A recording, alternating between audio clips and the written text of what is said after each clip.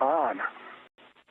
Copy, Bill. I have released my waist tether, and I have the crew lock bag ready whenever you're in position.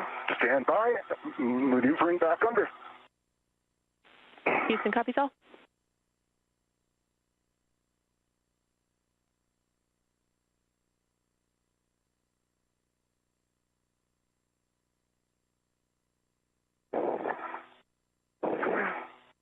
Stand by on. Let me just move my waist tether on the other side of your safety tether. No rush, whenever you're ready. Okay, our safety tethers are clear, and I am maneuvering under hatch and getting my DRT ready.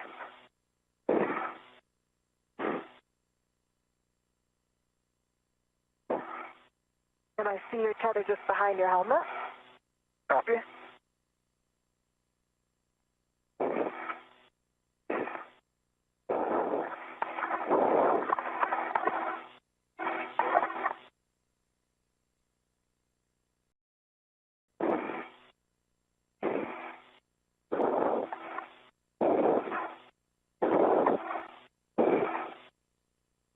Williams continuing to make his way outside of the Quest airlock as he begins the second spacewalk of his career. Next up will be NASA astronaut Jessica Meir, who is completing the fifth of her career.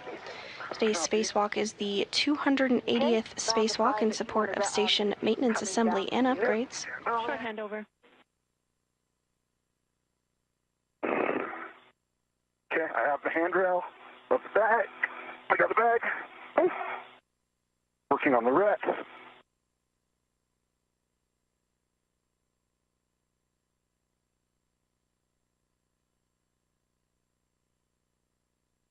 The goal of today's spacewalk is to replace a malfunctioning joint on the Canadarm that observed a elevated motor current on May 27th and did not move as expected. NASA worked alongside the Canadian Space Agency to understand the issue and determined today's spacewalk was required to replace the joint using a spare already on board the space station. Copy that. Gonna clear this bag from my safety tether and get it secured. Jenny, the crew lock bag wrecked from the airlock. The small hook is now on the UIA. Houston, copies. We're back with you after the handover. Chris, when you're ready, you can give Jess a go to egress the airlock. Copy, Jess. You have a go to egress. I am on the forward side. Copy.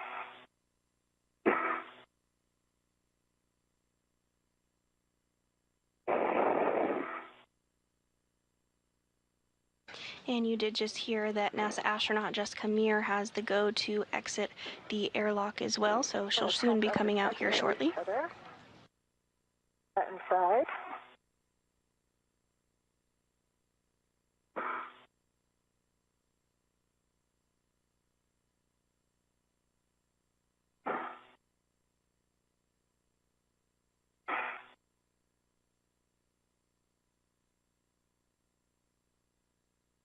You also heard that Williams got the go to turn on his HECA or helmet camera. Because the space station orbits the Earth every 90 minutes as it's traveling 17,500 miles per hour, the crew sees a sunset and a sunrise every 45 minutes, so those helmet cameras are particularly important during a night pass, but can be useful during day passes too, as the crew prepares and does their work aboard the International Space Station.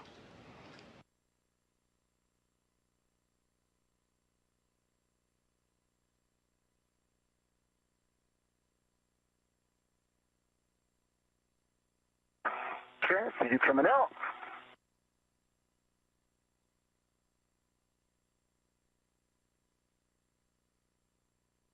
We'll move to the off side. Okay.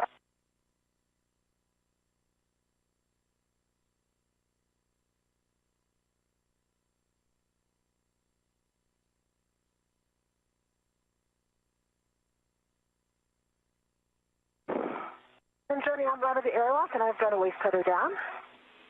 Houston copies. You can turn on your HECA and work together for buddy checks.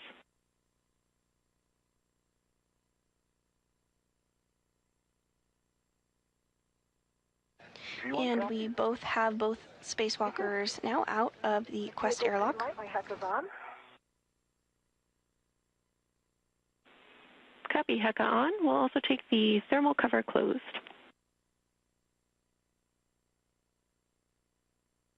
TV1 in work.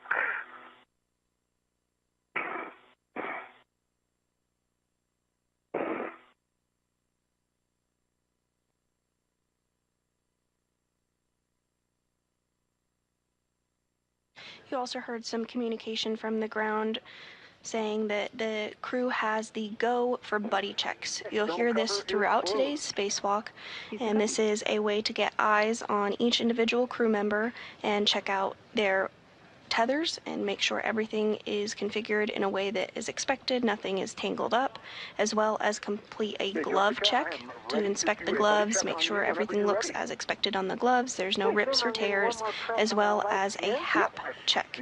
The HAP is the helmet absorption pad and is installed inside the spacesuit's helmet as a precautionary measure in case there were to be any water or liquid that would leak out inside of the helmet. So the crew does a check to make sure that that HAP is dry from time to time. All right, that's both lights on all. Okay, I'm looking at your HECA, and I see a good green light. I see both your helmet lights are on and your visor is down. I see 1, 2, 3 tabs up. I see your left paper handle is up, UP, the man ISO valve handle. See? A little further back. There it is. Got it, Dad. Okay, yep, I see it down. And I see your safer HCM deploy is down. See. All right, I see you've got your tether in a good config. I see it not tangled with anything. And I see your BRT is good. You look like you're in a good config. Okay, copy, and I can report that my HAP is dry, and I have a knob.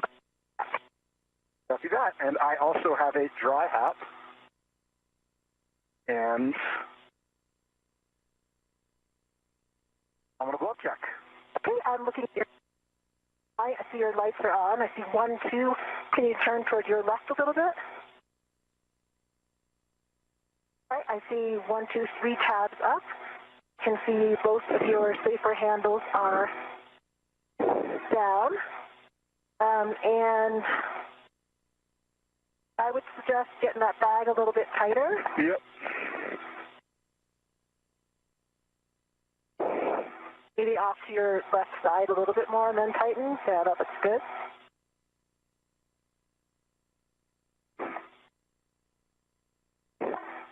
Copy. All right, I see your tether looks like it's in a good config. And I think that completes a good buddy check for you. Copy, good buddy check. Houston copies, good buddy checks. Great job, you two. With that, we are ready to start our translations. So, Chris, you will be translating to the forward edge of ESP2 via the starboard side. And Jess, you are headed up to the port CETA cart.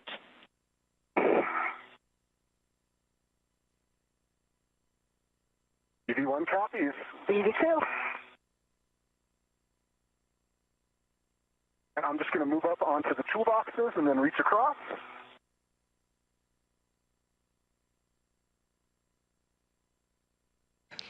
And with good buddy checks, the crew is now going to translate or begin to make their way to the work site for today. The work site is fairly close to the airlock, so they don't have too far to go. During today's spacewalk, you'll be able to tell our crew members apart by the stripes on their spacesuits. Across. So NASA astronaut Chris Williams will be wearing the suit with red stripes, and NASA astronaut Jessica Meir will be wearing the unmarked spacesuit. You are 10 minutes up. And Jess, a caution for you, avoid inadvertent contact with the deployed test cable.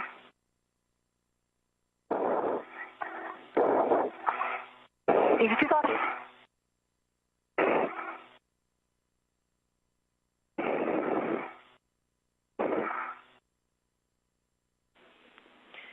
Chris, on this translation, we suggest that you weave your safety tether as required along the starboard side of ESP2. A1 copies.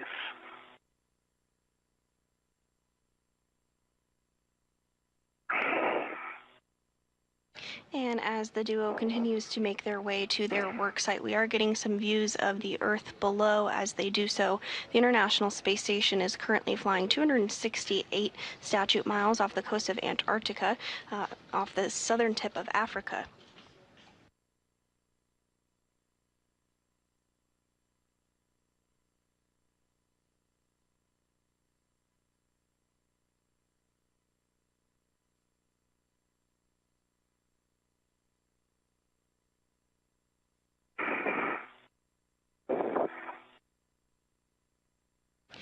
The International Space Station orbits the Earth every 90 minutes, and you can actually view it fly overhead. If you're interested in seeing where the International Space Station flies overhead near you, you can check out nasa.gov/spot-the-station or check out our app. You can see when the space station will be flying overhead and go outside and take a look for yourself.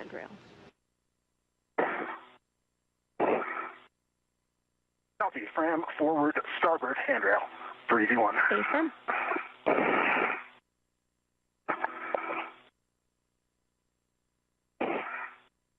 Jenny, I'm at the port Utica. I see my APFR. Excellent. We see you there. That's the APFR in WIF 3. We'll have you retrieve it, stow it on your BRT.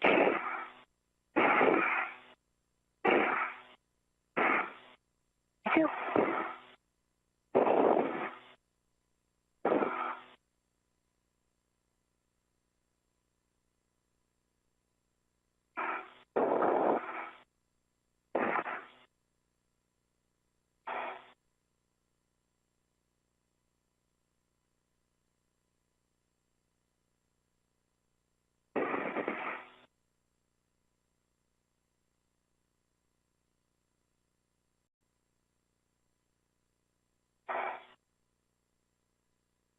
EV1 has attached the arch hook of the AET external to that crew lock bag to the forward starboard Fram handrail. Nice work. Next step is to configure the MUT ball stack MUT on the CTC port handrail. Copy that. And I realized I put it on the starboard port handrail. I'm switching over to the forward starboard handrail. Houston copies.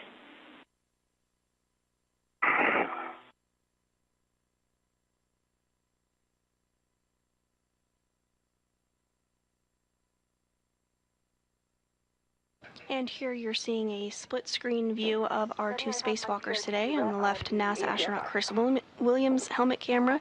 You can see that tool bag box item kind of in the center of the screen. That's his mini workstation, which we discussed before. Carries the tools and tethers and all the equipment that he'll need for today's spacewalk. And on the right hand side of your screen there, you see NASA astronaut Jessica Meir's helmet camera.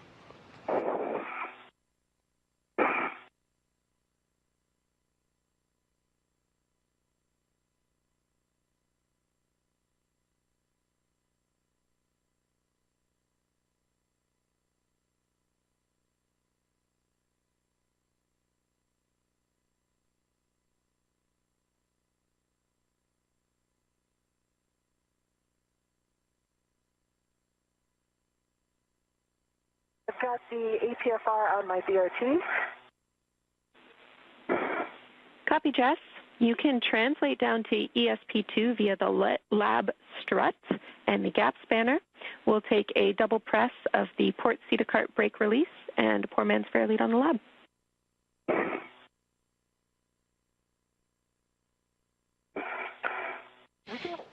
And those communications confirming that NASA astronaut Jessica Meir retrieved the APFR. This is the Articulating Portable Foot Restraint, and is essentially a foot restraint that the crew members get into to be able to secure their legs in the microgravity environment of space and work during a spacewalk. E1 is ready to the ball stack MUT and is releasing from crew lock bag, and I'm going to put it on the CTC. That's a good readback, Chris. You will configure it such that the MUT is facing zenith and port to receive the spare joint later. Copy. MUT, zenith, and port. Good readback.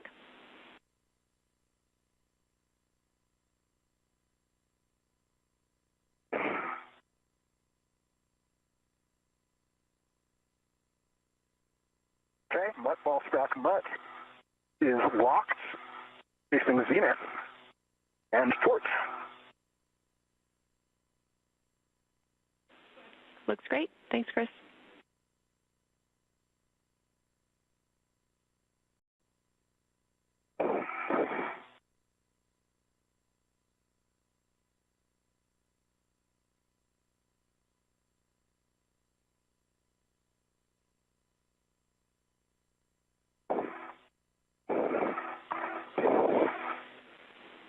Chris, with the speedy work you made of the MUT ball stack MUT, we will have you get a head start on attaching the MUT ball stack MUT RET to the spare joint MLI and getting a head start on releasing the MLI from the spare joint. Copy that. We'll start getting attached to the spare joint MLI. Good readback. And I'm on the lab, Jenny. I'll do my four-man fair lead. Copy. And this view of NASA astronaut Chris Williams in the center of your screen. Again, he's going to be wearing the spacesuit with the red stripes today. He's EV1. He's been given the go from the ground to begin to remove MLI. MLI is multi-layer insulation and is used outside the International Space Station to protect a lot of items that are going to be exposed to vacuum for a longer period of time. So he's going to work to remove that MLI from the spare joint that is already outside the International Space Station, staged and ready to go. This spare joint will be installed on the Canadarm2 today as part of the spacewalk.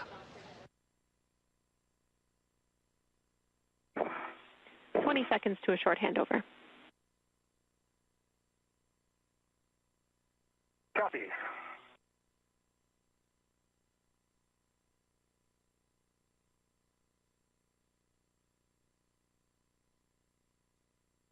As you can see on your screen, it's beginning to get a little bit darker for our crew members. Again, the International Space Station orbits the Earth every 90 minutes, so the crew sees a sunrise and a sunset every 45 minutes. We're in a brief handover between our satellites, but you are looking at a view inside Mission Control Houston at the Johnson Space Center in Houston, Texas.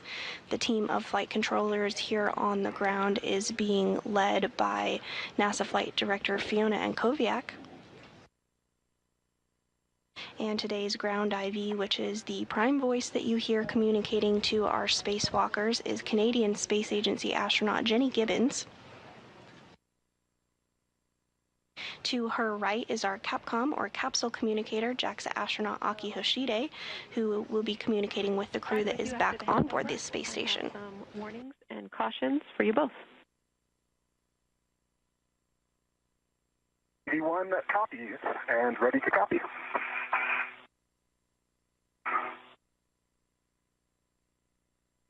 And EV2. All right, avoid electrical connectors, grounding tabs, and sensitive interfaces on the temp stow and primary FSE rings, and sensitive areas on the joints, SLE and CLA. We're also coming up on our EDF work, so avoid pulling too hard on the EDF lanyards and side-loading the EDFs.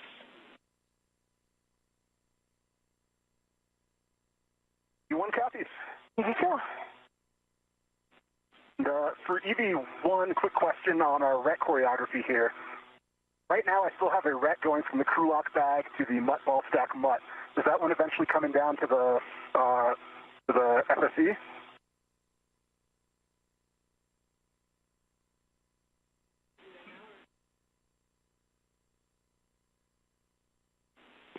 A-firm, you can put that RET on the FSE. Okay, in work. Jenny, I see my four-man fair lead does seem to be staying in place.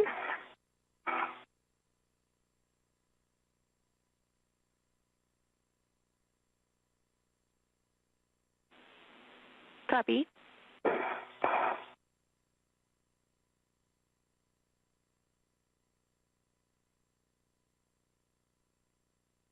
All right, Jessica, I see you coming down with your APFR. You're looking in a good configuration. You too. See where it's six. And Jess, can I verify, is your poor man's fair lead staying in place, or did you report that it's not staying in place? I reported that I saw that it was. Okay, good news. Thanks, Jess. And while I have you, can you just confirm that you did the seat-a-cart brake release? Actually, no, I did not. I guess I needed another reminder there. I did not do that brake release, so we'll keep that in mind for the way back. That's fine. It was precautionary. We'll catch it on the backside. We'd like you to continue getting to the work site and getting the APFR ready. See.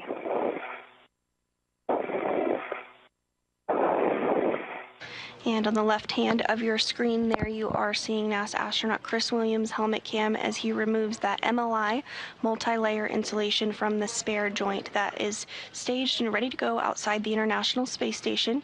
Meanwhile, NASA astronaut Jessica Meir is continuing to make her way to today's work site and get her articulating portable foot restraint installed. I think I might need to go around to the other side to get the Velcro on the back of it. Okay, copy. It is attached to, you have a ret going to the D-ring out and adjustable from the ball stack mutt. One end of that adjustable is attached to the tether point on that. Copy. And Jenny, I'm going to put this at a clocking of 3. Affirm, clocking of 3. Would you like your additional settings?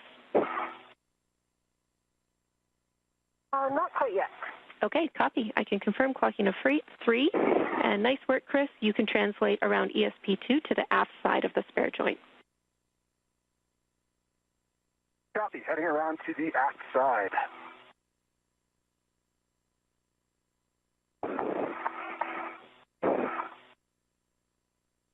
And if you're just joining us this morning, we are now 31 minutes into the 280th spacewalk outside the International Space Station. NASA astronauts Chris Williams and Jessica Meir are working to translate to their work sites in preparation of swapping out a failed wrist joint on the Canadarm2. And install of the APFR.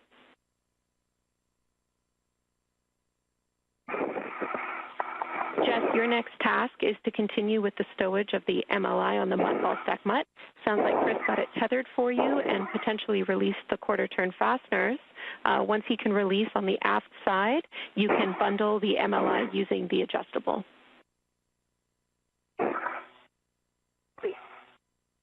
And I'm going back around, looking in a good configuration, Jeff.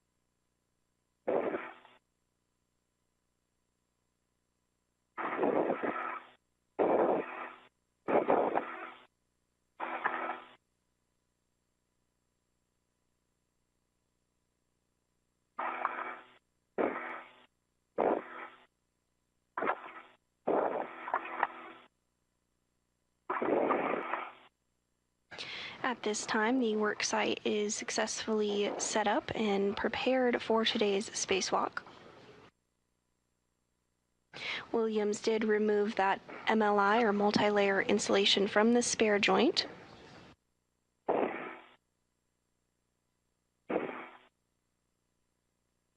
Next up, our spacewalking duo will work together to utilize the pistol grip tool, or PGT, to remove bolts on the spare joint fasteners.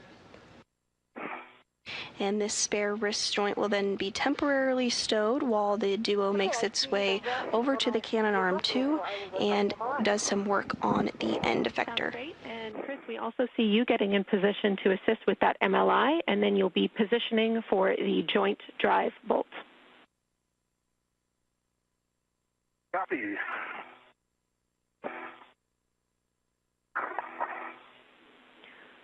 You guys are doing great, making up good time.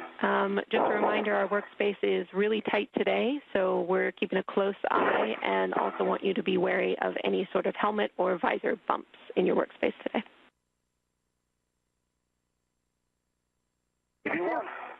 Me too.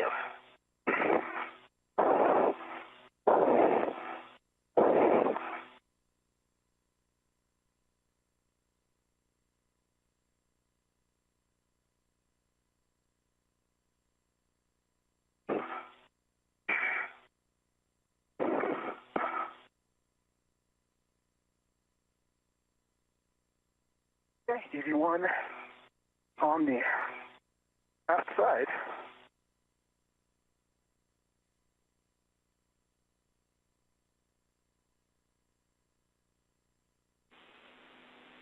Copy.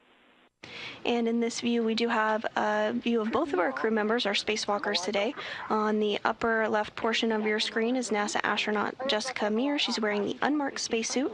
On the right is NASA astronaut Chris Williams wearing the suit with the red stripes. I'm going to fix that. I took off a little piece, the joint MLI. Copy. It's hard when we make everything the same color. Yep.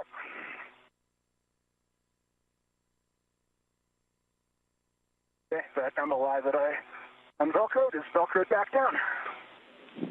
Copy. And again, you're looking for that joint drive bolt, and your first action will be to press the button and move the drive handle to EVA. Okay, stand by. I'm going to get into a gear body position here. Sounds great. And Jessica Meir does have that MLI, that multi-layer insulation that was removed by Williams, now tethered to her. Williams is going to get the pistol grip tool configured to be able to release bolts from the spare wrist joint there that you see in the center of your screen. Eventually, this will be installed on the Canadarm2 as part of today's spacewalk. Copy. Working on my BRT.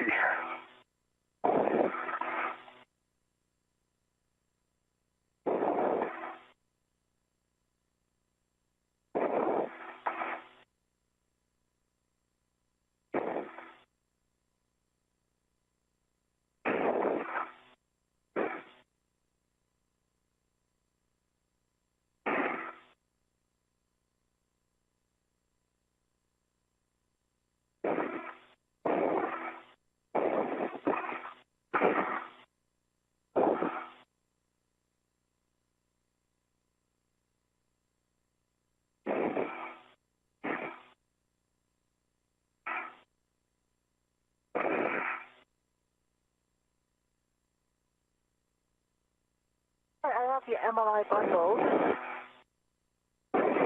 Nice work. That looks great to us, Jess. You can tend it above the CTC and take the square scoop from the mutt ball stack mutt. You'll be installing that on the spare joint, handle pointed aft, and you can leave the mutt jaws open. Copy. That's not bundled quite as well as I would like, but I think it is out of the way. I think we can leave it where it is for now.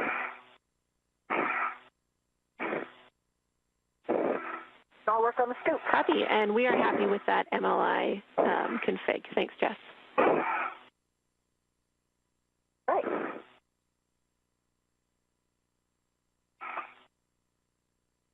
I've got a BRT down and rigidized, and I'm working my PGT. Copy. Let me know when you're ready for settings. Go.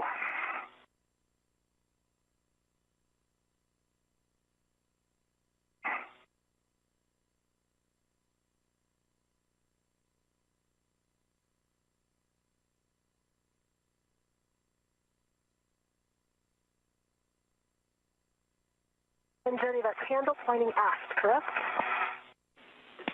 A-firm, handle pointing aft.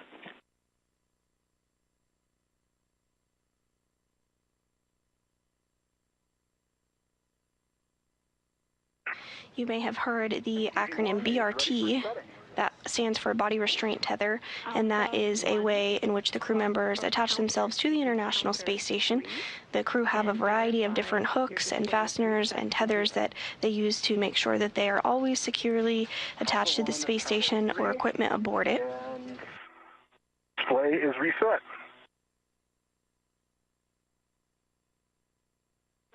Good feedback. All right, Chris, we are ready for you to drive this joint drive bolt. This will be 225 turns. We will back you up with timing from the ground. It'll be about 4.5 minutes. Let us know when you start. Copy that. I am ready to start turns. Jessica, I'm starting turns now. Okay, copy.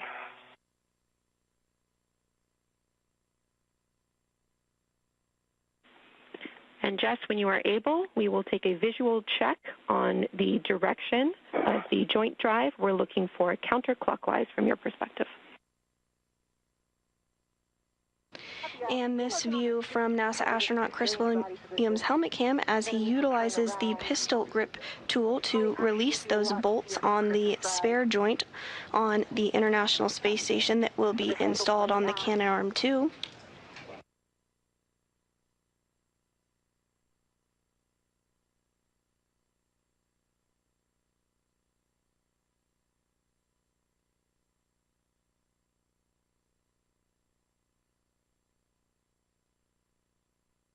Turns.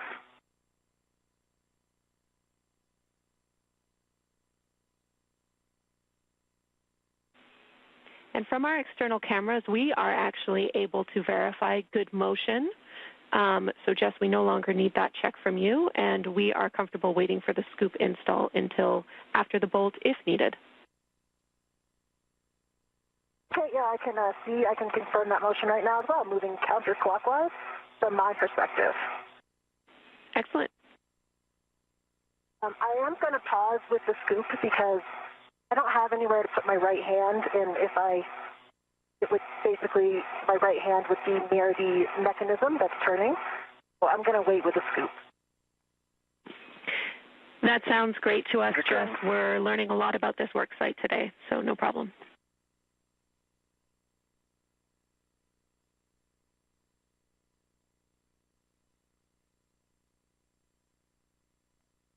I can say that I can give a very good inspection right now of the spare. On this side, I see all good connectors. I don't see any fraud. I don't see anything off nominal. Good news. Thank you.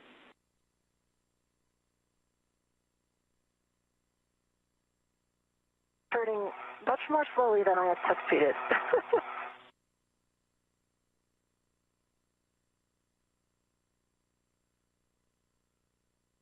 And Williams continuing to drive those bolts. As the ground stated, this will take about 4.5 minutes.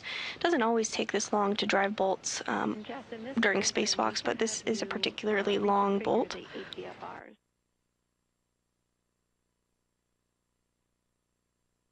I have a scoop in my hand. Let's see if I can temp fill that somewhere.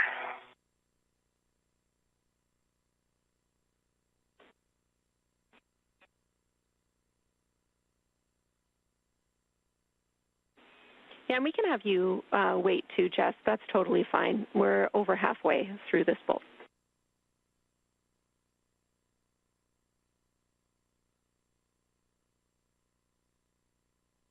Okay.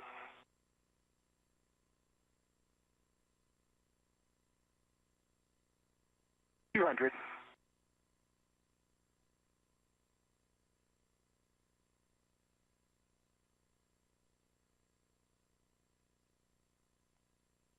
Firm 225. Copy. 225 turns.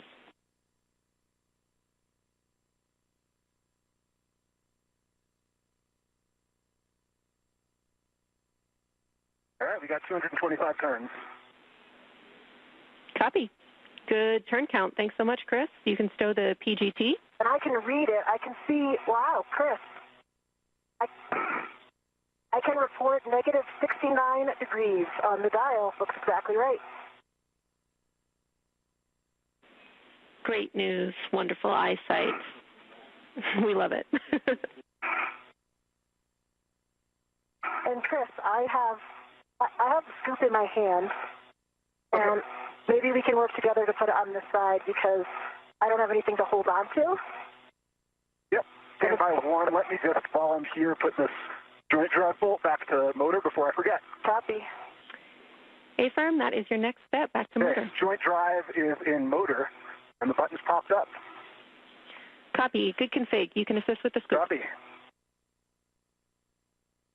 Some happy reports from the team here on the ground following those 225 drives by the pistol grip tool done by NASA astronaut Chris Williams. So you can see on your screen there helmet cams from both of our spacewalkers today as they work together to help get this spare joint removed.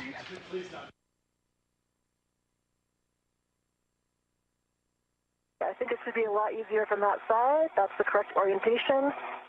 And I will start looking at the ATFR. So, Jenny, first I'm going to move Chris's from 5 to 4. A-firm, but we do have a step to move the scoop ret to the starboard fram handrail. I want to make sure that you can do that as well.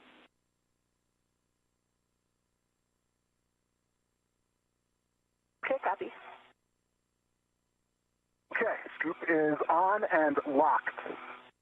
The handle pointing aft.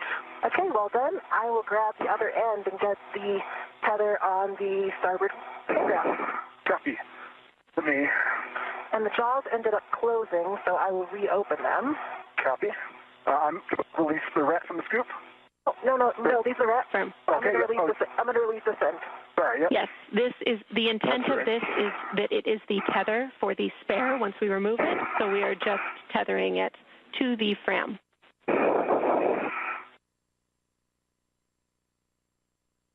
Copy. Yep.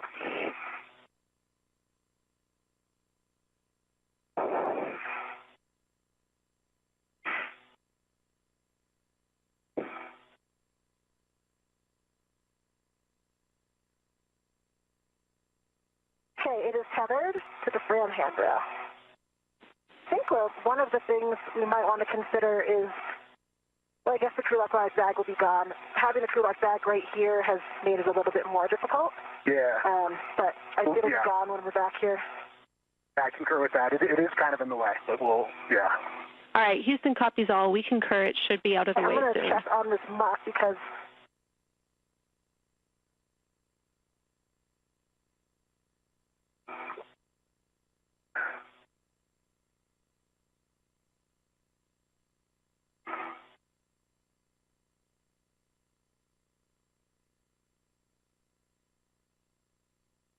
And if you're just joining us this morning, welcome. We are continuing to cover the 280th spacewalk outside the International Space Station. We're 47 minutes into today's spacewalk. Today's spacewalk is expected to last about 6 hours and 40 minutes. Our spacewalkers today are 2 NASA astronauts, Chris Williams, who's completing the 2nd spacewalk of his career, and Jessica Meir, who is completing her 5th. Bravo 7. And I'm looking at the access to the mutts. I think I can get, we were worried about access to number 1, I think, right? But I think there's plenty of clearance. That's a great report. Thank you. And yes, we were concerned with the wobble. Can you verify with the orientation of the scoop right now?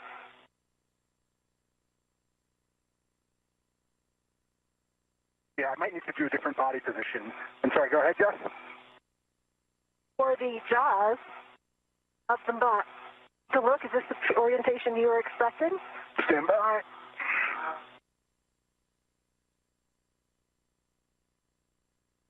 Oh, sorry, I can't quite see. Yeah, I think this makes sense for how the scoop is. This is going to be able to attach to the scoop handle. The only problem is you might want to put the ret on the other side of the scoop. So take a look. Jaws are going to close around the starboard side, and the ret is there. Let me do that. The scoop is locked, so I can do that. Concur? Concur. Houston's following along.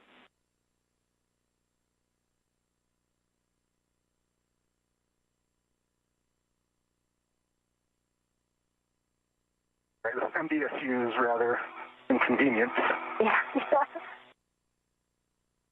Well, notes on the worksite, Jenny. For me, like positioning that scoop, the one thing that would be good to hold on to the body position is that other temp stow ring that has the sharp edge concerns. So, and then the bag is right there as well.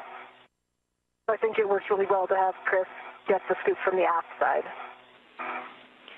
All right, I copy the report, Jess. We do believe you could hold on to the edge of that spare ring, just not the grounding tabs. Those are the sharp edge concern locations. Okay, copy, that's good to know. And I can see those grounding tabs. Copy. The main task of today's spacewalk is to replace joint number 5 of the wrist joint on the Canadarm2, which malfunctioned during May 27th normal operations. An elevated motor current was experienced and the arm did not move as expected. There is a spare joint on board the International Space Station that Meir and Williams are working to release as we speak that will be installed into the Canadarm2 today.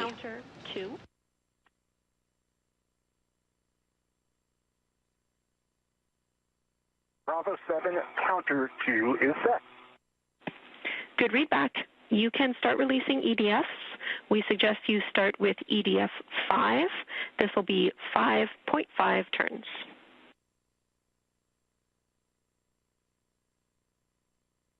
Copy, EDF 5, 5.5 turns. I see it, and I'm briefing and getting that in work. Copy.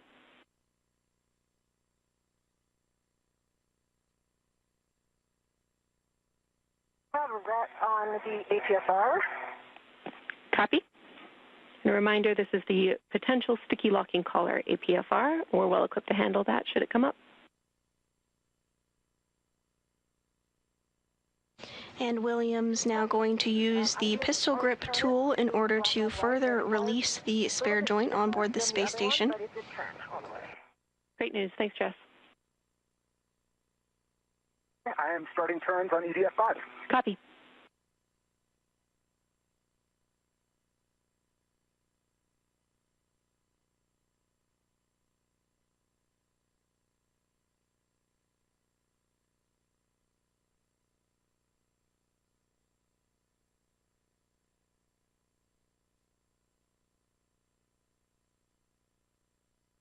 That's 5.5 turns on EDF, and started pulling out when I took the PGT off. That's a good sign. Copy. 5.5 turns on EDF 5, and it started pulling out. Confirm you can pull it all the way out with the lanyard.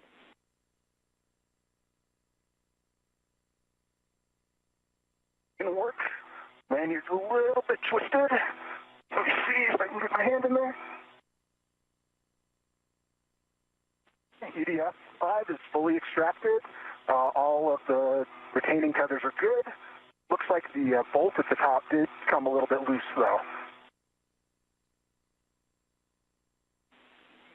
Okay, we copy, and it does look like it's popped out to us, so that's a good config.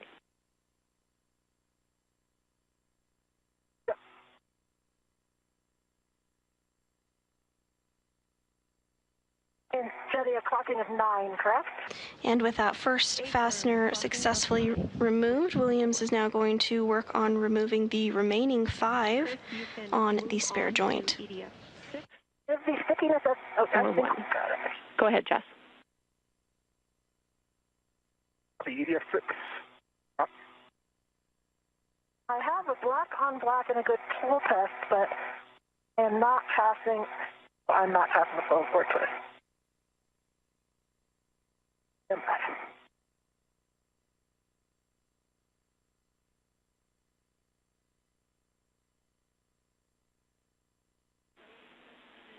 Copy.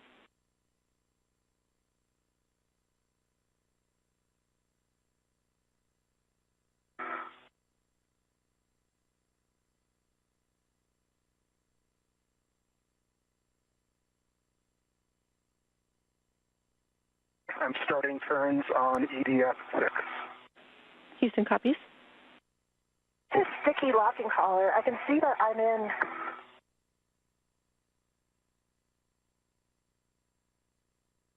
I think what's happening is it's not going to black on black. All right, we copy. And now that I'm in the whiff, it's not running all the way to.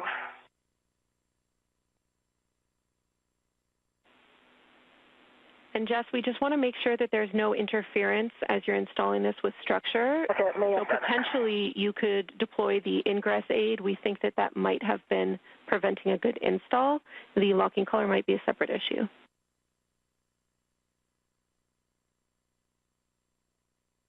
I'm watching the ingress aid. I can see it's coming close to ESP2, but it's not impacting. And I actually got it now. I have black on black, locking of 9, and a good full twist test. Okay, excellent. Your other settings are Fox Fox Charlie 6.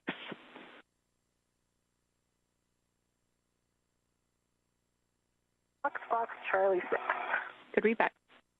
And EV1 can confirm that EDF6 is extracted.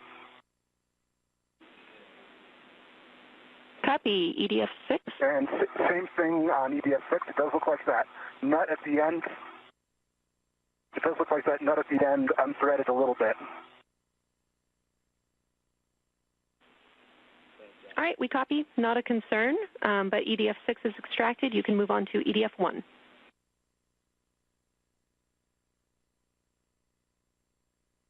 Copy, EDF1 in order.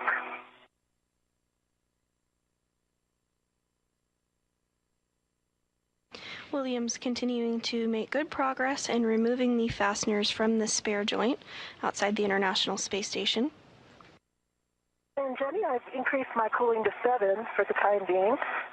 So I think with this one, I know that we thought it had the collar. I think it's actually the pitch knob, my old nemesis, that is very sticky. You can see that it is locked. Now I can push it in, but I'm unable to turn it.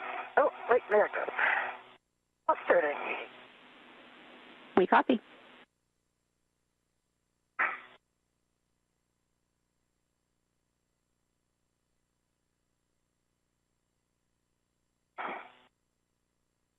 And meanwhile, Jessica Meir is working to remove the articulating portable foot restraint from the worksite interface structure on board the International Space Station and get that installed, where she will be utilizing it today. And the pitch knob is locked, can be depressed. Did you, let's see, that was Charlie and 6, correct? Affirm, Fox Fox Charlie 6, and copy, good check on the pitch knob. And we're starting to come up into a sun pass of the International Space Station, which orbits the Earth every 90 minutes. So we'll see a sunset and sunrise every 45 minutes throughout the duration of our spacewalk today. With my BRT down here. Okay, we copy. That was the one that we thought might be a more challenging reach with the wobble, too.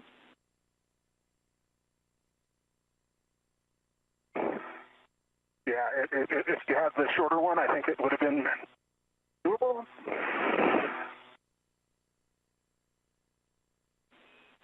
Let me see. One last try. Hey, good data. Thank you, Chris. I have Charlie 6 that as well. Copy. Those are good settings. We are ready for you to reconfigure the port APFR. We're looking for Fox Fox Lima 6.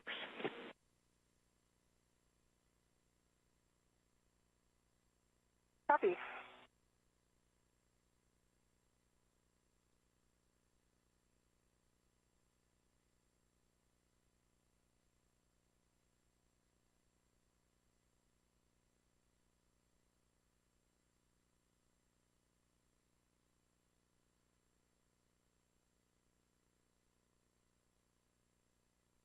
I'm going to try Bravo 7 counter 2 on EDF6. Good settings. For 1, sorry. And that should be EDF1, Affirm.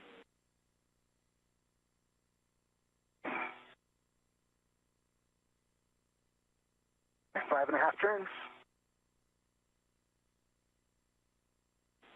Copy, 5. Jenny, I see that this handrail that I was planning on using for a lot of actions, which is just on the front face of ESP2, just starboard of my ATFR. It does have a handrail clamp on it. So does that mean I cannot waist tether to it?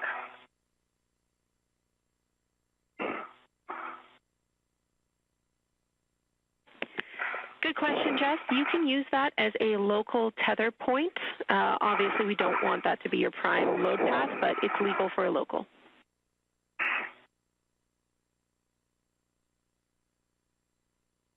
I copy, legal for a local. And also for BIT. Affirm.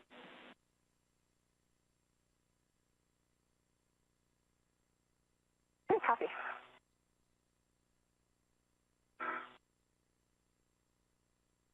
Okay, Jenny, I've got those 3 EDFs, 6, 5, and 1 released and pulled out. Copy. 6, 5, and 1 released and pulled out.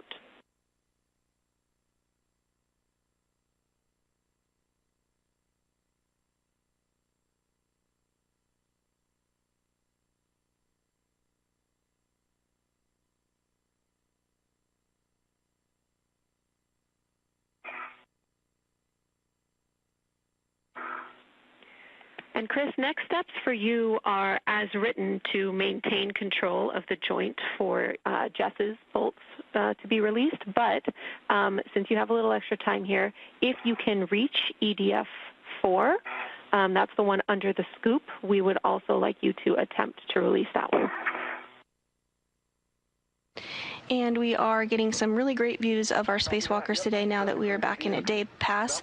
NASA astronaut Chris Williams is wearing that spacesuit with the red stripes on the top of your screen, and NASA astronaut Jessica Meir is on the bottom left of your screen. You can just see her legs and feet there, but she is wearing the unmarked spacesuit today. In the center of your screen is the spare joint that our duo is working to remove from its temporary stowage location and get it in a configuration to eventually be able to install later today on the Canadarm2.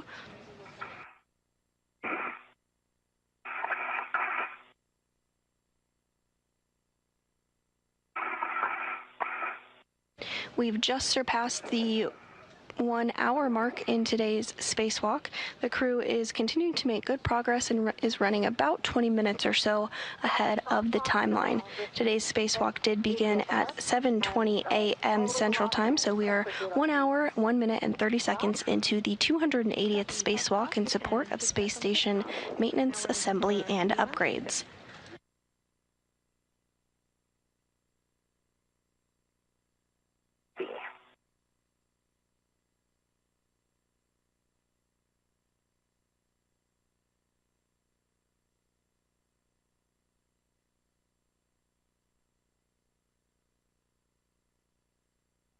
Five and a half turns on DF4.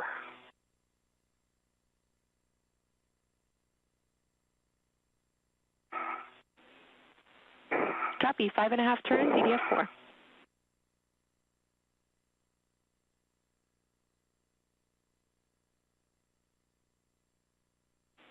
I see you stowing your PGT, Chris. We'll also take a confirmation that the lanyard can be pulled out.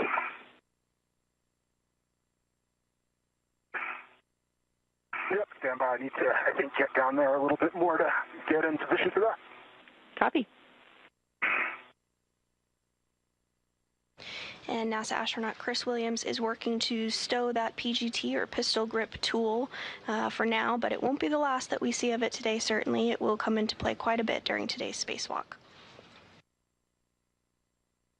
Also in view just above his head there is the mini workstation, which has a variety of tools and tethers and items that will be utilized during today's spacewalk. After 5.5 turns.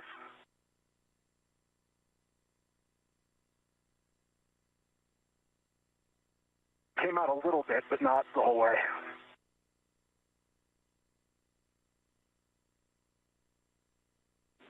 Copy, we're talking it.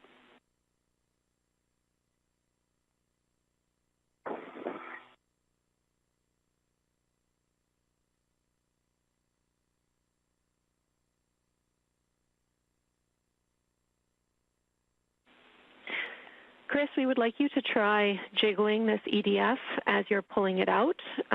If that does not work, we will move to doing an additional 2 turns.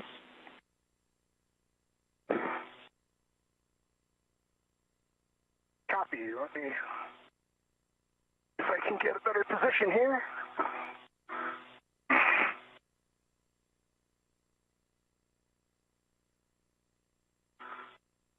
And Williams continuing to work through steps to release that spare wrist joint. Yeah, the scoop is kind of in the way for me to get a good hand on it.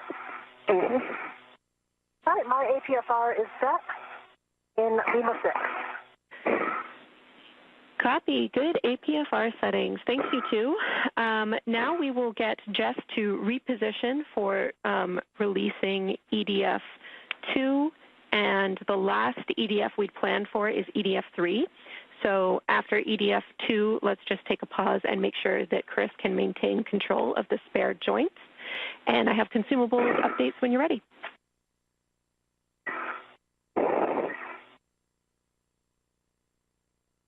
EV1 copies all and ready. EV2 copies, just one point. I'm in a good position right now for Bolt 2. Since it's more port, I think I'm going to need to stay here more port, which means after the bolt, Chris, I could reposition a little bit to help you guide it in. Copy. That make sense to you? Does. I can, yeah. And Houston's fine with that plan.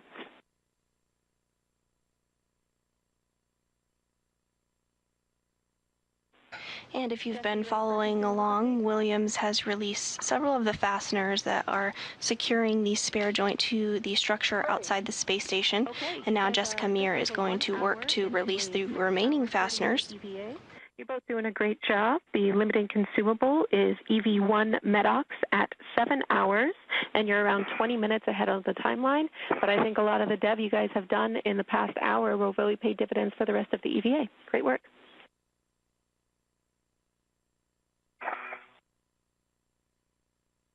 EV1 copies. EV2.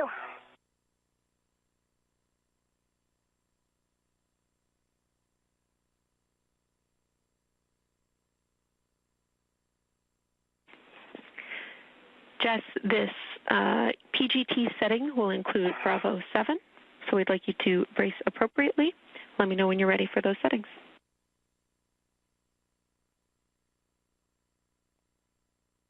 Okay, and I'll give you a cow first. And outside of Jessica Meir's helmet camera on the right hand of the screen, we are seeing a view of the Earth below. The International Space Station orbits the Earth every single 90 minutes and is currently beginning a pass into the United States. It's just flying over the Pacific Ocean now, but soon will be passing along the coast of Olympia, Washington, and will be flying over the entire United States, essentially, including directly over Houston, Texas, here in just a couple of minutes. We'll let you know when we're overhead in Houston, but as of right now, the International Space Station is just currently over Olympia, Washington, and so here shortly, just a couple minutes from now, it will be over Houston. That's how fast the space station flies, 17,500 miles per hour. If you want to see when you can spot the International Space Station flying overhead, you can check out our app, Spot the Station, as well as our website, and you can enter in your location where you live and see when the International Space Station will fly overhead.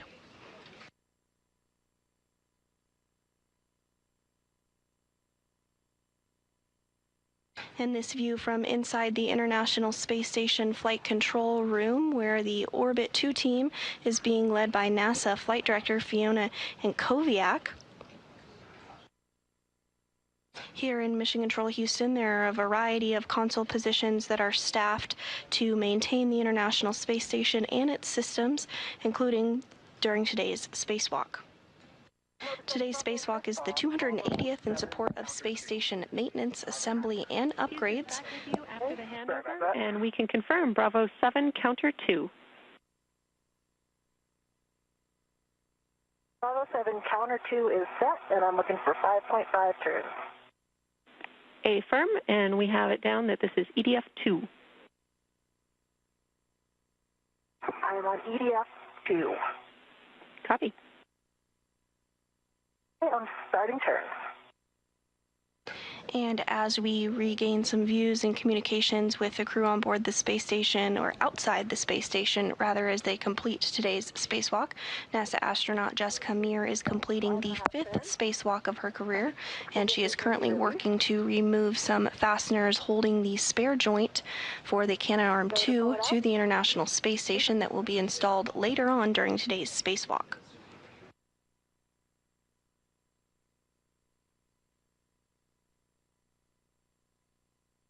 And it's all the way out. We see a great view of that. All right, we have one EDF left. We are tracking that is EDF 3. So we would like Chris to maintain control of the spare joint and give Jess a go to release EDF 3 when she is in position. Let me know when you're ready for one caution. Chris is ready, and I have a hand on the scoop. I have control. So I'm going to switch to the other handrail for this. Copy. Houston copies. And this view of NASA astronaut Jessica Meir in the unmarked spacesuit on the lower portion of your screen as she works to remove that final fastener securing the spare joint to the space station. Above her is NASA astronaut Chris Williams in the spacesuit with the red stripes. He's serving as EV1, or extravehicular member 1, and Jessica Meir is serving as EV2 during today's spacewalk. Yeah, exactly. That's my thinking. Yep, I love it.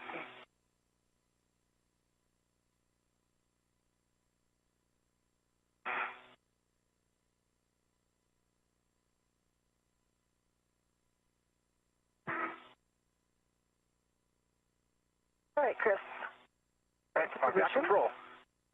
Copy. Before you start turns, caution, minimize loads into the joint or mutt ball stack mutt on the CTC handrail. On. EV2. Hey, Chris, I'm starting turn. Houston copies.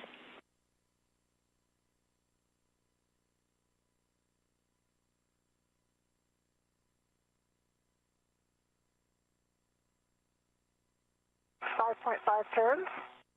It looks as if it's loose.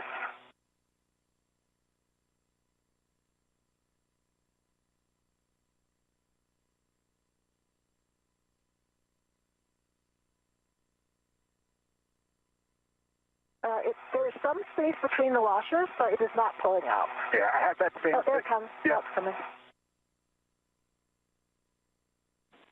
All right. I think since it's the last one, it's a little bit side-loaded. Yep. I can see it moving. Okay. I'm gonna. Does it look all the way out? I can't see it. It looks like it looks all the way out. I think it is as well.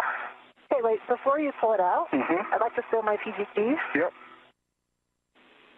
Houston's following along. Looks like I'm a guessing I may need a little. good EDF. We'll verify all of them are still extracted before you release that joint, and then you can work together to move it out of stock and stow it on the mutt ball stack mutt. I can't see number 1, but I can see 5 and 6 are fully extracted. And as our crew members continue to work on removing that last fastener securing the Canadarm2 to the International Space Station, here is a view of the arm where the wrist joint will be repaired during today's spacewalk. As we mentioned, the International Space Station a few minutes ago was entering the United States. It's now currently flying over Amarillo, Texas at 17,500 miles an hour, so getting a view of the state of Texas below the Canadarm2. Here in just a couple of minutes, the International Space Station will be flying directly overhead in Houston. So if you're in Houston, if you're on your commute to work, make sure you give the space station and its crew members a little wave. All right, I got it out.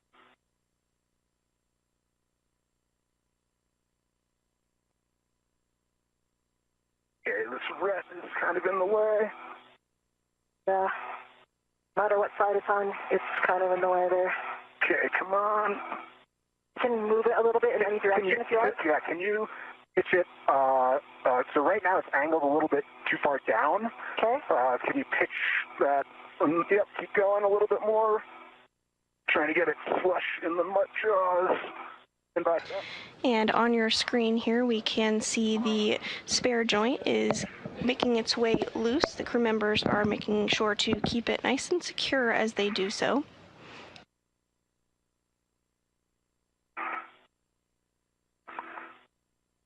Use the tether point to kind of wiggle it a little bit to get these paddles out.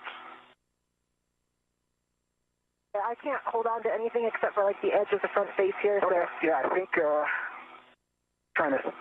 these paddles are not popping out.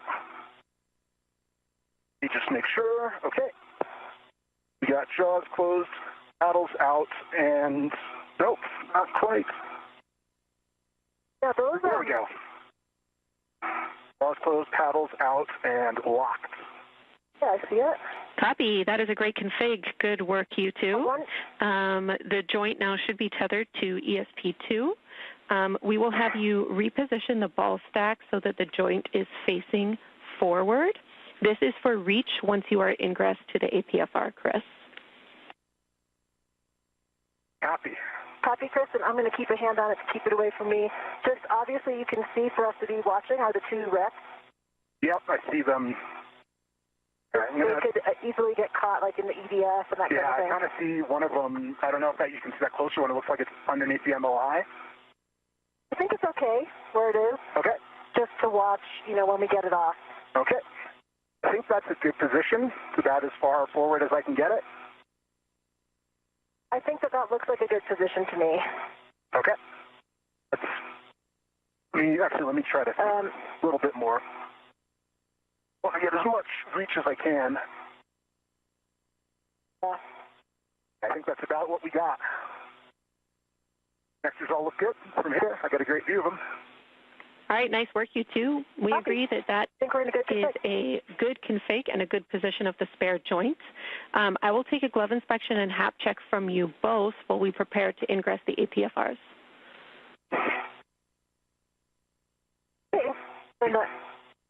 The BV1 has a good dry HAP.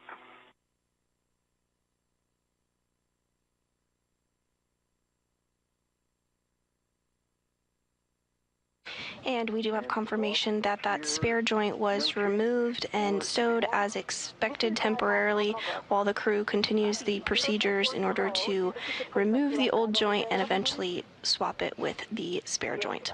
At this time, the crew is completing those buddy checks, the glove and HAP checks, ensuring that their HAP is dry, their gloves are looking good, all their tethers are as they should be, and their mini workstations have the items that they're tracking in them.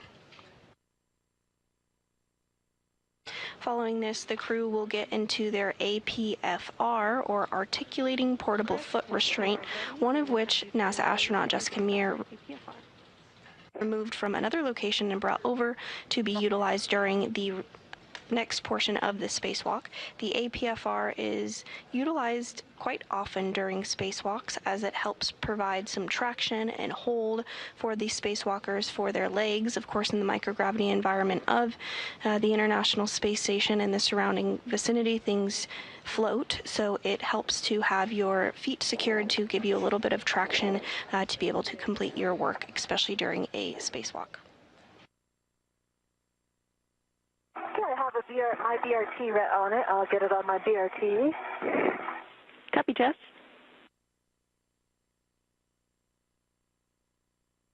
Okay, I'm getting back to the forward side, picking up my local. Copy. I have cautions for both of you. Let me know when ready. And a great view now of our spacewalking duo and the Canadarm2, which will have that spare joint swapped out on it today. So one at a time with ingress aids only. No impulse or cyclic loading into the arm, please, and confirm that there is no motion before you do load the arm. The International Space Station is currently flying 260 statute miles over the Caribbean Sea.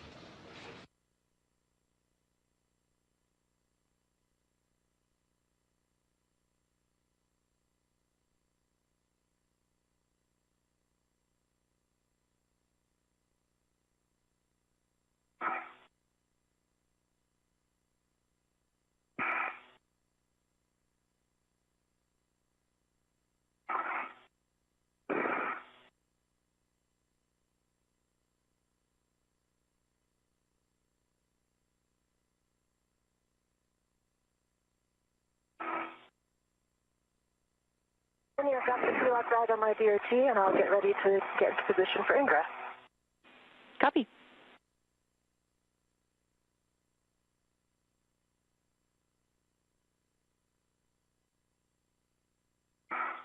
Next up for our spacewalkers is some preparation for the Lee cluster remover. The Lee is the latching end effector and is similar to the hands of the Canadarm2, and that Lee cluster does need to be removed in order to get access to the area where the joint is going to be replaced. It is joint number 5 that the crew is going to be removing and swapping out today. We suggest that you put a waist tether down on the CTC so that you can control your role in the APFR later on. And we also want to let you know we had to power off your HECA for a couple of minutes for thermal reasons. Copy that. And I'm working on my left waist tether on the CTC. Copy.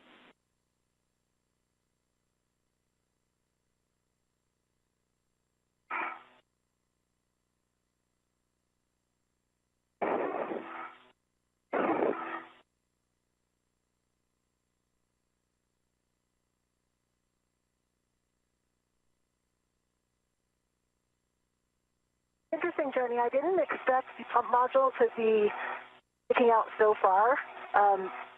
It actually, the front lip of it actually extends over my yaw pedal.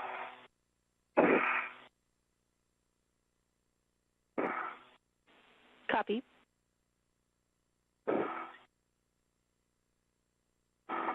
shouldn't be a problem, just you know what I see.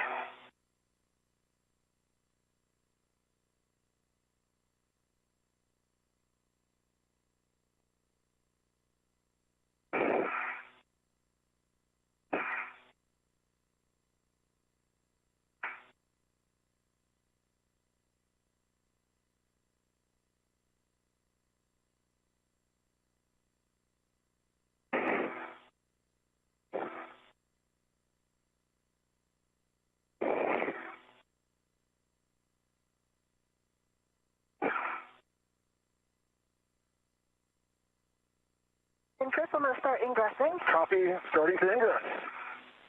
Copy, we see it.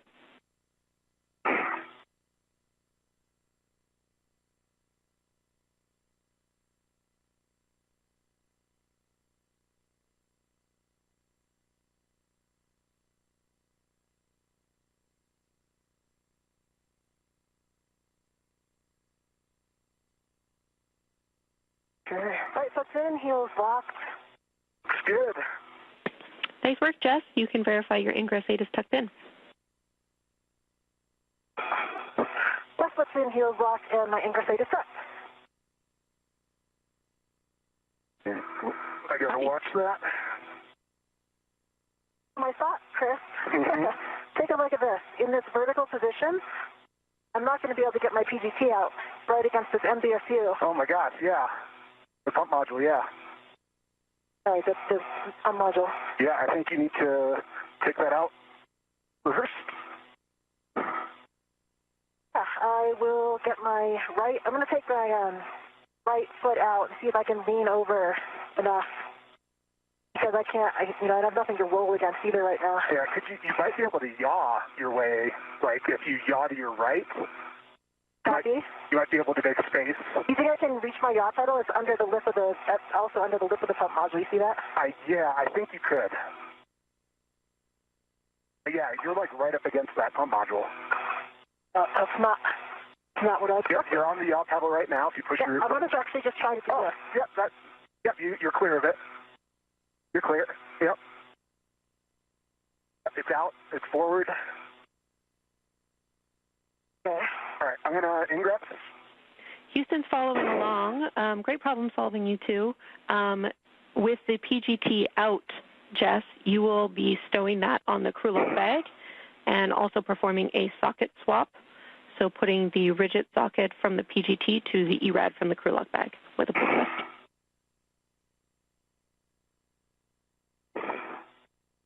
Easy, 2 copies, yeah. So basically what I did, Jenny, I was able to take 1 foot out, lean over, get the PGT in front of me, and that will feed her back in and lock. Nice work.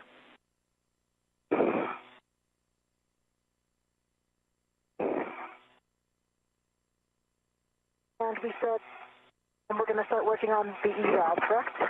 Affirm, you are going to swap the rigid socket from your PGT to the ERAD. Okay, if you can give me a double check, Jess, I think I'm in. You're looking. I can't quite see your heels. I feel in. Looks like they're in, yep. All right, I'm in. Good job. Looks great, Chris. Check the ingress aid is Ingress tucked aid in. is tucked. You got the check. Thank you. Ingress aid tucked for ED1. Okay, you can verify your reach to the spare joint.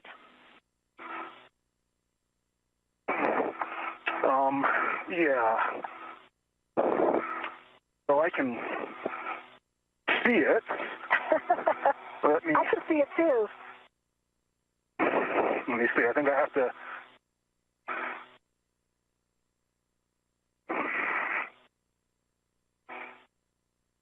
I can definitely feel the SC2 moving when you move. Yeah, I just need to take a foot out, I think. So if I take a foot out, I can get a finger on the tether point of it. Did I put a hook on that tether point? Copy. And Chris, you will be rolling your APFR one position closer to vertical, which is Bravo. Right now you're in Charlie, so you're in the forwardmost roll position. So that will also help with your reach. But that's great for us to know. Thank you. Yep. All right, I'm going to put my foot back in.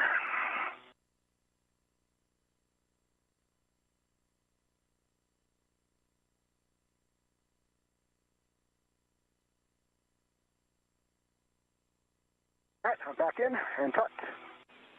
Copy.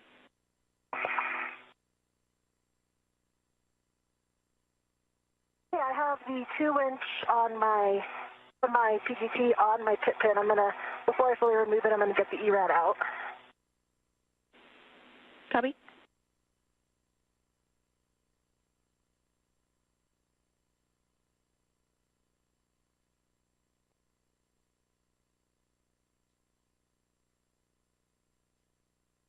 And this view of NASA astronaut Chris Williams as he does a little bit of in-space photography of NASA astronaut Jessica Meir, who is continuing to get things in a good configuration on her mini workstation. You are ready. You can give your robo support today. So Jack and Sophie, a go for the R&R position. No issue if you want to wait until the socket swap and bag ops are complete for Jess. What do you think, Jeff? I think it might be better to wait because to see how well I have the crew lock bag.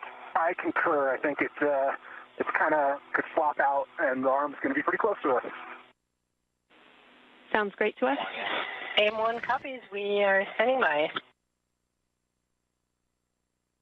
And in this view, you can see that Williams is in that APFR, that articulating portable foot restraint that we referenced earlier that gives him a little leverage and gets his feet in a good spot for him to be able to do the next portion of the spacewalk, which will include a little help from inside the International Space Station, where European Space Agency astronaut Sophie Adeneau will be primed to move the Canadarm to a bit closer to Williams and Meir so that they have good access to it for the removal of the joint that they are replacing today and the eventual swap out of that.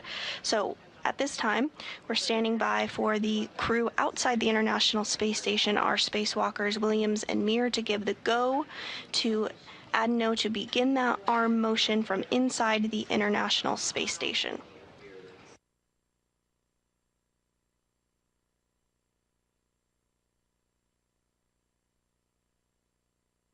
A second of downtime for our crew while they make sure they're in a good config for that. The International Space Station currently flying 260 miles over Brazil. Yeah, do you want to put it on the handle? Exactly. Copy. Good pull test. We'll also have you stow your PGT with the ERAD on the crew lock bag. Let me know if you want words on tethering. Okay, that's right. It's the ret that was on the mutt. Affirm, it is the external small ret. It was on the mutt ball stack mutt. Okay, I don't see. I think we must have taken that off. when you've deployed the MUT, detach that one. That one was supposed to stay. Okay. Yeah, because right now we have I see one ret is going from the MUT to the, that was supposed to be the one that stayed on the bag. Okay, sorry, I thought I asked you about that one, and, okay. All right, well, let's, So what about the ret that I just used that has the red, the pit pin ret yeah. coming out of the bag? There's also the integral ret that's on the outside of the bag. Houston's preference is the pit pin ret. Copy. All right.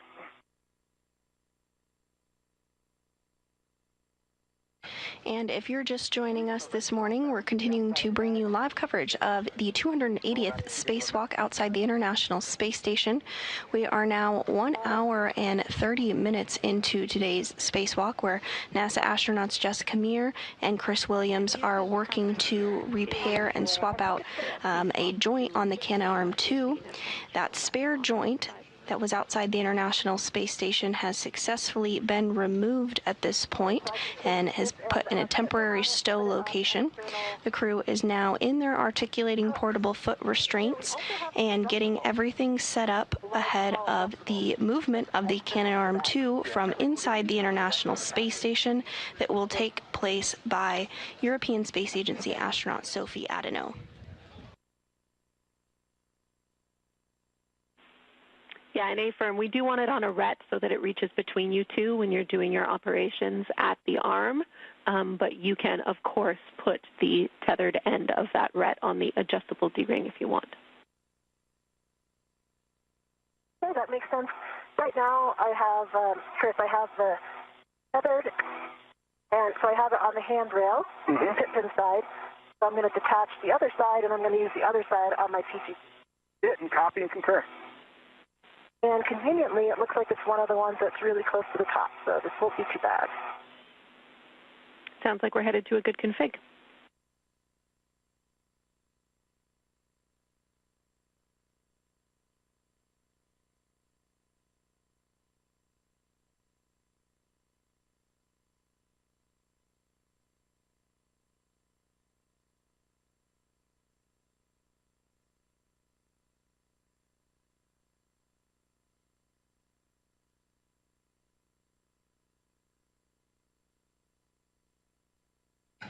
Getting good views from both of the crew members' helmet cams here, respectively, of one another, both in their articulating portable foot restraint. Williams is wearing the spacesuit with the red stripes. You can see him there on the left of your screen, and Jessica Meir is wearing the unmarked spacesuit on the right-hand side of your screen.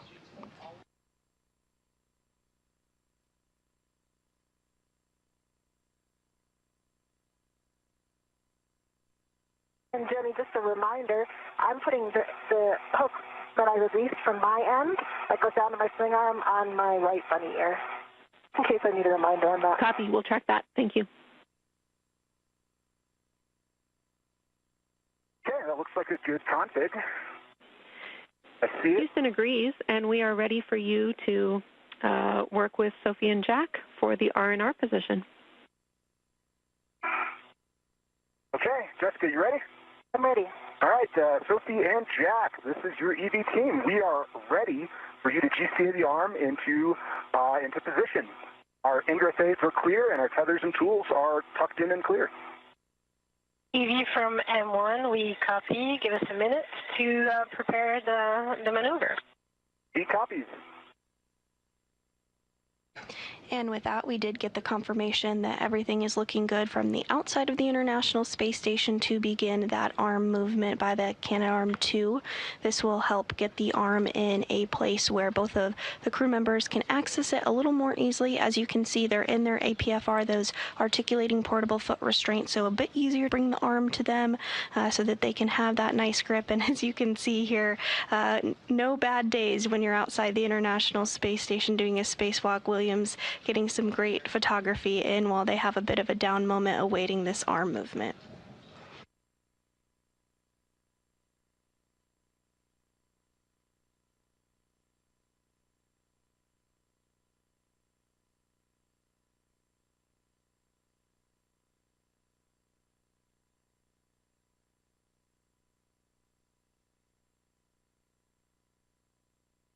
TV from M1, we are ready for the motion of the arm. Any copies? We have good visuals of the arm and good visuals of arm clearance. You are go to start motion. Go to start motion, and we'll let you check the clearance of the tip, please. Yep, just watch your And you can see the Canadarm2 beginning to come a little bit closer there on the top of your screen there. That, again, is being controlled from inside the International Space Station by European Space Agency Sophie Adano. NASA astronaut Jack Hathaway is also helping to support those maneuvers. I'm watching the clearance here for the spare joint as well. That might get a little bit close. We're a third of the way. Copy. I have a good view of that, Chris. Copy.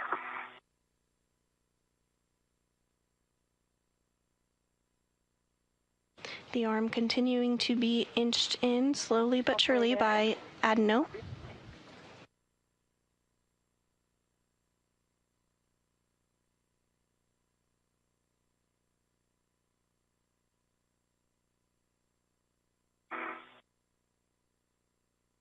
Almost there. Copy. Slowing down. Copy. You have good clearance. Copy.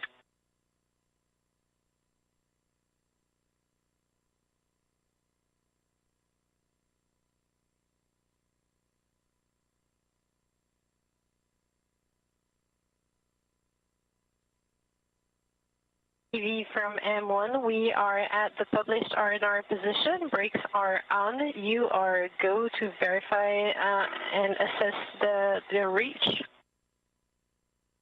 The copies, brakes are on, and we are going to do a reach assessment. 82 copies. I can tell you that this is well out of my work envelope for reaching the joint on scoop 7. It's like several feet above my head. Yeah. I can reach the scoop on joint 6, and I actually think I could reach all of the EDF on joint 6 from this position, and possibly the mate demate with the ERAD, but I'll have to put a bolt on there to actually see because I can't see it. Copy that. Yeah, I have a good access to the scoops on 5 and 6. 7 I will need to roll to reach. That's a little bit out of my envelope. I might be able to if I stick a foot out. I think the EDF number 3 on joint 6 is going to be hard for me to get with the 6-inch, so I might need the ERAD for that. I think the other ones, I can get all of them from this position. Okay, so...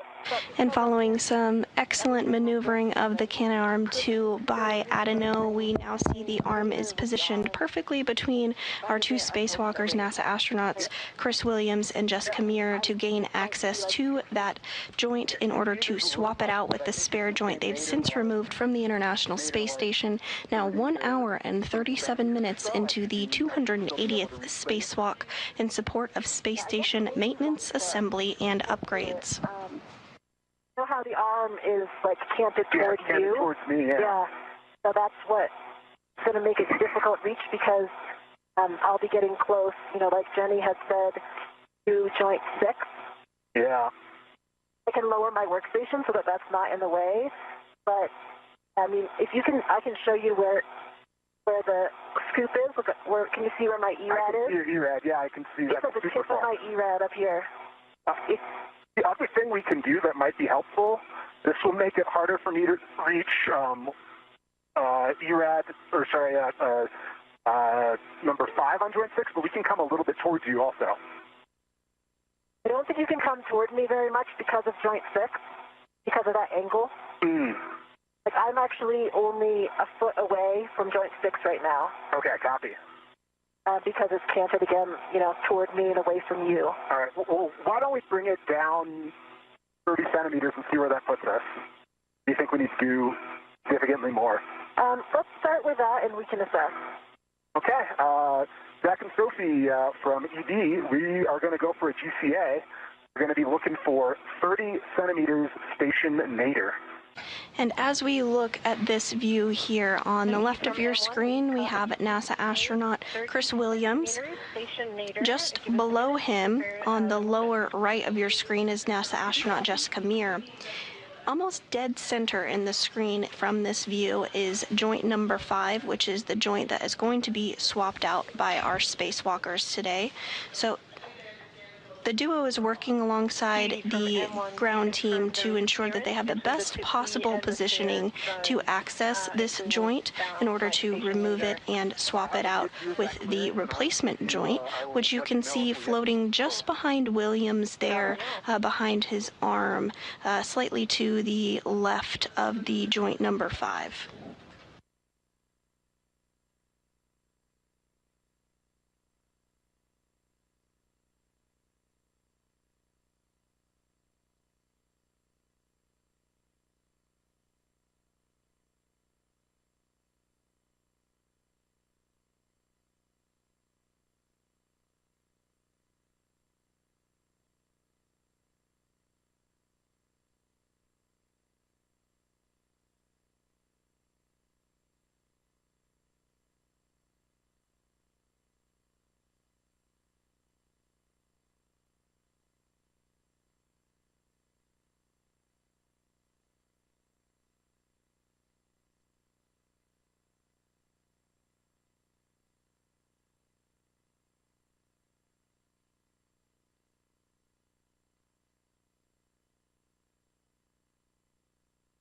TV from M1, we are ready for the motion. Are you? M1, ready for motion. Go to start motion. Okay, go to start motion. Starting motion. I see motion, and it's good motion. Copy, good motion.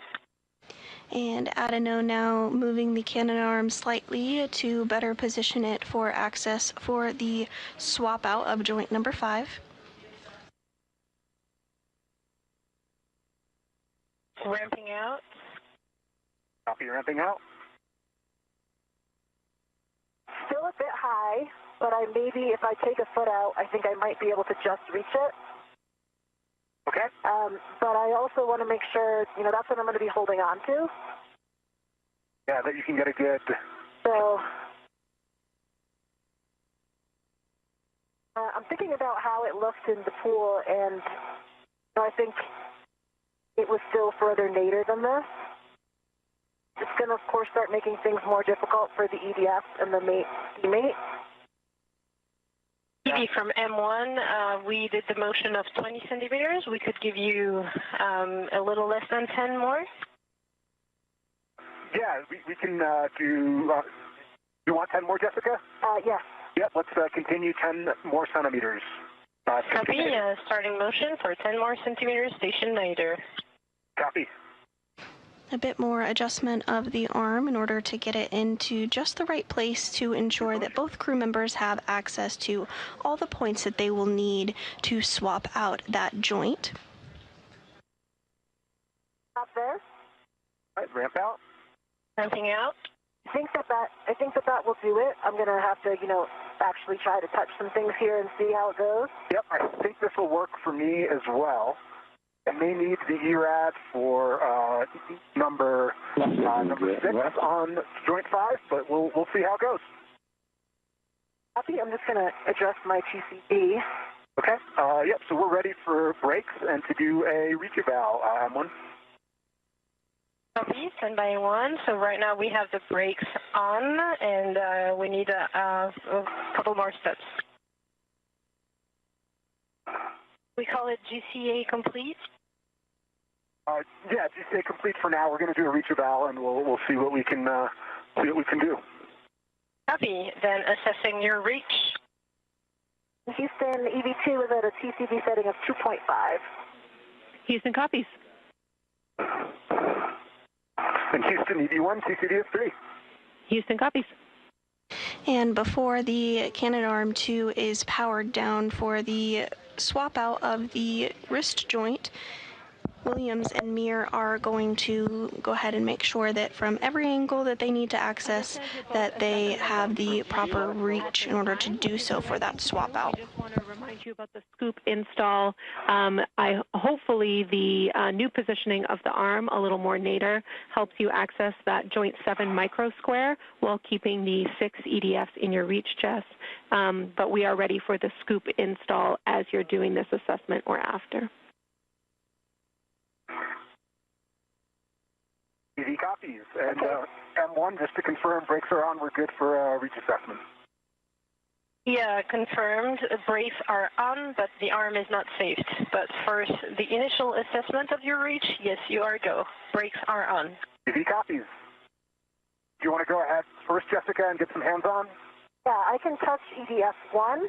On joint 6, I'm talking now. I can touch EDF1 and EDF2, and also EDF6. Definitely the limit of my EDF. Okay. And I can get, I can touch the EDF 5, 4, and 3 on joint 6. And I can touch 2, 1, and 6 on joint 5. And I have a good reach to all of my microsquares. Copy. The joint 7 microsquare is still a little bit out of my reach, but I think I'm going to be able to get to it, especially if I take a foot out. Okay. And mate, D-mate, I cannot. Can you see it? Yeah. I can not. But if I took a foot out, I might be able to. Because right now, I have no eyes on it. I know where it is, and so I think that with the ERAD, it's going to be around here, right, Chris? Yep, I'm seeing if I can get eyes with my mirror on it. But I am struggling to see it. If you're just joining us this morning, we are 1 hour and 45 minutes into today's spacewalk outside the International Space Station, the 280th in support of space station maintenance, assembly, and upgrades.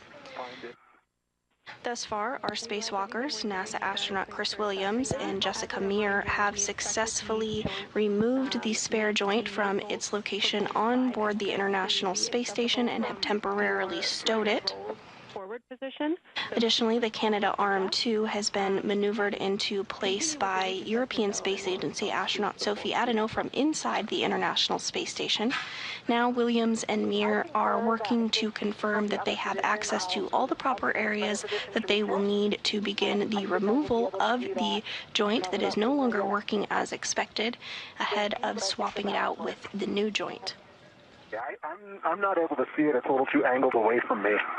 Okay, is it pointing, like, do we expect it to be pointing more toward me? It should be, actually, because since the whole joint 6 is canted this way, it should be also. Yeah, I think from the other position, so I think it would be a good idea for me to get the scoops on, and then that was the idea, Jenny, before, but weren't we also going to assess my reach for joint 5?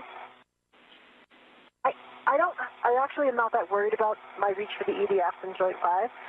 Yeah, Jess, we I think it's going to be are fine, comfortable with the reach assessment that we've heard so far, and we agree that the joint mate demate bolts will be more accessible for the other position. We would like you to install the scoops now, please. Okay, copy. Thank you.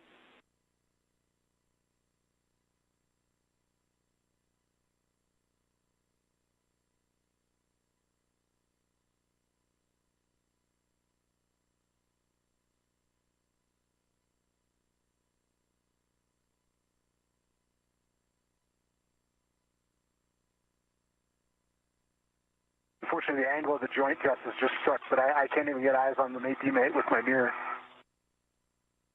Copy. I can see the mate demate on joint 5 with my mirror, and I can see the indicator very well. Copy, Chris. Thanks for letting us know.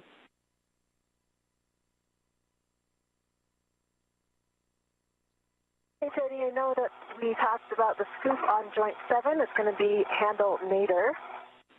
Affirm.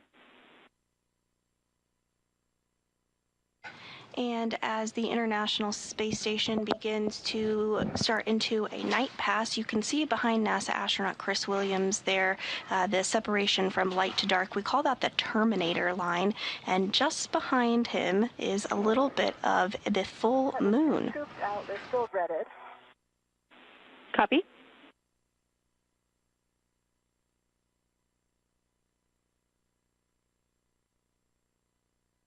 I'm going to put the one on joint 6 first because I think it might help me get the one on joint 7. Okay, that sounds great to us. Keep in mind that we had planned for this handle to be pointing aft in zenith, so toward the lee, but this is the one where you thought a different position might work better? Yeah, I don't actually, I was going to try off Venus first, but I think that the bayonet fitting interferes with the box. It's not going to let me do that, I don't think.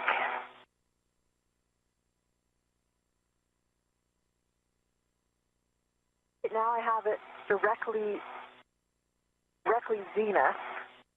The bayonet fitting is actually on top of the box. Oh, which part I mean, where the little radiator box is. It's not on top of the radiated material, but just the MLI. I don't think I'm not sure it's going to fully install in this position. Okay, we copy. Yeah, I think that might have the same issue on mine.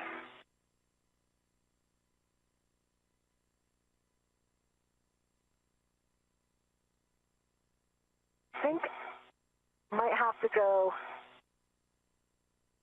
Venus forward, or like I had said,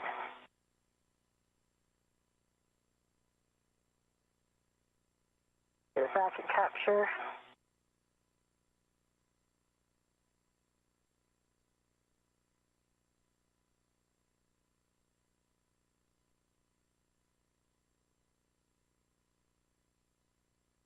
I think Venus is going to be easier for reach.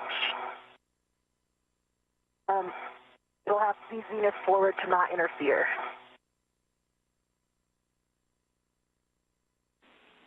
We copy.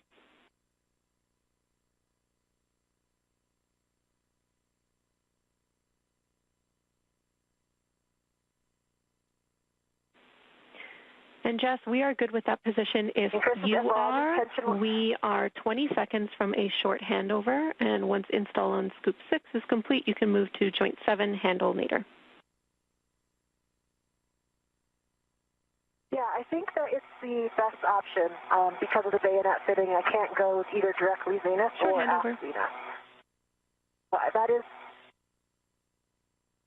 And you did hear those communications about a handover. That refers to a brief time period where we do not have either communication or visuals or both with the crew members. This happens when we have handover between our satellites, but is typically pretty brief. Here inside the International Space Station Flight Control Room, the team of Orbit 2 flight directors is being led by NASA Flight Director Fiona Ankoviak. Getting out a little bit purposely because it keeps getting stuck under my T-bar. Me too. I've been having the same issue, so yeah. I'm doing the same thing. The fingers say it's slightly out.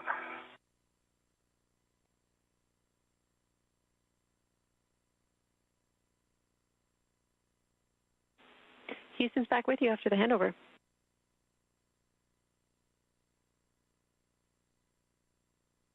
He copies. And there in the center of your screen, there is our ground Ivy, who is the lead for communicating with our spacewalkers today. You may recognize her voice from the Artemis 2 mission. That is Canadian Space Agency astronaut Jenny Gibbons, who played a key role during the Artemis 2 mission and is playing a key role again today during today's spacewalk, the 280th in support of space station maintenance, assembly, and upgrades. We're approaching the 2-hour mark into today's spacewalk. This is the second spacewalk for Williams and the 5th for Meir. That is on there and locked. I've got both scoops on. And remind me of the rep plan. These scoops, Jenny?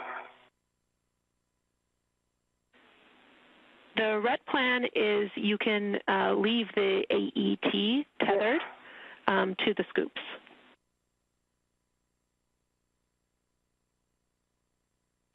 Okay, and I'll remove the RET to the bag. Affirm. You'll be removing the RET to the bag. After you do that, you can hand off the whole crew lock bag or just the scoops to Chris. Chris will be installing his scoops and also stowing the crew lock bag on the boom tether point.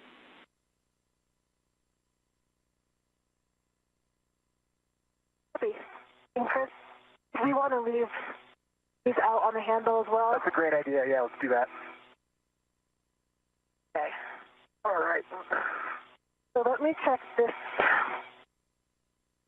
Rep to the PGT is not, it's blocked out right now, so let's get this in a better config for you. You think under or over is better path? Stand by. I think over. Yep. So right now I have my BRT right on it, and it's on this end of the handrail. Copy that. And get it off my BRT.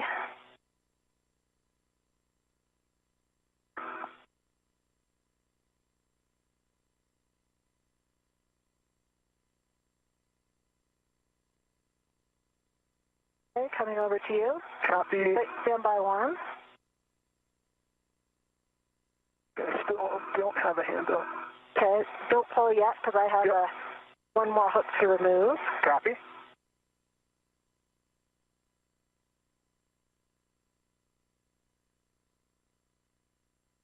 Got a hand on the integral strap on the side of it. Okay, I'm going to push it towards you. Okay, Remember the PGT is on the end. PGT and ERAD is coming as well. I see it.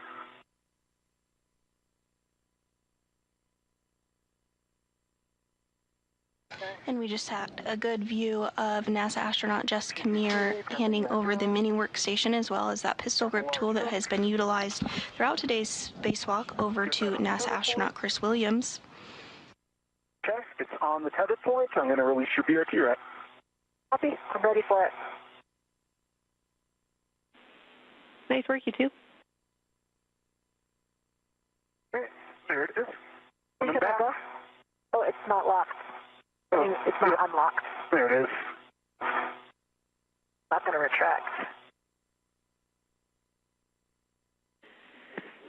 Jess, we see you with that ret back. Once you're all cleaned up, you will be rolling 2 clicks station forward to Juliet for a continued reach assessment.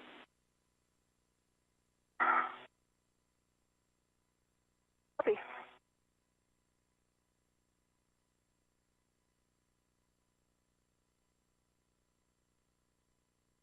Okay, that's in work.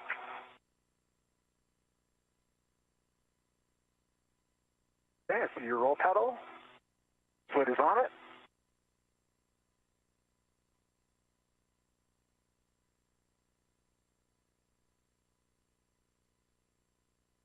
Okay, I think you need to push the pedal a little bit more down. There you go. Just rolled 1 click. Okay. Feel it? Yep. You're 1 click over from where you were.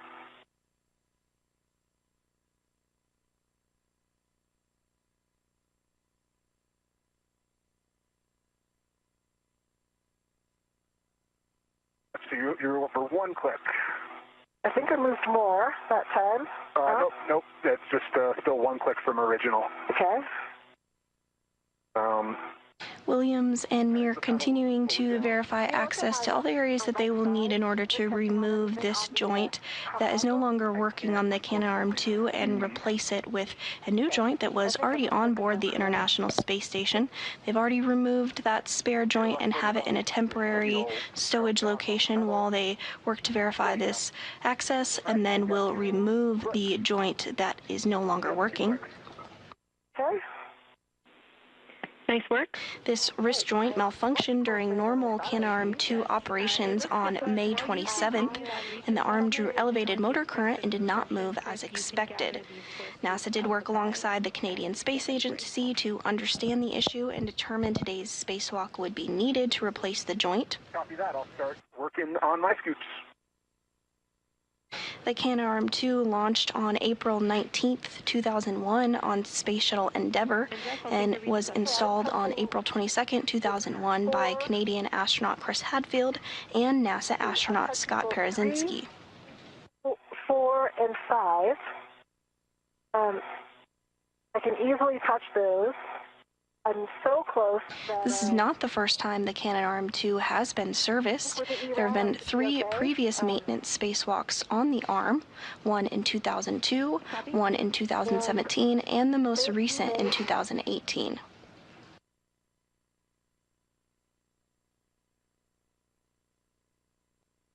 Repairs to robotics like the Canadarm2 are normal and expected after more than 25 years of continuous operations, and the system was designed with replaceable components and planned maintenance in mind. Keeping that ERAD in position. And then the another option for me would be to roll one more click to my left, and I think I would be able to see that even more easily. That is not a bad idea. I was thinking the same thing for those if we really are struggling that we could go one more roll. I see where the teammates are. I think I'm touching them right now. I'm joint 6. But given the angle, I can't actually see the bolt itself.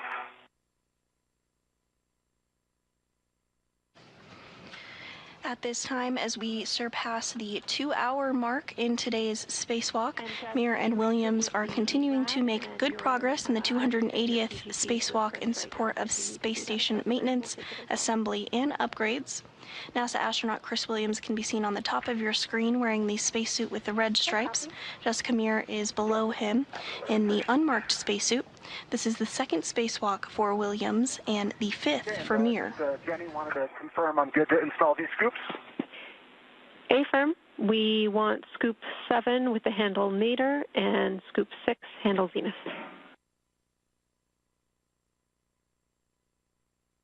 Venus 7 Meir, copy.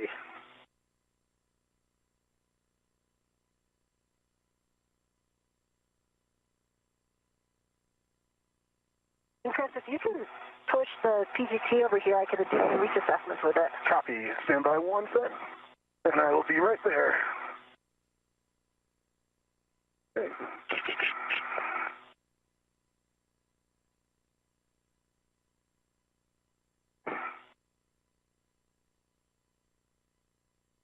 Okay, I have it. You have it? All right.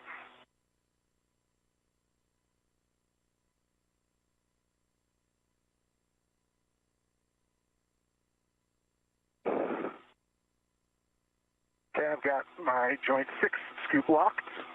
Working on joint 7 scoop. Copy.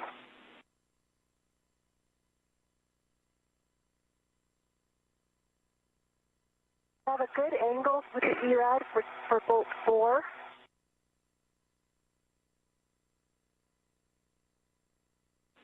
Houston copies.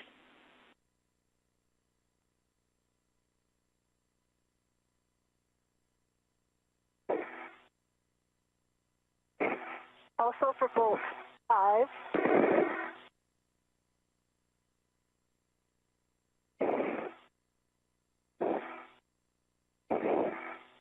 And for bolt 3. Copy. We'll take a test for the demate bolts.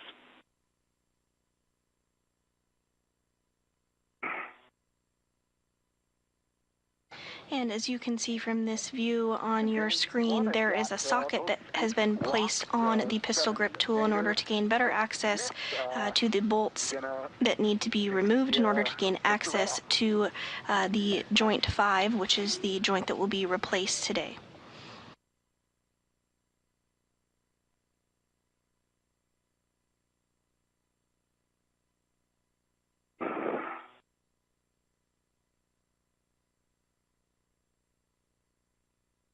I think I'm in the area of the demate bolt right now.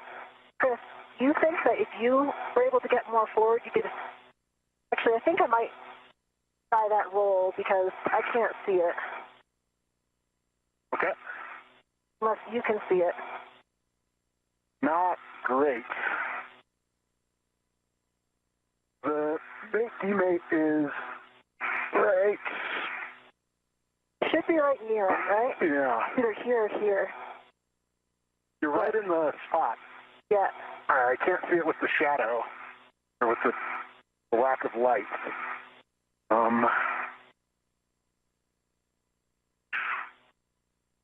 me see if I take a foot out, if I can.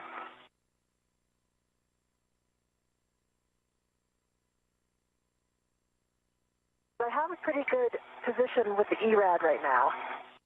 Yeah. So if I could get the bolt, if I can get it on.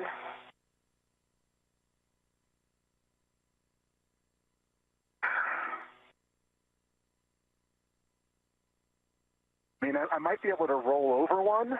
All right, let me take my foot out and see if I can lean over and see it. Yeah. The foot I can get a lot closer, but I still can't. Kind of in a shadow right now. Okay, I see it. Williams and Meir working together to make sure that they have good visuals on the joint before working to remove that. It's all the way flush. Okay, yeah. This is the bolt. I'm on it. There are a series of bolts that they want to have good eyes on in order to properly release that joint. I think if I roll one more, it might be easier. See about like 6. Can you pull the bag over to you a little bit? It's in my... Yep. Stand by. Pulling the bag. Got it.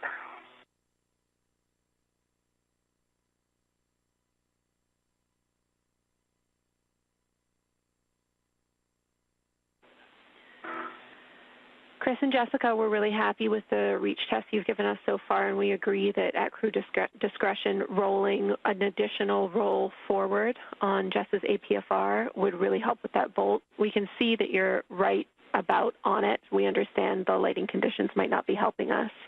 But right now we're just trying to assess whether we are ready to power down the SSRMS to continue.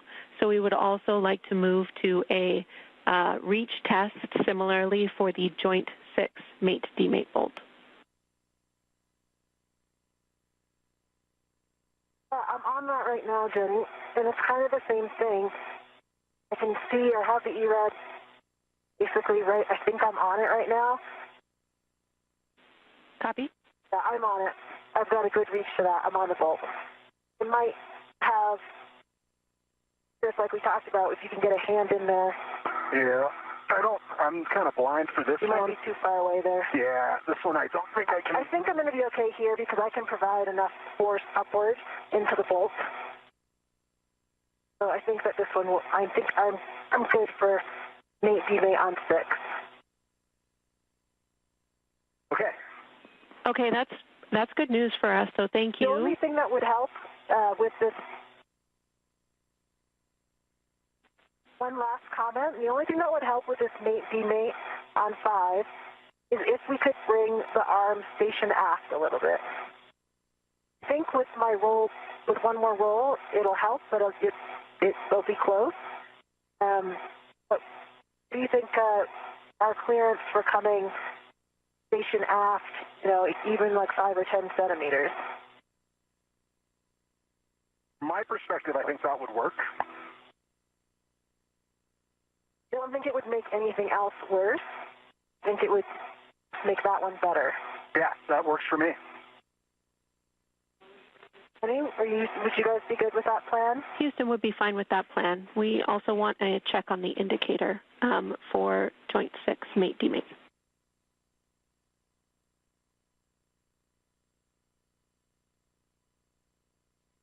NASA astronauts Chris Williams and Jessica Meir are continuing to evaluate their visuals and reach in order to begin the next portion of today's spacewalk, which will be to release the joint 5 from the Canadarm2 and swap it out with the spare joint that they have already grabbed from an area of the International Space Station.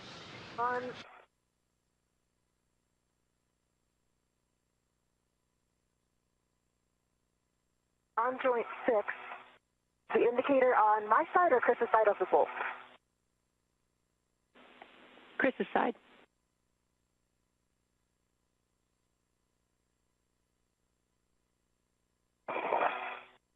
Okay.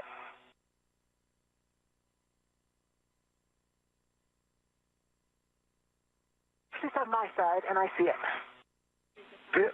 Yeah, I see it. Okay. Here, it's better that it's on my side. Yeah. The one on joint 5 is on Chris's side. Joint 6 is on my side. So, yeah, I think...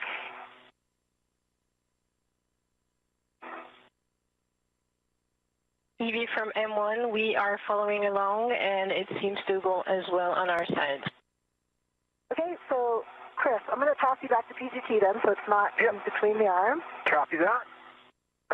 Stand by. I got it. Okay. Yeah, I'm going to just move it off to the side. I would suggest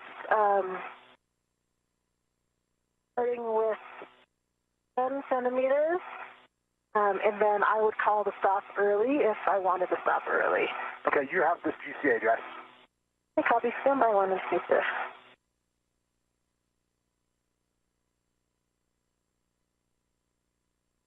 Okay, I am ready for that. So, Jack and Sophie, we would want 10 centimeters station aft.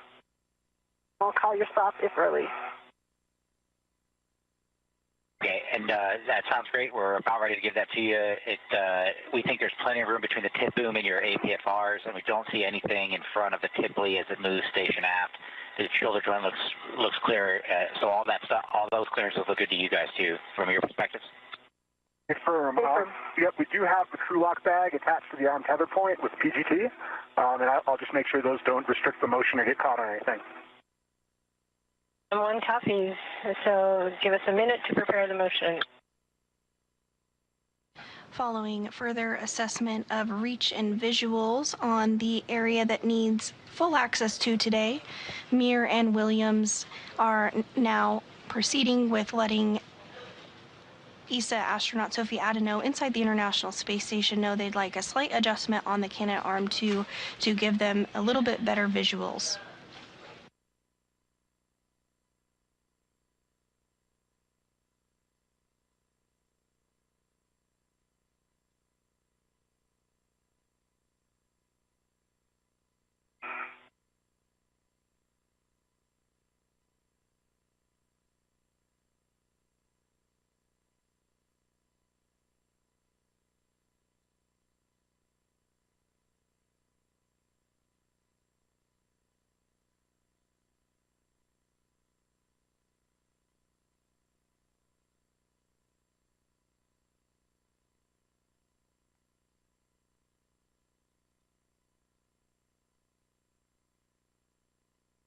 TV from M1, we are ready for the motion. Copy, and I've got this one, so you are go for motion. Go for motion and start your motion in 3, 2, 1, starting.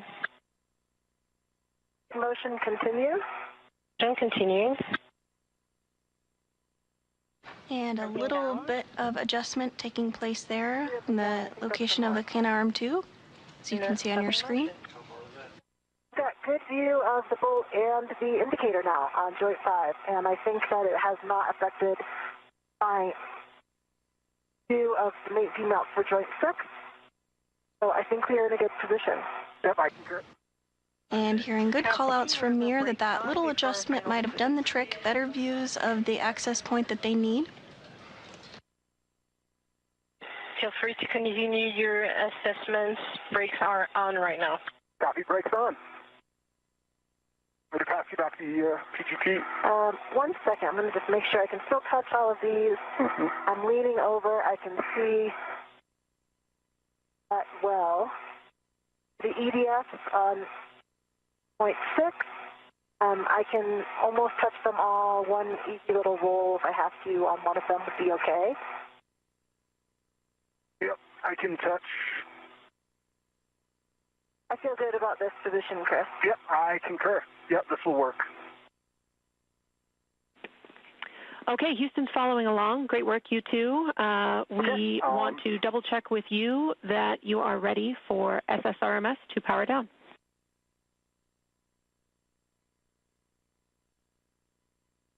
I'm comfortable with SSRMS power down. How about you, Jess? I concur. Okay, ED is good for SSRMS power down. M1 copies, and I understand that it's also GCA complete, and we are going to save the arm. He copies.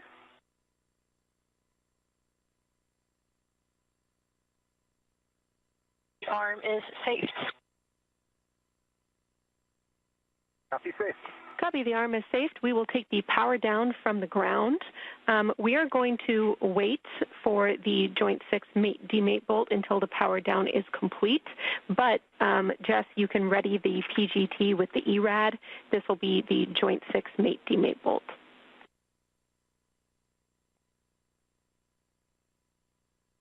And with that, we did get confirmation that the arm is in a config that allows the proper positioning as well as proper visuals for the next portion of today's spacewalk. You did hear the go for power down. Power down actually happens from here on the ground inside Mission Control Houston from our robo flight controller. So they'll step through procedures to power down the arm. That will take about 5 minutes or so. Will also involve your PGT for the EDFs on Joint 6. Copy, yeah, I'll get my settings set. Choose a third hand for this ERAD. Yeah.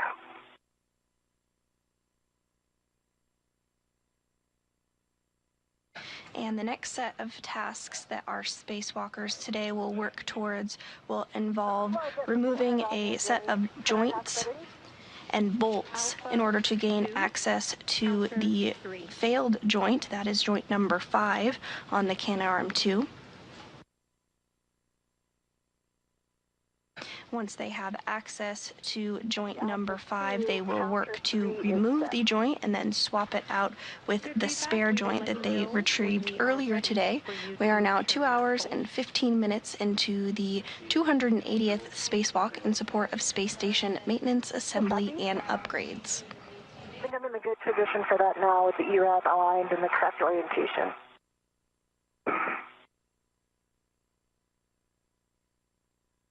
And Jenny, my PGT got inadvertently turned off, so I turned it back on. Good cow. And I'm ready in Bravo 7, counter 2, for when it comes time for EDF. Probably timed out. That makes sense. Okay, copy. And Chris, we will have you stand by until we have released the mate-demate bolt.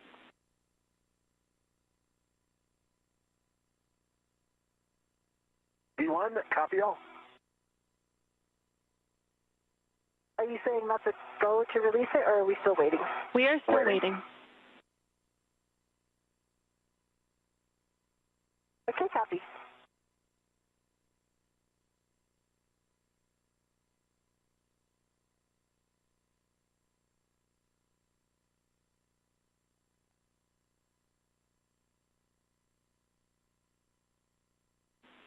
While we're waiting for the power down here, Chris, we had EDF 3 and 4 written with your PGT, and then we thought that you might need for EDF 5 the ERAD. Do you agree? Yes, I agree with that. 3 and 4, my PGT will work. 5, definitely need the ERAD. Jessica might also be able to get 5 just as easily. I'm not sure. 5 I can easily get. Yeah, that's the one on the, yeah. Okay. This one right here. 5 on Joint 6. Oh, on Joint 6. That's good to know. We'll keep that in mind when we get to it. I'm not sure if you can or not, but no. I can't even see 5. I can just see 6, 1. But, yeah. See 6, 1, and 2. Okay, yeah. Then I can take 5 with the ERAD. Copy all, you two. SSRMS is powered down. So with that, Jess, you have a go to release that Joint 6 mate-demate bolt. This is 35 turns at the bolt, 70 turns on the ERAD at the PGT.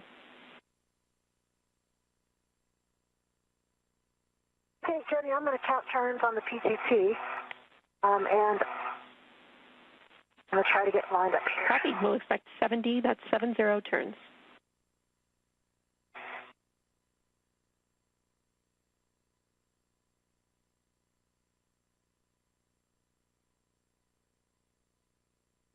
And with confirmation that the Canadarm2 has successfully been powered down from here on the ground in Houston, our spacewalkers are using the pistol grip tool, or the PGT, to help demate bolts on Joint 6.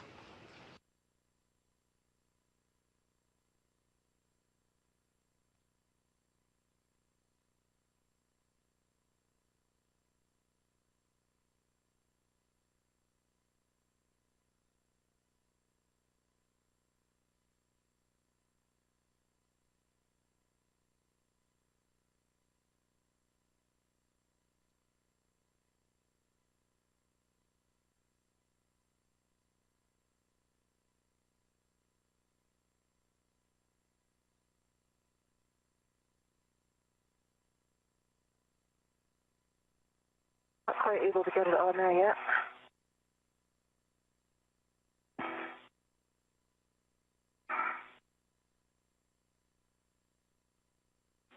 Copy.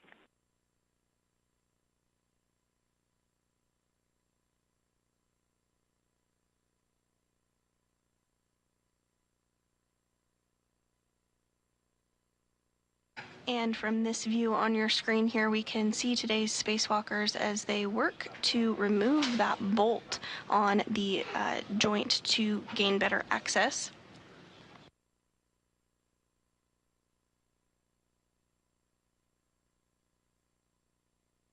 The joint number 5 that will be swapped out today is in the center of your screen relative to our spacewalkers.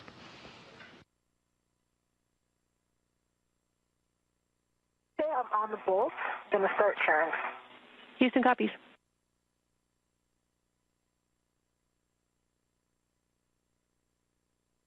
And my PGC turned off.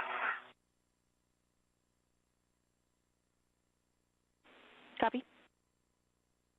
And on the lower portion of your screen there, you can see NASA astronaut Jessica Meir. She wraps up using that pistol grip tool to release the bolt on joint 6. LED test battery 46, 40.4. Have alpha 2, counter 3 set. Good readback of settings.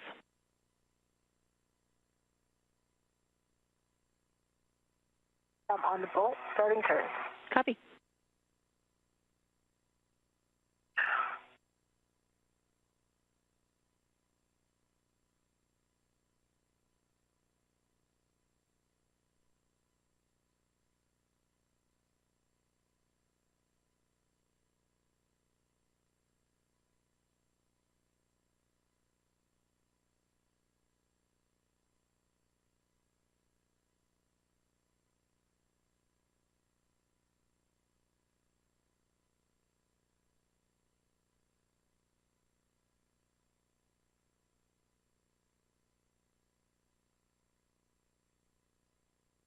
Meir and Williams are working to demate the bolts on the joint 6, though that's not the joint that will be swapped out today, that's joint 5, but this will help them get better access to remove the latching end effector of the space station, sometimes called the lee, but this is essentially the hands of the Canadarm2. These will be removed shortly after these bolts are demated in order to get full access to joint number 5, which is the joint that will be swapped out today.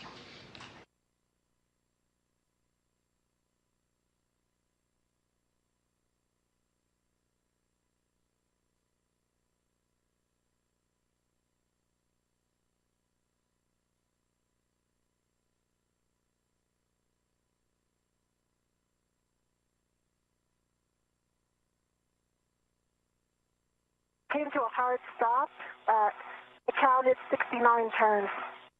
I see 70 turns on the PGC. Copy. Hard stop. 69 turns, 70 on the PGT. Let's check the indicator. I can see that the indicator is now protruded.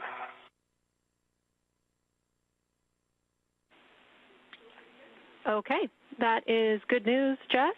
A very difficult position. Yeah, we understand. You did a great job there.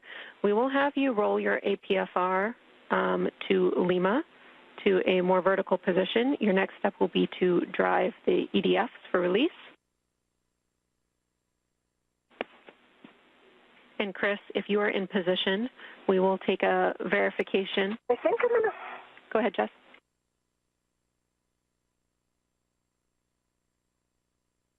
Yeah, I just wanted to give, I'm going to have to give Chris the PGT maybe briefly in order to roll.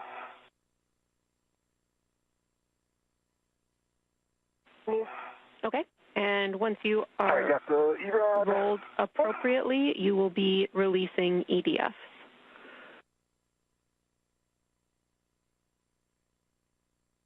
Okay, copy. Hold on, I think the rat for the PGT is caught on something. I think it's just caught itself. There's nothing back here. It's caught on the arm. Oh, there it is.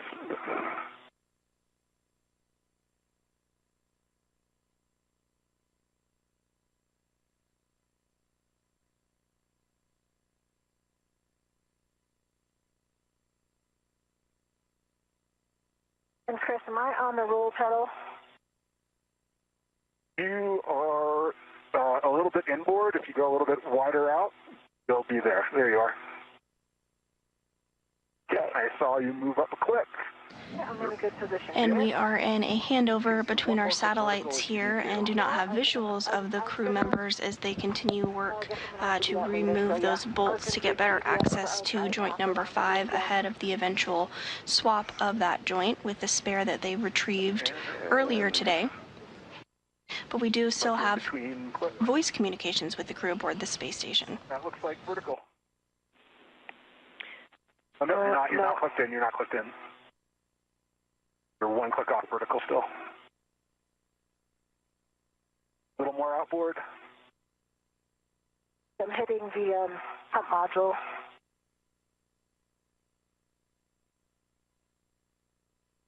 Okay, there we go. You're still one click off vertical. Yeah, I think my plus is hitting the...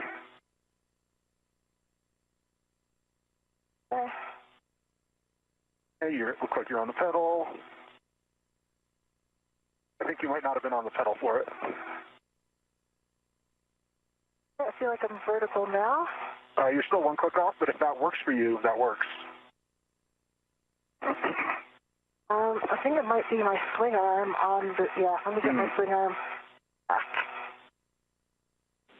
Chris, understand you have eyes on this APFR roll, but we do want you to get ready to release the EDF. I do. Either you can start with the ERAD if you need it for a You're bolt, vertical now. or start with your PGT. I can start on 5 with the ERAD if that makes sense now, or I can pass it back to Jessica. We like you starting on EDF 5 with the ERAD. Copy EDF 5 with the ERAD in work. Your settings are Bravo 2, counter 2. And do you have settings? Bravo 2, counter 2 with the ERAD. Affirm. Bravo 2, counter 2 is set. Copy, set. For EDF 5, we're looking for 11 turns at the PGT. Copy, 11 turns at the PGT. Starting turns on Joint 6, EDF number 5. Good words. And as Williams continues to use the pistol grip tool to remove that fastener, we are getting a view from here inside Mission Control Houston of the flight control team that is being led by NASA Flight Director Fiona Koviak. Today's ground IV is Canadian Space Agency astronaut Jenny Gibbons, and our CAPCOM, or capsule communicator, which has been communicating with the crew onboard space station, is JAXA, or Japan Aerospace Exploration Agency astronaut Aki Hoshide. Check on EDF 5. When Jess is ready, you can hand the PGT back to her.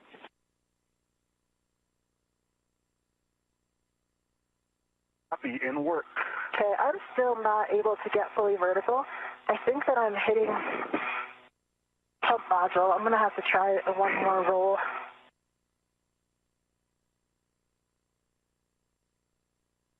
Am I on the pedal now? No, negative. You're on the foot loop. A little more outboard. Yep, you're on the pedal. Yep. You're on the toe, the heel clip, so a little bit more outboard still. Now you're on the pedal.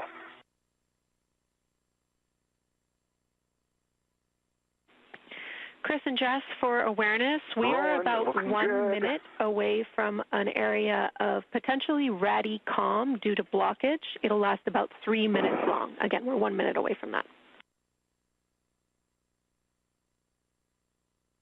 Copy. You're still one click away from vertical, unfortunately.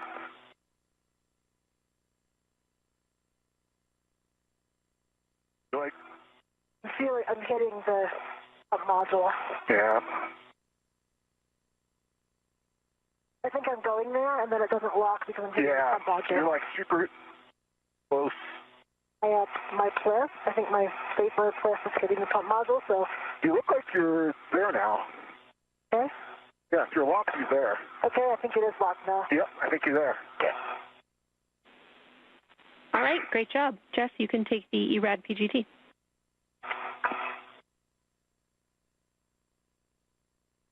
Okay, copy. Got it.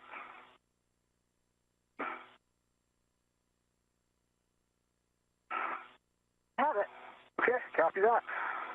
Crew lock bag kind of came with you. Hopefully it's not in the way. So why don't we lock this out a little bit? For the ret? Yeah. Well, it's okay right now. Okay. And I am good for any of these EDFs, or I'm going to say one for last. Yep, that's what we So have written. 2 or 6. You can do EDF 2 or EDF 6. Your settings are Bravo 2, counter 2.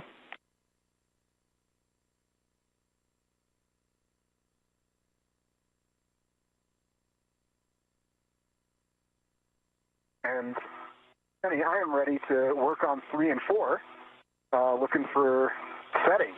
Bravo 7, counter 2, settings for Chris.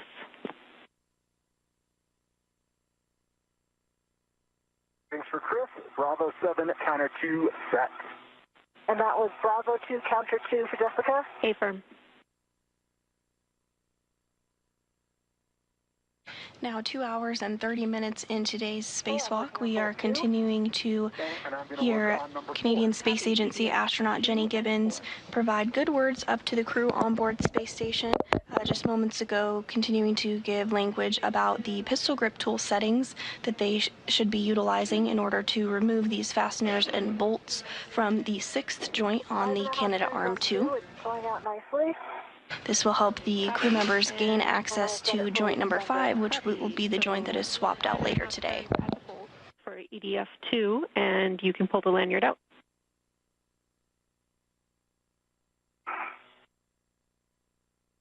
Actually, Jenny,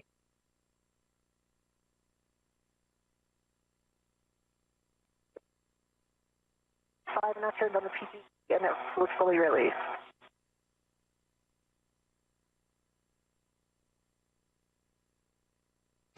And it does look like we are in that expected period of communications where we don't have perfect communications. This happens from time to time when we have handover between our satellites, but we don't expect it to last long, just about 3 minutes or so. Then we'll have communications restored with the crew that is outside the International Space Station currently, as well as to the ground.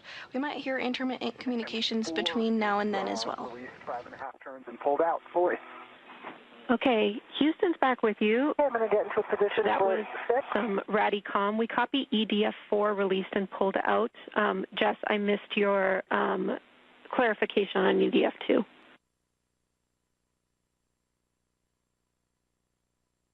So EDF 2 released, it released at 5.5 turns on the PGT, so half the number of turns is expected.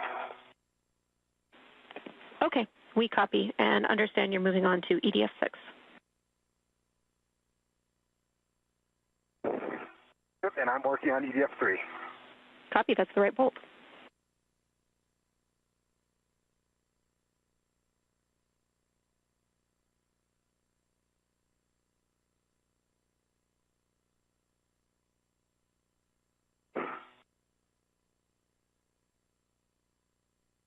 Starting EDF 6.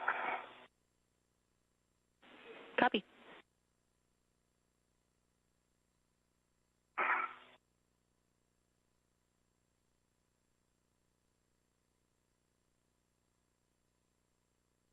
EDF 3 fully released with 5.5 turns and pulled out. Copy. Good EDF 3 release. Chris, you can stow your PGT. Okay, PGT stowed. Jenny, I have 11 turns on the PGT on bolt 6, fully released. Copy. EDF 6 fully released. The lanyard is pulled out. Jess, you will be releasing the final bolt while Chris gets into config to maintain control of the lead cluster. I would like you to ret to, we have written joint 7 scoop before that final bolt.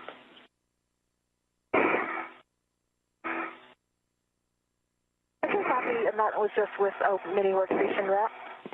Affirm. 25 seconds to handover.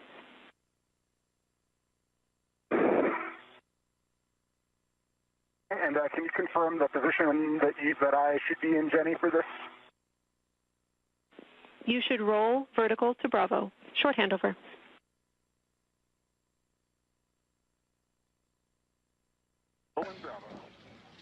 If you're just joining us today, we are 2 hours and 34 minutes into the 280th spacewalk outside the International Space Station. NASA astronauts Chris Williams and Jessica Meir exited the Quest airlock at 7:30 a.m. Central Time this morning and are working to replace a wrist joint that malfunctioned during normal Canadarm2 operations on May 27th.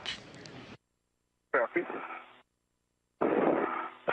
Thus far, the crew has retrieved the spare joint from the International Space Station and temporarily stowed it, and are working to complete procedures in order to gain access to joint number 5, which includes removing some bolts and attachments and eventually removing the lee or latching end effector, essentially the hands of the Canadarm2.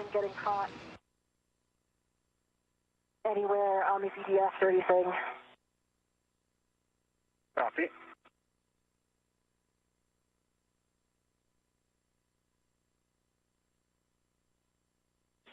Houston's back with you after the handover, and we see the ret to the scoop for Jess. Before you release this bolt, we have a couple of things to talk through. Chris, let me know when your APFR is set, and I'll give you the words.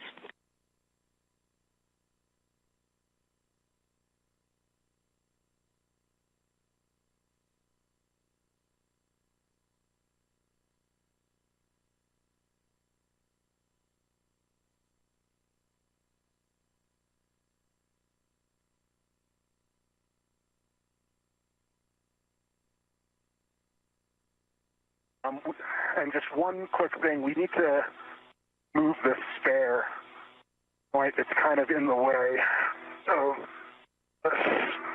I'm going to need to rotate it.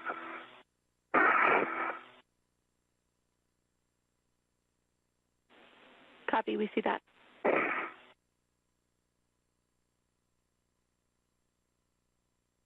Okay, I think that's in a good position now. All right, we agree. And Chris, confirm, it looks like you're in Bravo, is that right? I can't see my flicks on my... I am more vertical than I was. But, you're not as vertical as me, so I think you're one vertical, you're not vertical, you're one forward. Mm-hmm. All right, and we think this is a sufficient position to release the last bolt and maintain control, is that right? Yep, I concur. I have a good hold on both scoops. Okay. I think I'm going to have to change my scoop on joint 6 because it's interfering. It is interfering, unfortunately, with the ERAD. I didn't think it would, but given the multiple angles here, it will. So I think I'm going to have to put it pointing forward later, but then I need to assess that reach.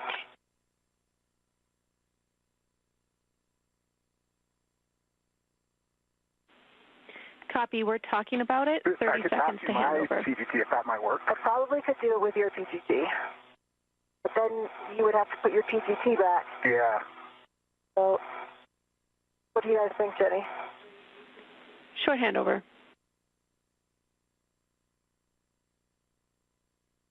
So see, I don't know if you can see, but yeah, and the handle is just like, it looks like it's going on.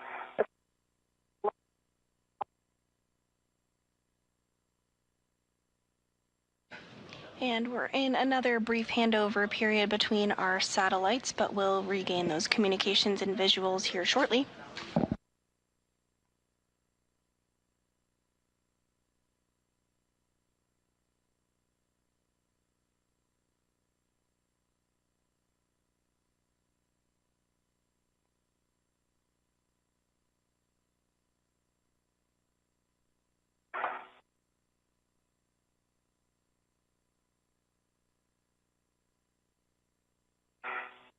Today's spacewalk is the third of the year, as well as the third of Expedition 74, which is the current increment aboard the International Space Station. We will not have eyes on you for the next 7 minutes or so. I'll take a status, and I have some words for you before release. And Chris, I think I did get into a position. Copy, yeah, I see you on it. But Jessica's just, I've got good control. EV1 has good control of 2 scoops on joints 6 and 7. Jessica has the ERAD on the last EDF. Okay. Confirm, I have the ERAD ready, and I'm ready to release. Copy. Before we release, we do need to do a HAP and a glove check before we do the mass handling for the Lee cluster, so I'll take that from you both. Copy. E1 has a dry HAP and no change to the gloves. V2, same. All right, that's a good config. We are 2 hours and 40 minutes into this 6-hour, 30-minute EVA, limiting consumable EV2 battery, 7 hours and 35 minutes. We are 15 minutes down on the timeline, but with that, we are ready, if you two are, to release the final EDF, and Chris, you maintain control. You have to avoid contact with the Lee mouth, latches, and CLA lens and light, and Chris, once you pass control back to Jess, you will be getting out of your APFR and on the FSE first. We are go. Copy that and confirm you have a rep on the Jessica. I do. All right. Yep, I'm good. And your visor's in a good config. I just put mine down. Yep. Okay. Ready. If you give me a go, I'm going to start releasing. Yep, I'm go for you to release. Okay, copy, go.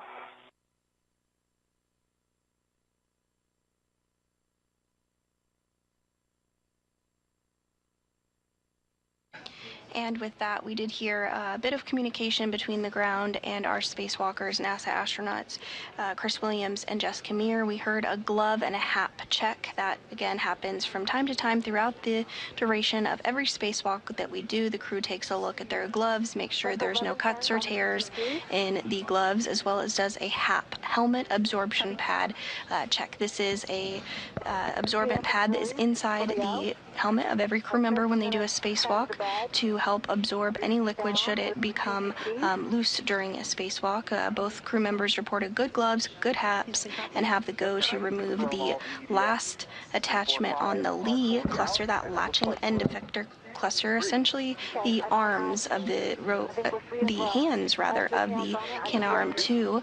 Once this is done, the crew will have much better access to the joint number 5 area of the Canadarm2, which is the joint that will be removed and replaced during today's spacewalk. And maybe a little bit more station aft, and then we can start this rotation. Copy. You ready to start the rotation? Yeah, I'm ready. All right, we'll watch the clearance of this joint, and we'll start a gentle roll. Okay, coming slowly. Yep. Okay, we're going to need to come a little more station out. See that? Okay. Okay, I need to switch hands. Okay, I'll hold here. Okay, you have control? I have control.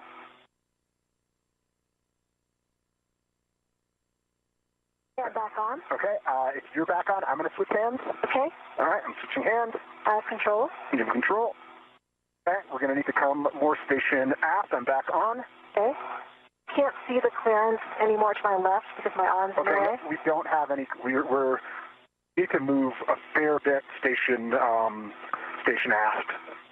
Can you take control with both hands? I need to get myself more vertical, I think. I have control with both hands. All right, you have control with both hands. I'm releasing. And I am working to get myself fully vertical.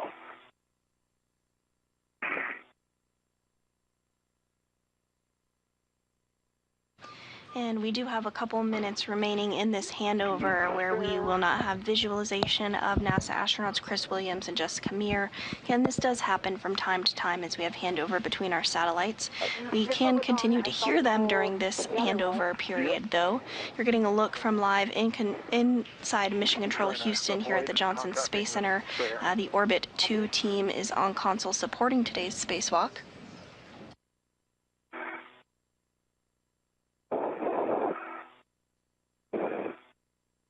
a comfortable position, so take your time.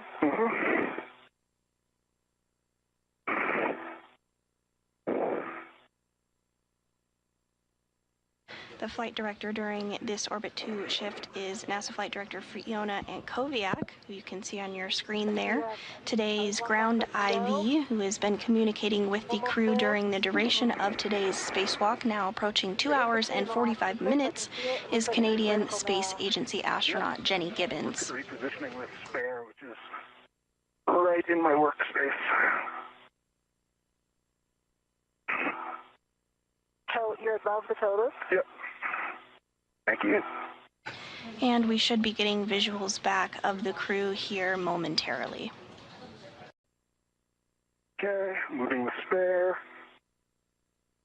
I'm just going to move the spare way out of the way. Yeah, because remember, we're going to both have to squeeze in there, so yeah. I would say as far starboard and zenith as it can get. Yeah, I agree. Really tighten up that ball stack. Also, just so you don't get caught on anything, the camera on your rep, right, the rep on your camera is not, yeah. I see it. And it's, yeah, I think looking at the rest of your tethers, and I see a good config.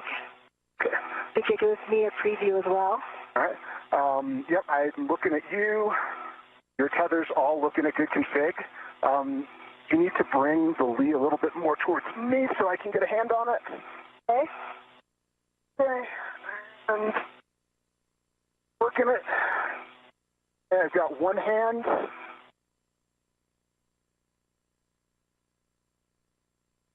I still have two hands, and I got two hands. So we are touching the joint 5, which is okay. It's just the MLI touching the MLI, but we can't come any more nadir. Yep, let's come station aft.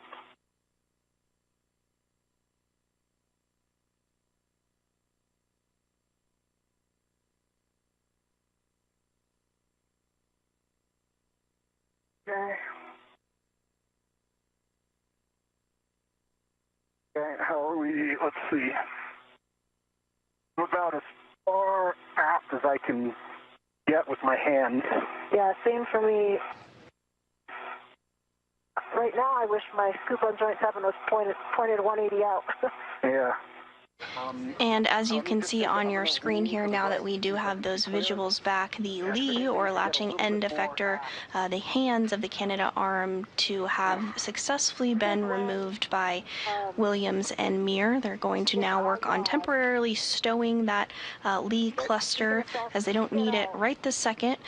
They'll next move towards replacing the joint number 5, but then once that is complete, they will need to reinstall this Lee that they just removed to ensure functionality of the arm has fully returned.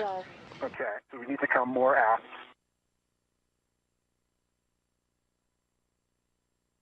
Yeah, I can't really come any more aft. Okay, I think I need to hop out then and get my BRT on the FSE. I might be able to come up high enough to grab this, I think. Okay. Okay. And I can definitely get it down, I think, toward you. Yeah. Okay, you have it held? Stay firm. I have good control. Okay, I'm releasing control. I have control. You have control. Houston's following along. We agree with the plan. Chris, once you are down on the FSE with your BRT down, and you are close enough to one of the scoops, you will be putting down a RET for a RET swap. Copy that. I have egressed, and I'm down the FSE. One thing to remember that when we get in and out of the APFRs, you can feel it move. Yeah. So, extra tight grip because everything moves, including the Lee in your hand. Yeah. I'm going to roll this APFR. And a pretty breathtaking view here of NASA astronaut Chris Williams from his helmet camera as he peers down at the Earth below as it flies just off the coast of Baja, California. You can see the arm 2 extended out as the duo works to repair that joint number 5 in the Canadarm2, which launched on April 19th, 2001 on Space Shuttle Endeavour and was installed on April 22nd, 2001 by Canadian astronaut astronaut Chris Hadfield and NASA astronaut Scott Parazynski.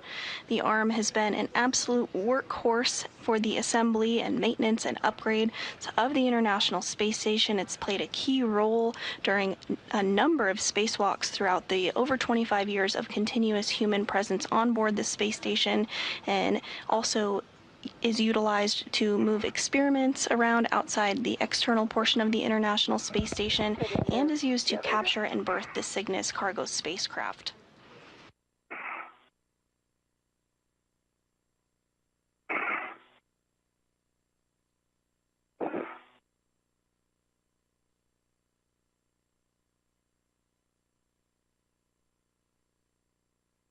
Okay.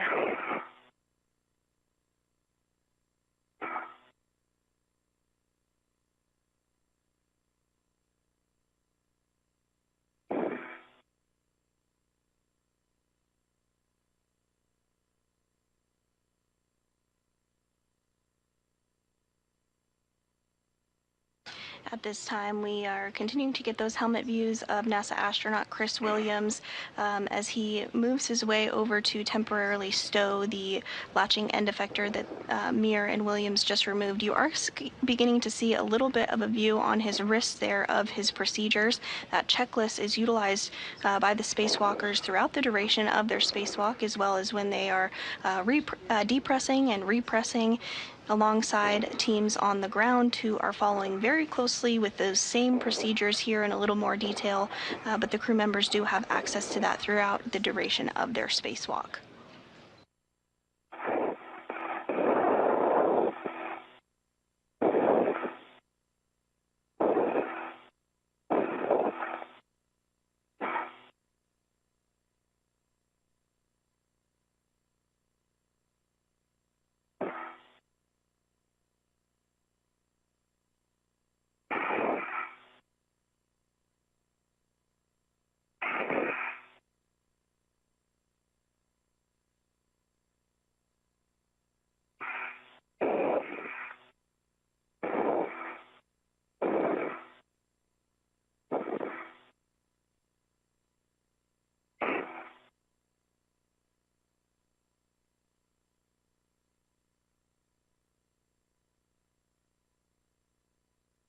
And as you can see there, as it moves slightly, as Jessica Meir continues to hold on to it, that latching end effector has successfully been removed as part of today's procedures, and that will help gain access to the joint number 5, which will be taken off and swapped out with the spare joint the duo removed from the outside of the International Space Station a short time ago. But first, that Lee needs to be temporarily stowed in a location just slightly out of the way to allow access to joint number 5. Just put your legs on the port side of your boot plate. Yeah, and have the APFR behind you might actually help stabilize you.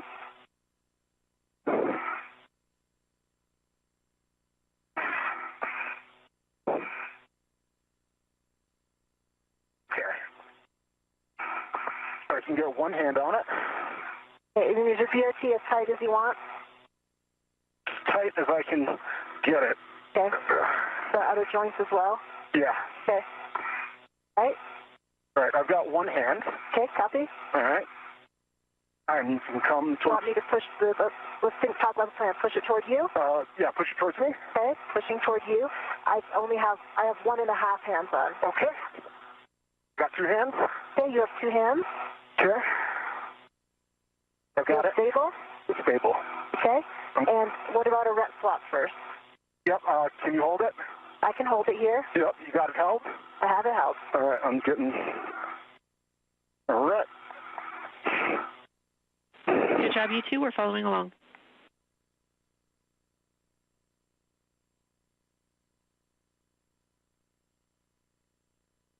I've got it readied. Okay, copy. And I've got it held with 2 hands. Okay. You have 2 hands. I'm going to release my rep. Okay.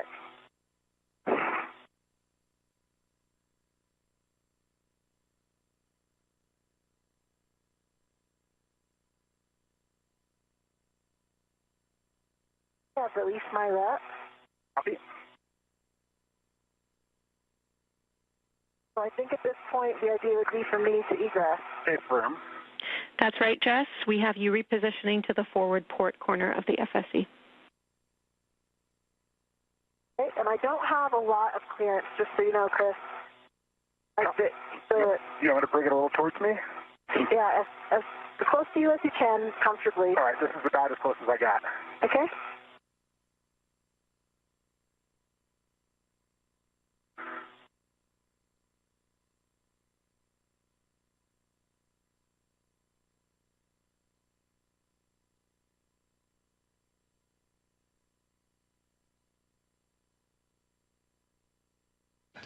Now, NASA astronaut Jessica Meir, who is completing her 5th spacewalk, is working to egress or exit her APFR, that's the articulating portable foot restraint, which helps gives crew members traction and hold and gives them a secure spot to work from during spacewalks. So she's going to get out of that APFR and then help Williams, who is now holding on to the latching end effector that has since been released. She'll help him secure it to a temporary stowage location, enabling them to have good access to joint number 5, where they will remove it and replace it with the extra spare that has been retrieved from outside the space station.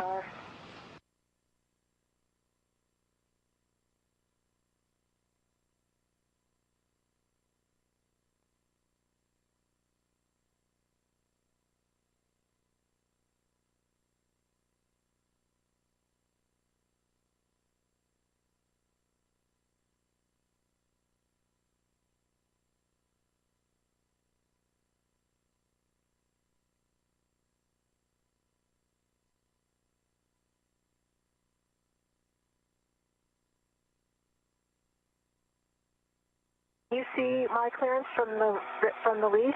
I can see that you're clear. Okay. You're going to be close when you come up, but you're going to make it.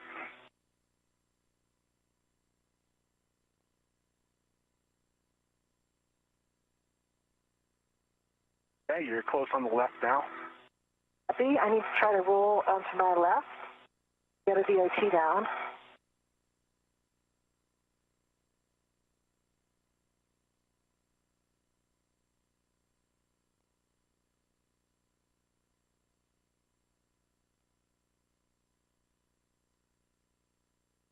And this view on your screen of NASA astronaut Jessica Meir on the lower portion of the screen as she continues to make her way around in order to help Chris Williams temporarily stow that Lee cluster. Yep. I like the reel got back. Yeah, I'm going to get a local down and go back. Copy.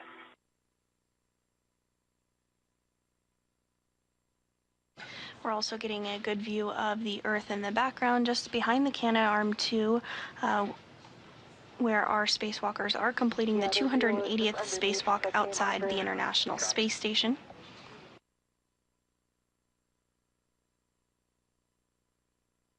The space station does orbit the Earth every 90 minutes, which means they see a sunrise and a sunset every 45 minutes as they travel 17,500 miles per hour, about 250 to 260 miles above the Earth. You come back up, you're close to the lee. Okay.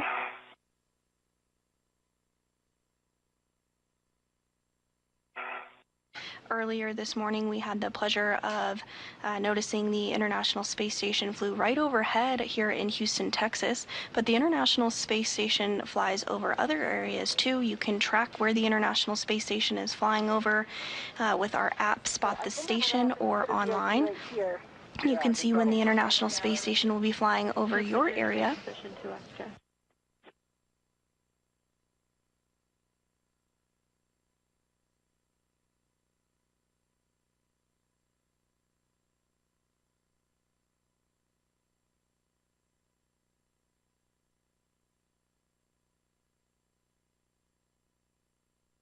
The International Space Station has been continuously occupied for over 25 years, since the year 2000, and in that time 292 individuals from 26 countries have visited the International Space Station.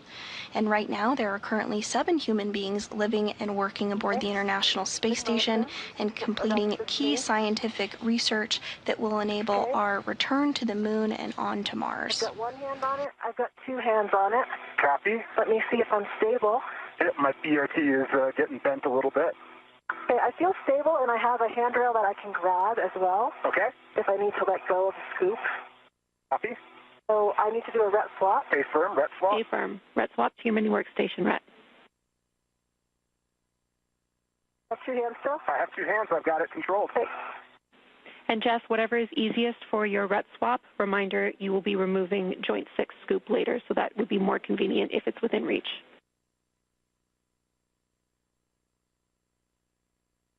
Copy. I'm going to move it there just to save that for later because I think it's going to be hard for me to reach 7. Copy.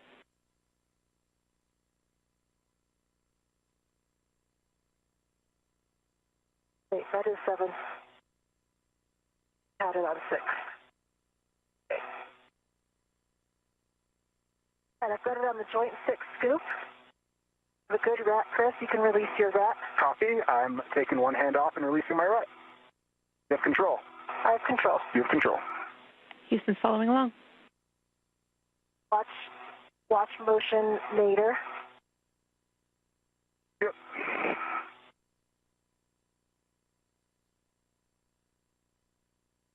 Okay, I got my ret back off. I've got 2 hands back on it.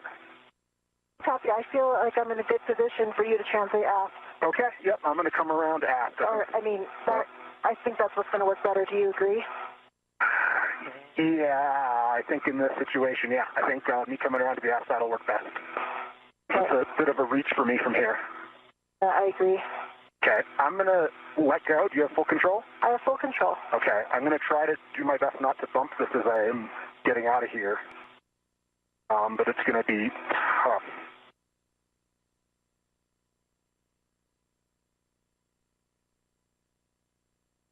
I have good control. It's also braced against my CRT a little bit. Copy.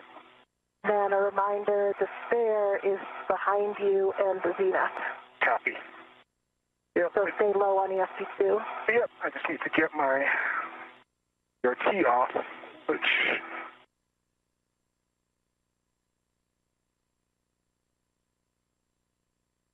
I feel like I'm contacting the lead a tiny bit. Yeah, it's pushing towards me, but that's okay. Okay.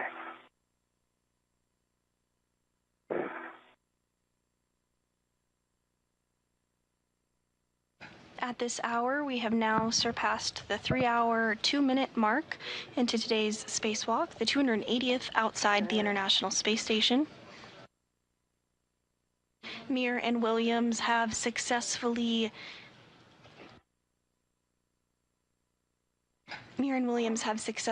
removed the spare joint from outside the International Space Station and temporarily stowed it. They have also worked to remove the Lee cluster, or latching end effector cluster, which you see them now working to temporarily stow that to gain access to joint number 5 on the Canadarm2, which you see in the center of your screen there. That's the joint that is going to be swapped out today.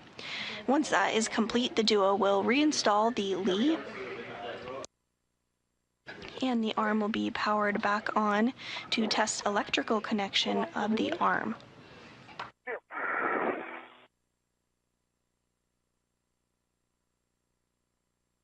Okay, and I am translating around aft. Okay, I have good control. You have good control. Nice work, Chris. We see you on the move.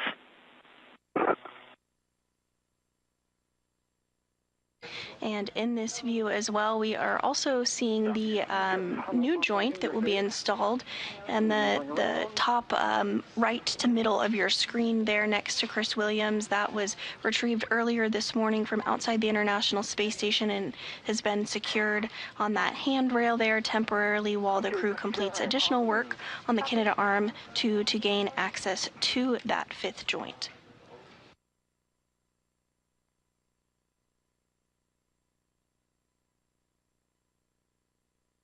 I've got some rats from the mutt caught on my helmet. Looks like they're on your left side. Yep.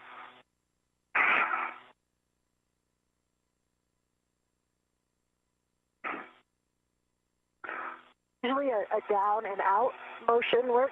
Yep, I got them. Okay, good job.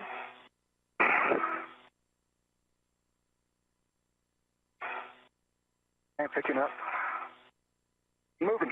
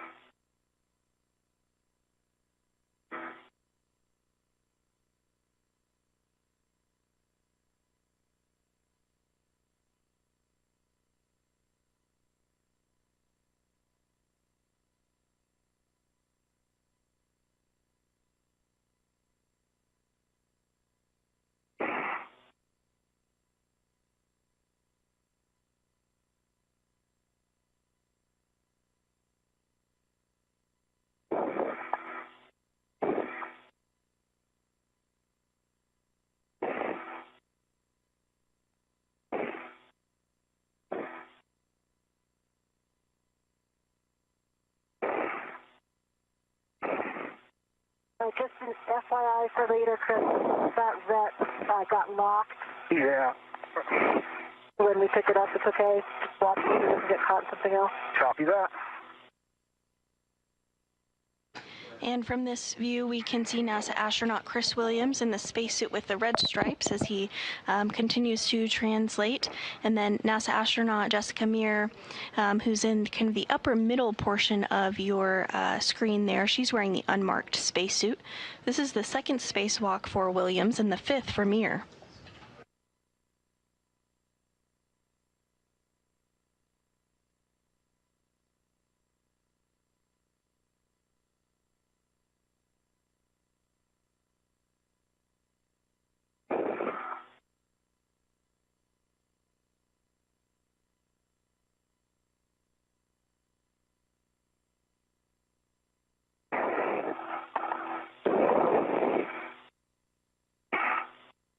Okay.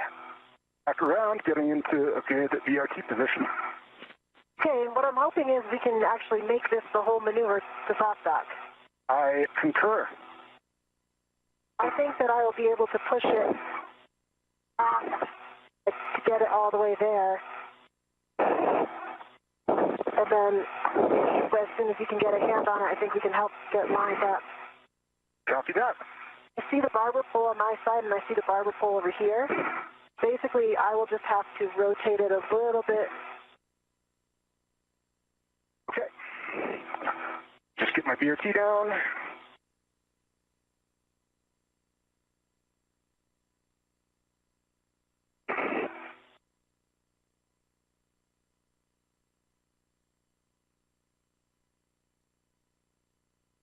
Watch your head and the...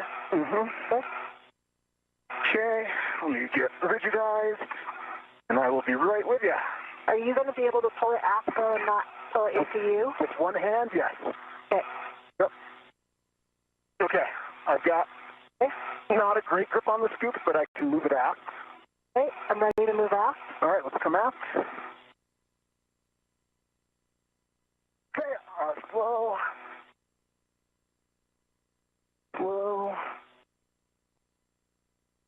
Slow. Okay, I think that seems pretty close to a line. Okay, no, it's not. Okay. The barber pole needs to come... Oh, I'm losing the grip. So, basically, we need to rotate it towards the aft a little bit. We're getting close now. Okay. And a little bit more. Okay. I think I see soft dock lined up. I see you lined up. Let's try to come down. All right, come down. Okay. I see soft dock on this side. How are you looking? I see... I'm expecting to see the thing on the bottom move, click. Yeah. It looks like it's lined up. I can try an EDF to have it held. Have it help. You have it held. EDF5 is in. Okay, copy. Okay, Great work. I can see. Okay, I can push 6 in as well. Haven't sure both pushed in. Hey, do we want to do 3 on that side then, if it's easier? Yeah, let's just do it. Because I have all the stuff, like releasing them will be harder on this side. Yep, I can do 4, 5, and 6. Great job. Yep, we agree. Very, very well done, Okay. both of you. We are expecting EDFs 4, 5, and 6, and those are also the ones that we can drive with Chris's PGT from the aft side. Yep, and getting ready. And we're getting a good view now of NASA astronaut Chris Williams as he prepares his pistol grip tool in order to secure the latching end effector that has been removed from the Canadarm2. This is going to be temporarily stowed in this location to allow access to that 5th joint that's going to be swapped out today. And then they'll put the latching end effector back on the arm after the joint has been swapped out. So we'll do the same thing in a reverse later on. Looking for PGT settings. Bravo 7, clockwise 2. Bravo 7, clockwise 2, set. We're looking for 5.5 turns, and then we'll take your PGT good words, and then you can re-trigger each bolt until you get less than a quarter turn. Copy that. 5.5 turns, and then come back and re-trigger the less than a quarter. Okay. Starting turns on. Now let me get a better position.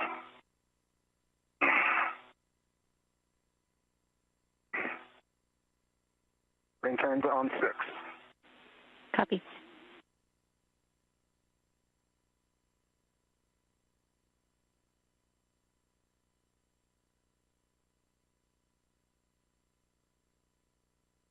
Okay.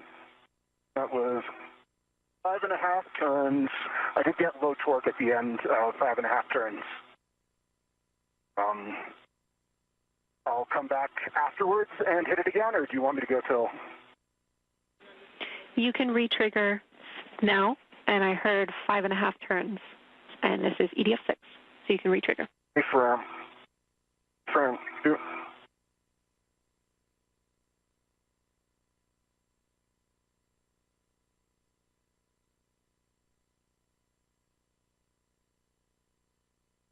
Okay, re-triggered, did not turn, and I got green light. Copy, that is And it was less than a quarter turn. less than a quarter turn. Good bolt on EDF 6. We're good for you to move to EDF 5 or EDF 4. Copy. Gonna do EDF 5 next. Copy. And Williams continuing to use the pistol grip tool to install those fasteners to temporarily stow the latching end effector.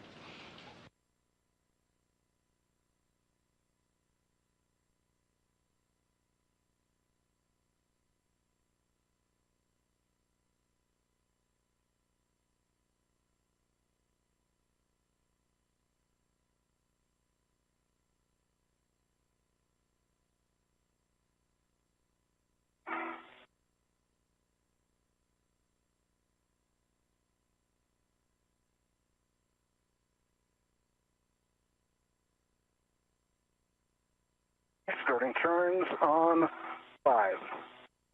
Copy.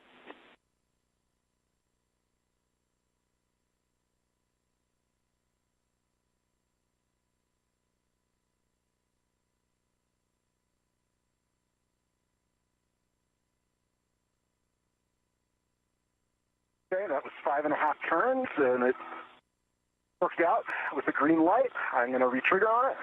Copy. 5.5 turns, torqued out, green light, waiting for the re-trigger.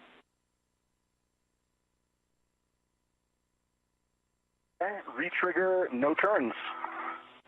Copy. That's EDF 5 complete. You can move to EDF 4.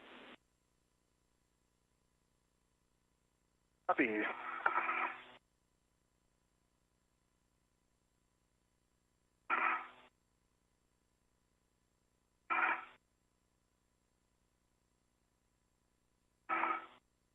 I need to adjust my position here.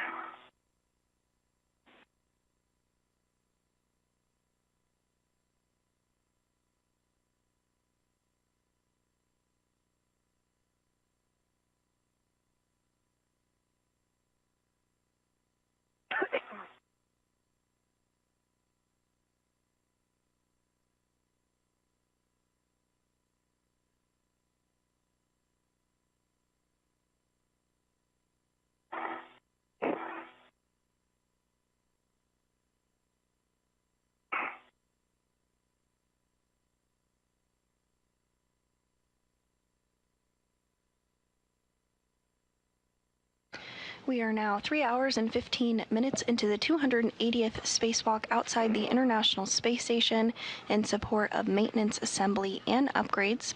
Today, our spacewalkers are NASA astronaut Chris Williams and Jessica Meir. This is the second spacewalk for Williams and the fifth for Meir.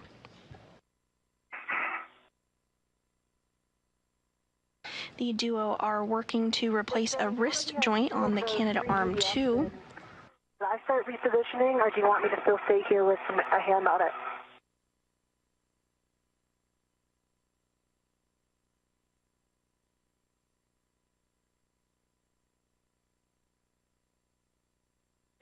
Checking. Jess, you can reposition, but we need the RET and scoop to stay on it until 3D EDFs are turned. Okay, copy. In that case, I will wait because I'm going to remove that RET as my first action anyway, right? That scoop? Yes, you'll be removing that scoop. As written, we have your BRT RET to the scoop, so we might want to do a RET swap to set us up well for stowing the failed joint on your BRT with that RET scoop later. Okay, copy. Hey, and I'm in position for 4. Confirm Bravo 7 clockwise 2. 7.5. Okay, firm. Bravo 7 clockwise 2 is set.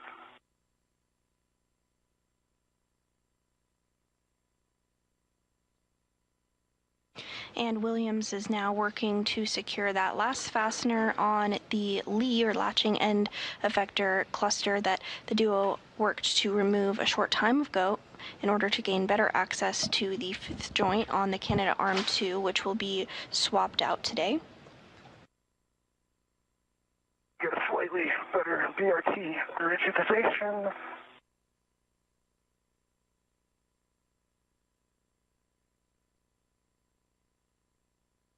Okay, that was 5 turns, and I got a low torque. I'm going to give it another hit. Copy.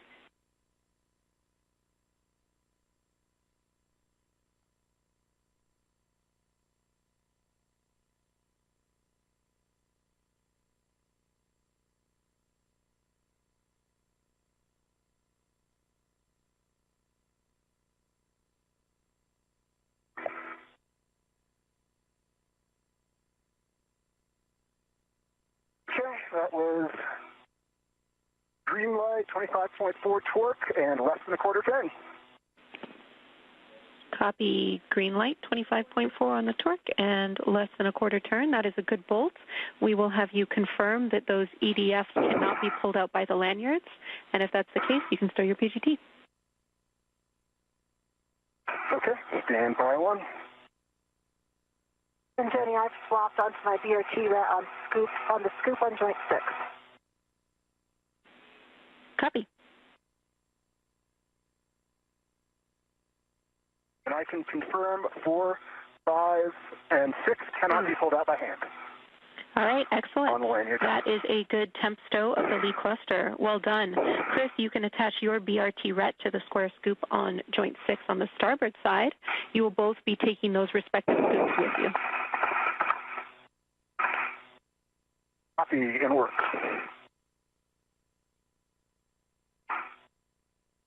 And I've got my RET off of joint 6. Sorry, my scoop off of joint 6. Copy. You can temp stow it on your mini workstation and make your way out of your hidey hole.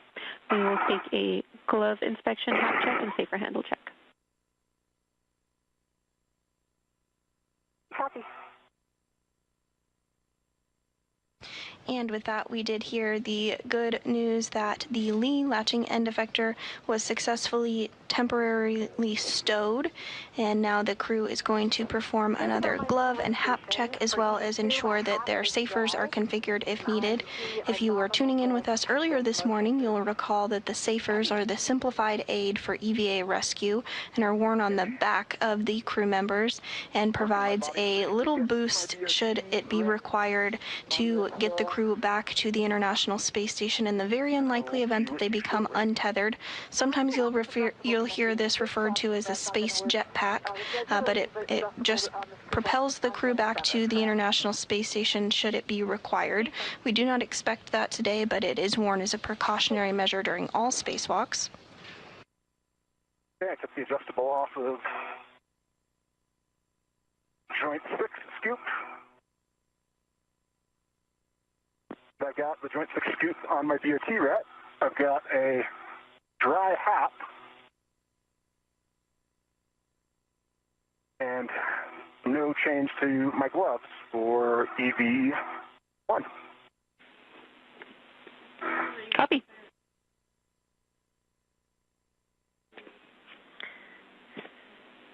When you both are clear of your tight workspaces, we will take safer checks from both of you, safer handle checks, and then get you to translate back to your APFRs. Copy, and just to confirm, I should remove this scoop right now and take it with me on my maneuver station? Awesome. Thanks, Chris. Copy.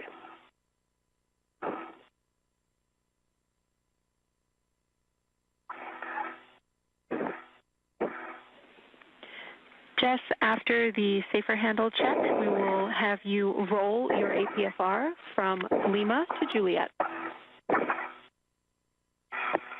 Okay, copy. Not in a position right now to do a safer handle check, but I can do it in just 1 minute. Sounds good.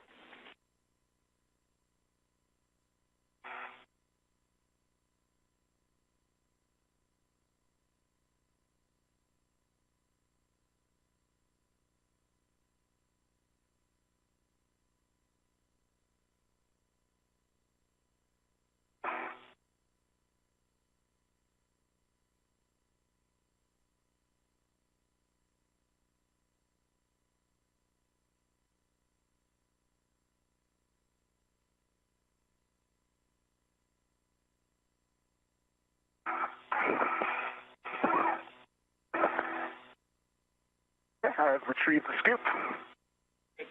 Copy.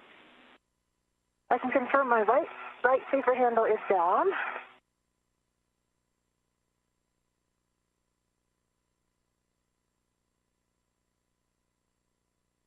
And left handle's down. Great. 2 safer handle checks on EV2.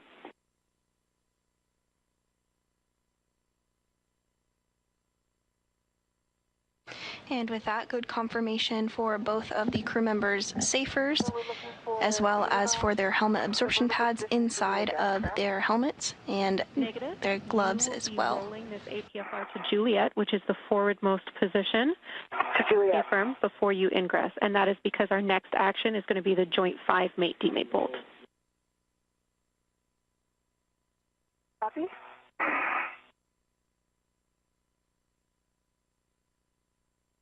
I am in Juliet.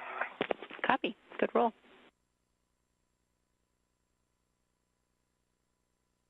Okay. Can confirm my right safer handle is down. Working my translation. Copy. Right safer handle for EV1 is down. And my left safer handle is down. 2 good safer handle checks on Chris. Thank you.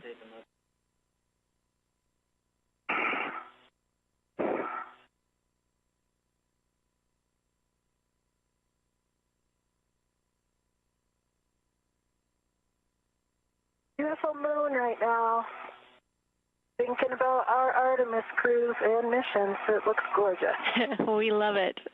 Short handover.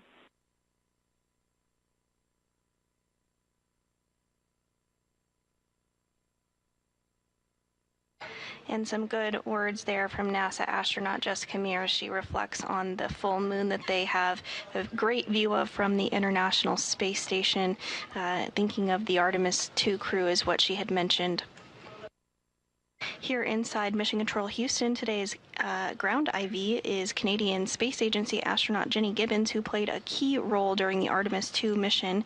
If you listened in, I'm sure you had the lovely opportunity of listening to her serve as Capcom for Artemis II, communicating directly with Reed, Victor, Christina, and Jeremy during their test flight around the moon. Back in the APSR. All right, great. You can ensure that the ingress aid is tucked in, and then the next step for you is to retrieve the PGT. Understand that might be difficult to do until Chris is in place. Chris, I have APFR settings for you when ready. Copy. I'm just getting around. Corner. Jenny, I'm leaving my ingress aid where I can see it, but untucked. Unfortunately, I'm not in the exact right height where it often gets caught underneath my T-bar. I have to leave it out in front of me a little bit to avoid that. Okay, we copied that from before, and that should be fine. Thanks for letting us know.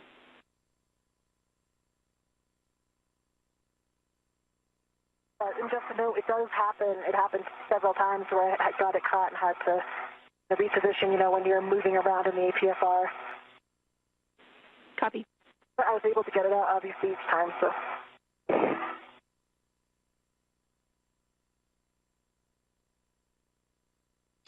And another view from inside the International Space Station Flight Control Room here in Houston. Today's Orbit 2 team is being led by Flight Director Fiona Ankoviak. Visual with this position as a mate, the indicator.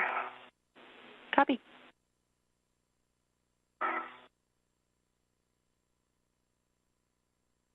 Meanwhile, outside the International Space Station, NASA astronauts Chris Williams and Jessica Meir are working to translate or move back towards the location that the Canadarm2 currently is in order to have better access to that fifth joint on it to remove it. They'll both be getting back into the Articulating Portable Foot Restraint, or APFR.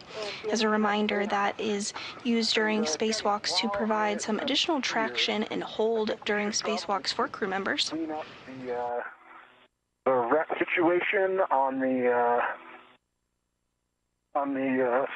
spare joint. Right now, there's a scoop on the spare joint which has a ret on it going back to the fram, and also a ret from the ball stack mutt going back to the fram. Think. The mutt one was unnecessary, but obviously we'll need to ret it at some point. Yeah. When we retrieve it, so you could leave them both there and just have them unlocked. Copy.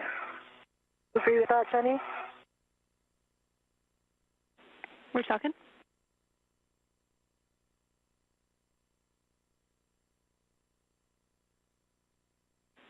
All right, we suggest... I'm ready for APFR settings. Okay, just to finish the thought on the mutt ball stack mutt, we would suggest that you move the ret, which is on the mutt ball stack mutt, so that it's completely on the mutt ball stack mutt. So that is the one that's on the fram, goes also to the mutt ball stack mutt, because as you say, it's not required. And if you do want your APFR settings now, we're expecting Charlie and 6 prior to your ingress. Copy Charlie and 6, and I'm working this ret situation. Copy all. And I have the scoop on joint 5, handles pointing off, and it has a good lock. Copy, good config. Jess, while you have a spare minute here, can you verify that all the EDFs in front of you have at least one of the lanyards intact?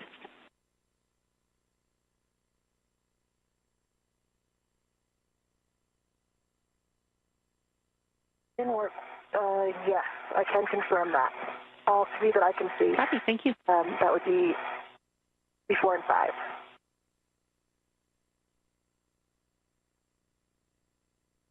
Okay, ret is back on the mutt ball stack mutt. And I heard Charlie and 6 for the APFR setting. Good words. Charlie and 6, and I'm also supposed to remind you to set up your waist tethers to roll between Charlie and Bravo as required, because we no longer have the lead cluster for you to react against. Copy that. Yep, I got my waist tether set up.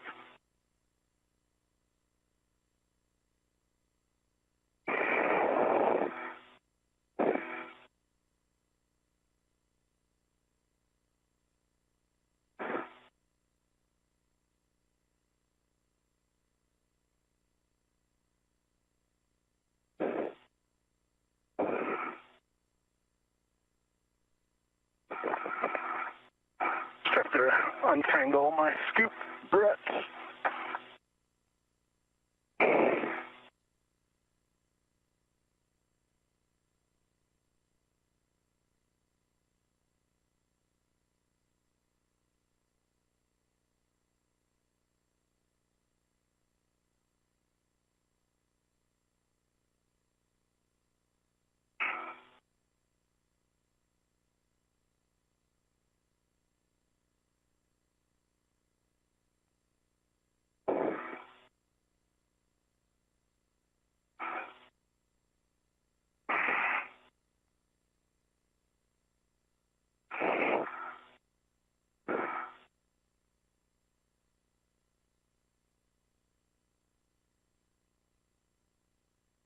Okay, roll of Charlie is set. Copy.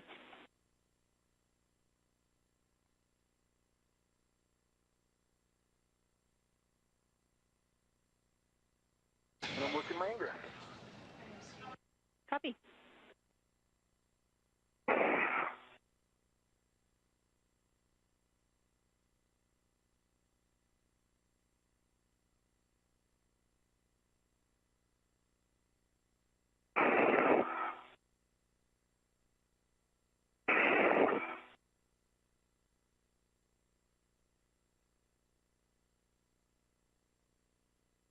And here on your screen, we are continuing to see our spacewalkers today. NASA astronaut Chris Williams on the top of your screen and NASA astronaut Jessica Meir on the lower portion of the screen as they return to the Canadarm2.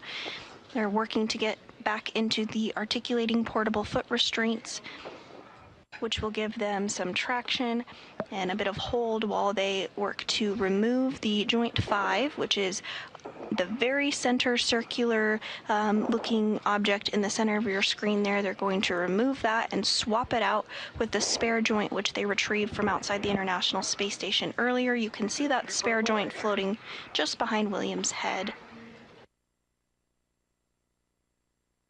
We have surpassed the 3-hour and 30-minute mark in today's spacewalk, now at 3 hours and 32 minutes.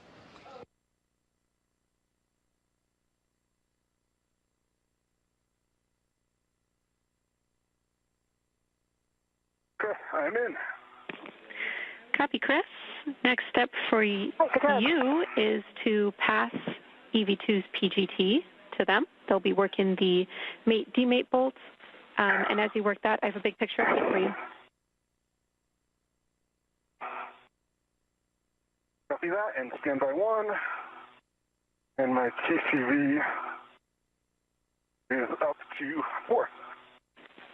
Copy, TCV 4 for Chris. And ready to copy and update. All right, as you retrieve that PGT with the ERAD for Jess, I can tell you that we are just over 3 hours and 30 minutes into this 6.5-hour EVA. Limiting consumable is EV2's battery at 7 hours and 35 minutes, and we're around 20 minutes down on the timeline. I also want you to know that there was a false fire on board, but the airlock is back in a nominal config, and ground is continuing to work cleanup steps.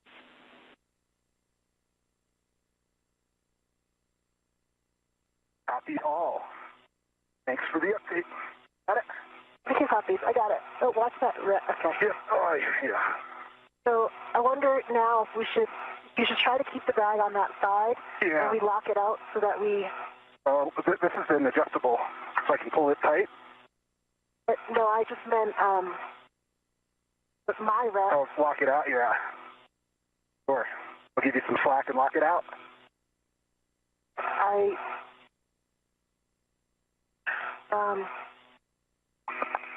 Yeah, I mean, I guess this is the failed one, but see where the ret's running right now? Yeah, we don't want to... Okay, I got it under my scoop now. I think that's going to work. Okay. I'll lock it. And then... Actually, I might not lock it. I want it to retract. It's under the scoop, and the scoop's keeping it clear. Okay, and I do not have my scoop attached yet, so just... Okay, no worries. Can you give me words on that, Jenny? Checking. Yeah, we have it as written to do the mate-demate bolt first before the scoop. Okay, copy. Getting lined up for that. And your settings, Jess, are Alpha 2, Counter 3.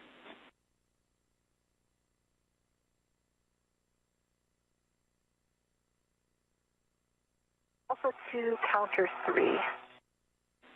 Good words. PGT's timed out again.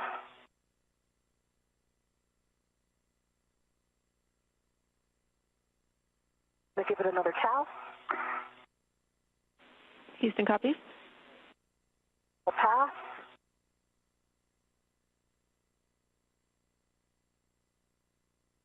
Good LED test. Battery 39.9. Copy. That was Alpha 2, Counter 3. Affirm, this will be 70 turns at the PGT.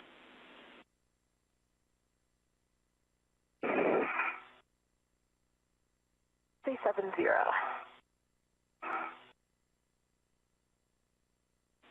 And Chris, some additional words for you on that scoop. I gotta fit out again. You will not be installing that on the failed joint. That actually will go on the spare joint microsquare. That's right. Thank you. No problem. Thank you. And as you can see here on your screen, we have entered into another night pass.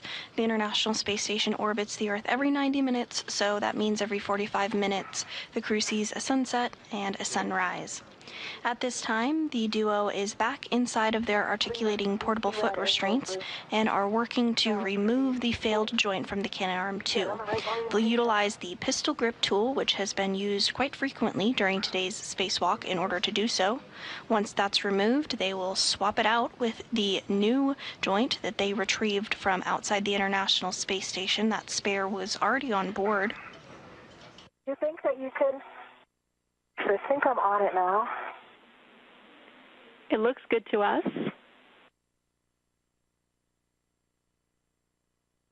I concur.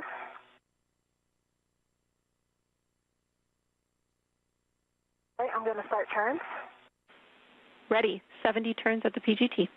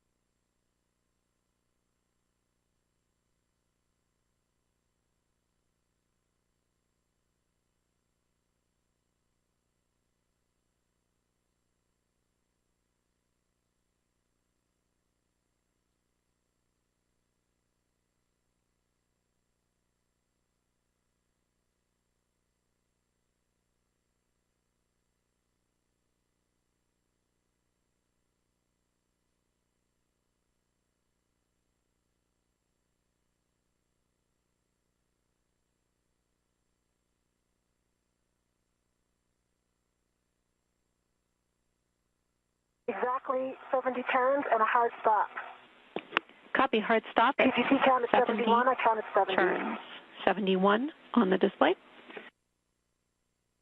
And I see that the indicator is fully out. Copy. Great work. That is a good config. Now we are ready for you both to move on to releasing the Joint 5 EDFs. Jess, you will be keeping the ERAD PGT. And Chris, you can retrieve your PGT. Copy. Before we start, Jessica, I think I need to roll one more outboard. Yes, you're not even with me. Yeah, so I'm going to just use the micro square to kind of help me. Yeah, or, I mean, it depends. If you can reach the ADS, you're fine, right? Yeah, but this is better. Okay. Looks good to us.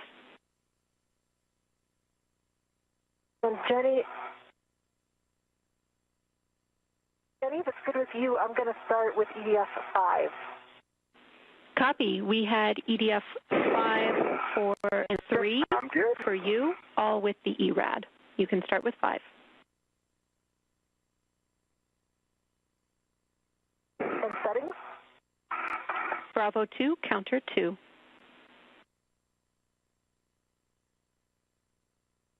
Bravo 2, counter 2. That's a good readback.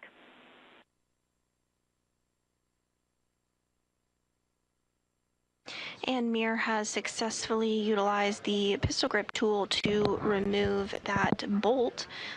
The duo will now work to remove fasteners in order to fully undock or remove that 5th joint from the Canadarm 2 ahead of swapping it out with the spare that is in the top portion of your screen there behind NASA astronaut Chris Williams wearing the red stripes, completing the 2nd spacewalk of his career today.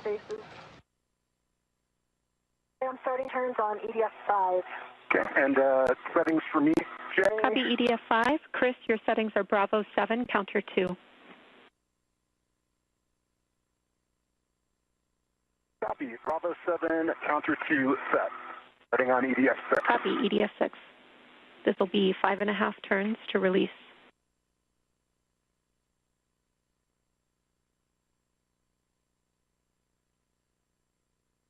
Turns on the PGT for Jessica, and I have EV5 fully extracted. Copy. EDF 5 fully released, 11 turns. You can move on to EDF 3 or 4.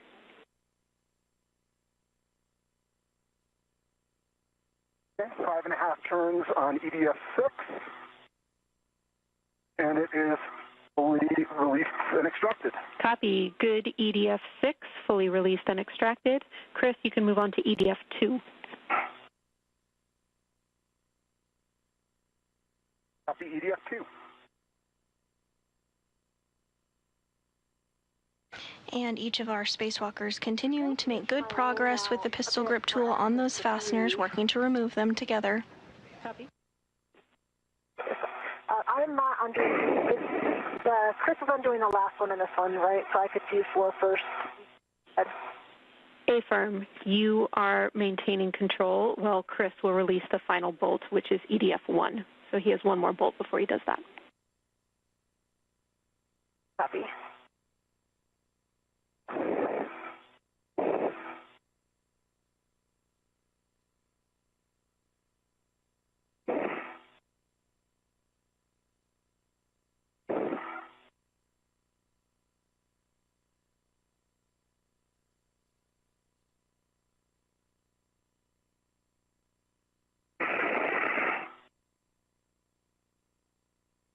And if you're just joining us this morning, welcome. Thank you so much for tuning in. We are 3 hours and 42 minutes into today's spacewalk outside the International Space Station.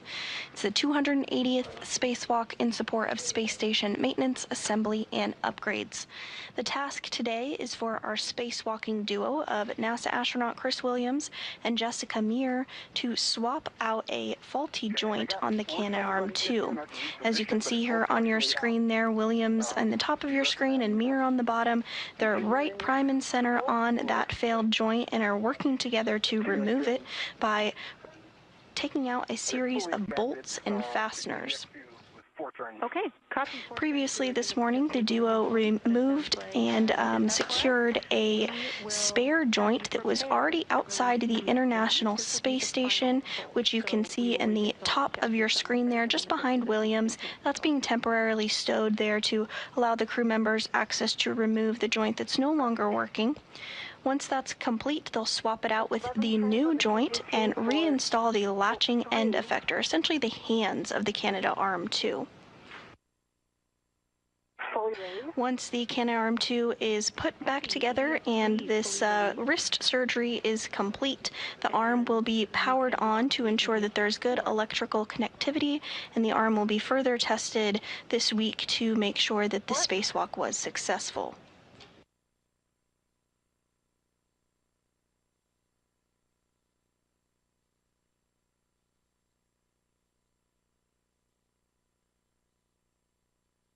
The Canadarm2 launched in 2001 on Space Shuttle Endeavour and was installed by Canadian astronaut Chris Hadfield and NASA astronaut Scott Parazynski.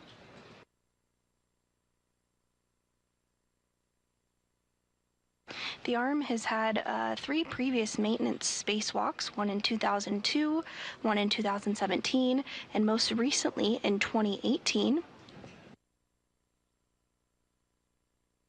And the arm is an absolute workhorse and has been critical to not only the assembly and maintenance, but the ongoing performance of the International Space Station. It helps move crew members around during spacewalks.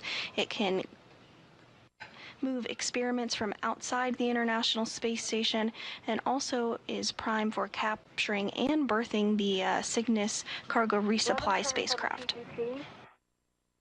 4.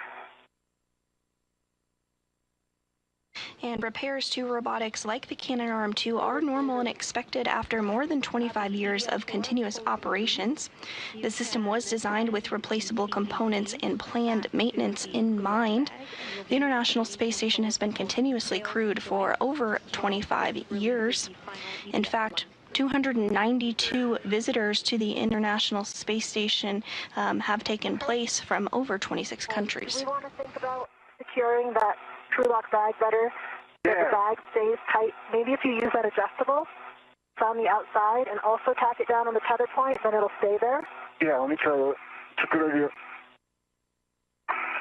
Let me do this. I have 2 feet back in my APFR.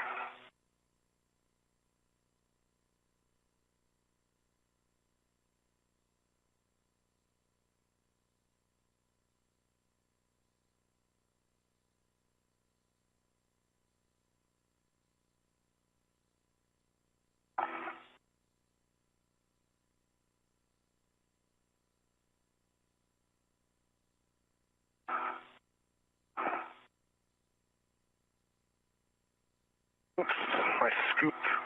My mini workstation is causing me all sorts of problems. It's getting caught on my Ingress aid.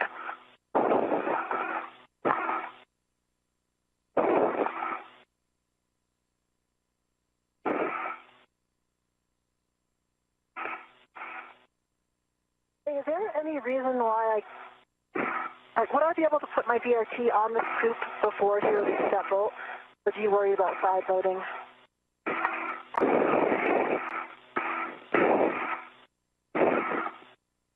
I guess it doesn't matter as long as we don't take it out of it's okay like this.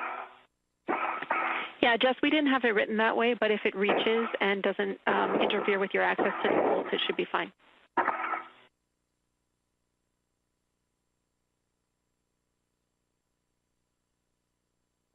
What do you mean my access to the bolt? I'm done releasing bolt. Yeah, correction to my last. Just as long as it doesn't interfere with your access to control the joint while Chris releases the final bolt.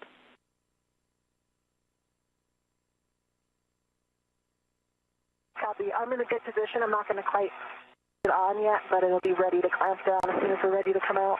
Okay, that sounds good.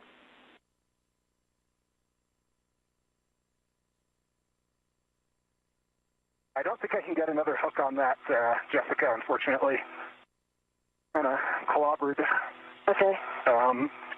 What I can do is just put the hook around. Nah, I don't think that'll do anything. Yeah, I'm just wondering if there's any way that we can keep the crew lock bag over there so that we just... Right now, we pull the PGT and the whole bag moves over and... Yeah.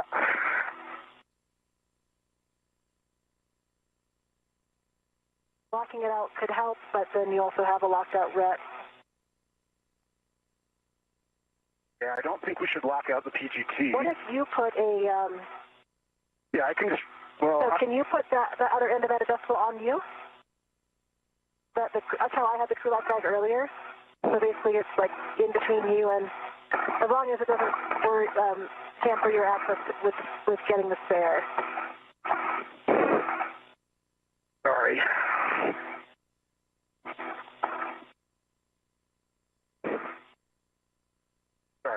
accidentally rolled.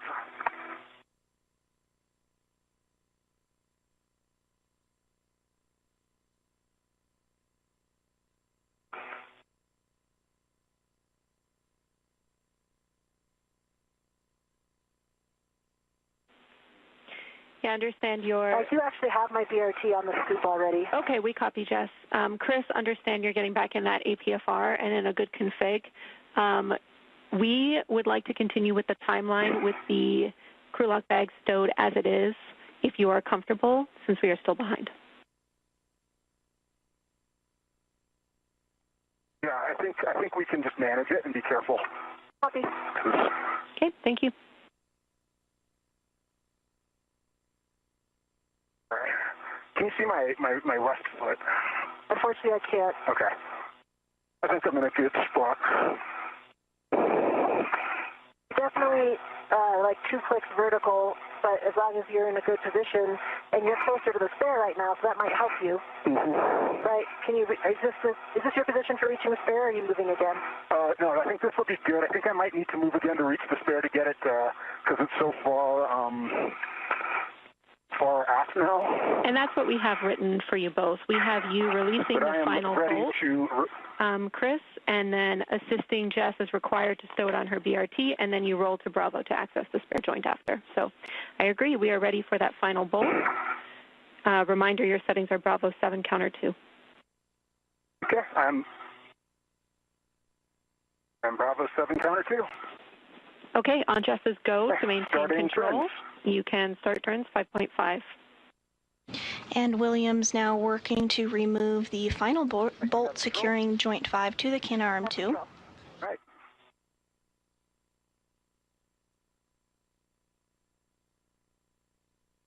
Right, 5.5 turns. Feels loose. And my wobble seems to be stuck on the EDF head. Yeah, mine got a little bit stuck too. You can just kind of rock it back and forth a little. The wobble kind of made it a little painful, but also obstructed the EDF. Nice work, and we see that EDF is pulled out. You're stowing your PGT, Chris. You can verify all the EDFs are retracted and then release it from soft dock. This will end up on EV2's BRT.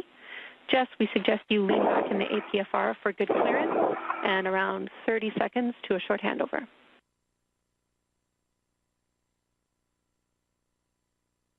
And Chris, I already have my BRT on it. So what the plan would be, you can't can lift straight up. Yep, I can lift up. I'm on the micro square. Okay, all right, lift straight up. Ready? That's all. Okay, all right.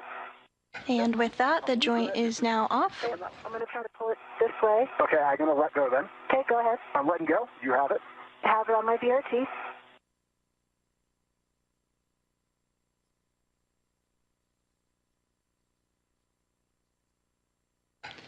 And we are in a short handover period between our satellites here, but here in Mission Control Houston, the team continuing to follow along and monitor the spacewalk today. Today's ground IV is Canadian Space Agency astronaut Jenny Gibbons. The team inside Mission Control Houston is being led by Flight Director Fiona Antkowiak during this Orbit 2 shift.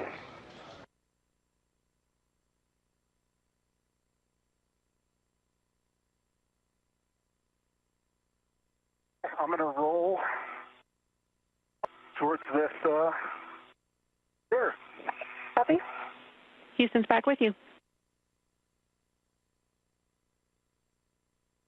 Copy. Jenny, I've got the sails on my BRT, and Chris is getting into position to get the spare. Great. Thank you.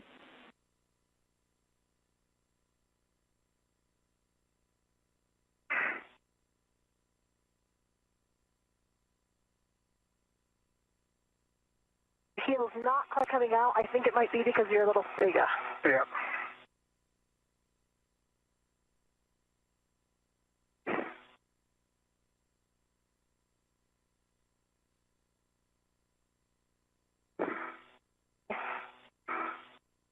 Okay, I'm over at the spare. Copy. You will be installing your square scoop on the free joint micro square, the free spare joint micro square. The handle will be facing away from the mate demate bolt. Okay. I'm going to have to reorient things here.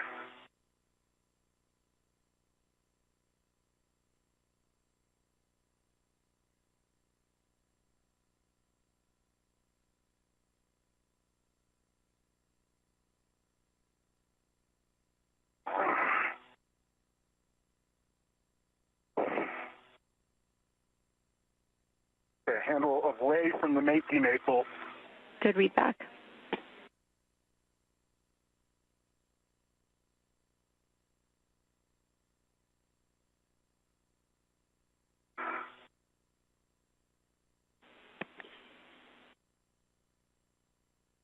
That doesn't work because of the bayonet. Yeah, you're going to have to come. Oh, I got it. It might work. I don't think it's going to lock. Yeah. Come down further to lock. That's the problem I was having. Yeah. Yeah, so I'll have to go. But that's not, is that going to clear the EDF?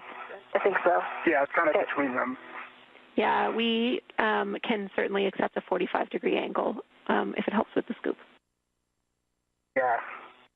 Yeah, the bayonet doesn't allow it to go on otherwise. Okay, if that scoop... Okay, that's locked. Copy. That scoop is installed.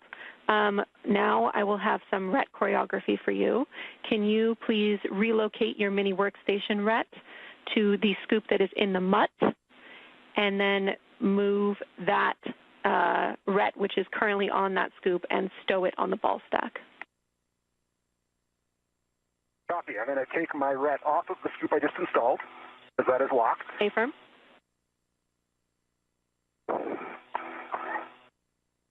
And that, pay attention that you're on the barber pole side right now, which is on your side. So that's the scoop that's going to be on your side. A firm.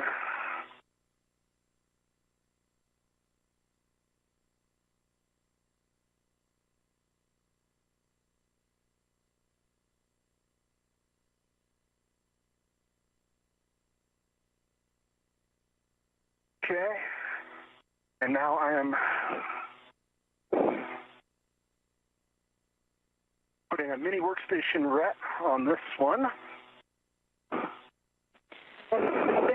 Following the removal of the joint number 5 that was no longer working on the Canadarm2, NASA astronaut Chris Williams is now working to get the spare joint in place for installation.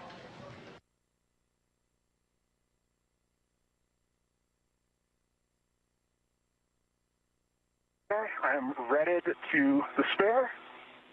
All right, nice work. Now you can remove the RET that's currently on the square scoop, going to ESP2, and temp stow that on the ball stack. Copy and work.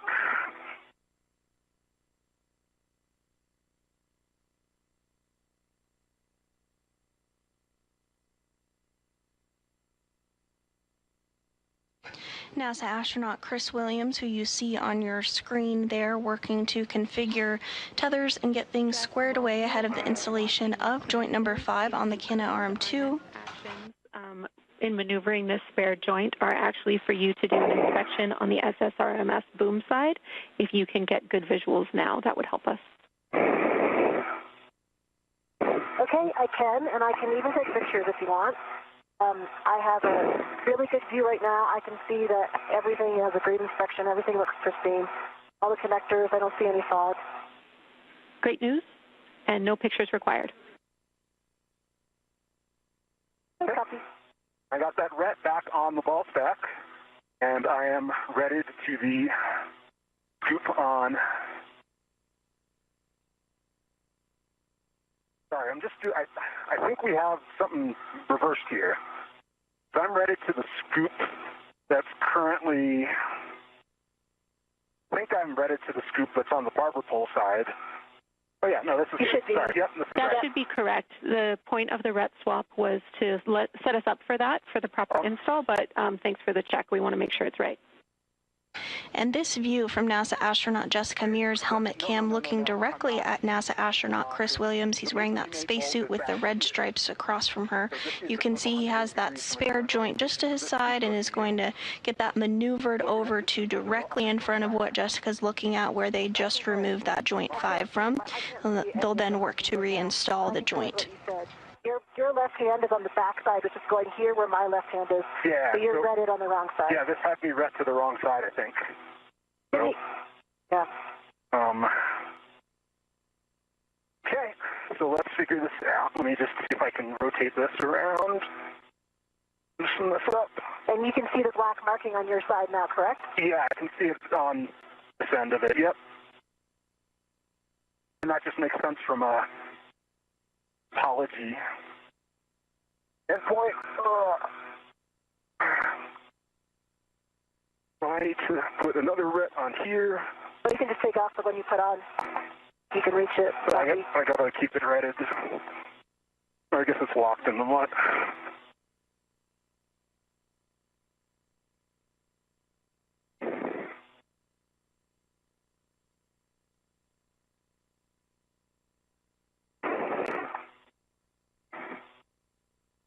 Don't let the spare move any more port. Okay.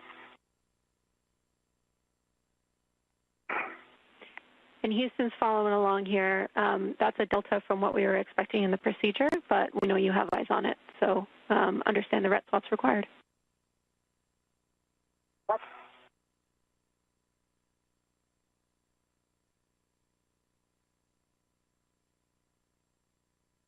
Just come starboard a little.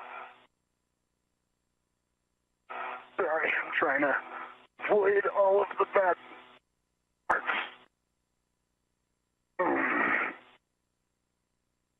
This looks correct to me because I see the black marking underneath your scoop, the scoop that you're on right now, which is on my side. Yep. It's facing opposite than the one that I took off, but I think that that's fine. I'll be able to grab it. Okay. Okay, so I think my next actions are to...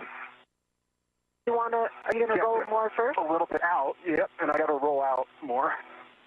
Yeah, the way this is... Let me get this aligned towards me. The way this is written is to have you take control of the spare and, if possible, transfer it to Jess and then roll your APFR.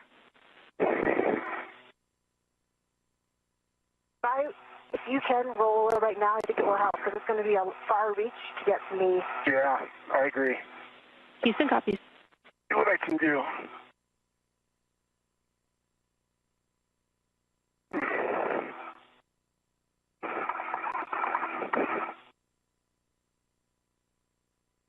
Just as long as you can still reach the mark, of course.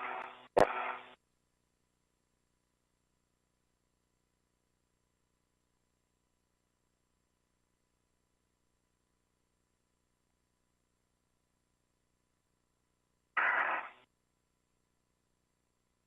Okay, that's like a little bit of roll.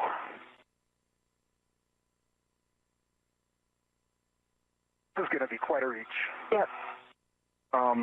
I think I can lean forward quite a bit. Okay. I think we can do this. I need to maneuver this to get to the mutt, though. Your left foot's not locked in. Yeah. You want to lock in first. Yeah.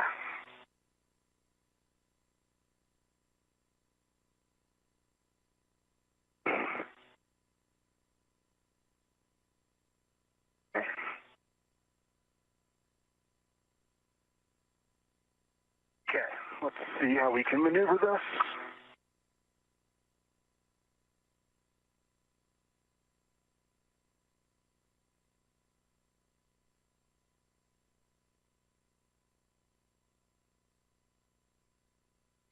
And if you're just joining us, we are now 4 hours and 3 minutes into the 280th spacewalk outside the International Space Station.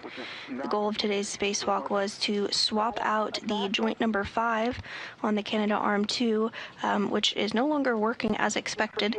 That joint has been removed and the spare has been retrieved, which you see in the hands of NASA astronaut Chris Williams there wearing the spacesuit with the red stripes.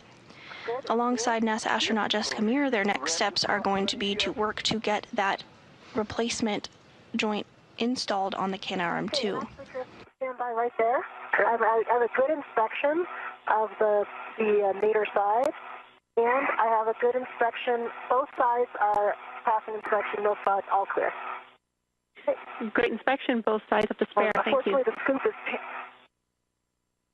pointing the wrong way. Okay, I got it. You got it? I have control. You have control. I'm letting go. I've got control. Yep, I'm letting go. All right, I'm actually going to just start moving towards soft dock because I'm very well aligned. Yep, please go for it. Go slow. I'm ready to it.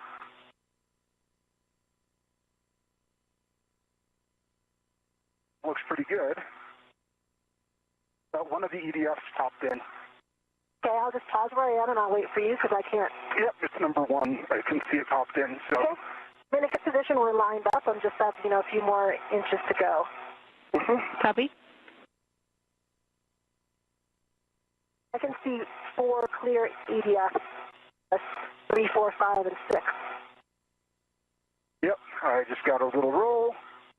Pulling one all the way out. One's all the way out. Okay, let's push down. Yeah. I see good. See, soft dock is aligned. Doesn't feel like it's very tight in that soft dock. No, I got an EDF in. I got one pushed in. Okay, copy.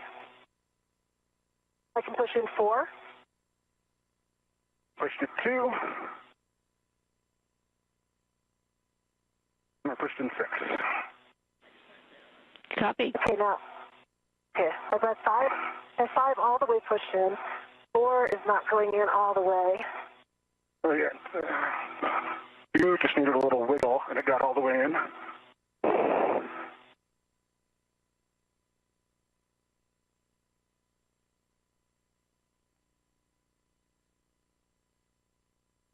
I see a small gap still between the 2 washers. Copy. Okay, I think it's fully in now. All right, 5, 4, and 3 are in. All right, outstanding work, you two. I'm tracking all EDFs pushed in on both sides, correct? A-firm. A-firm, yep. All right.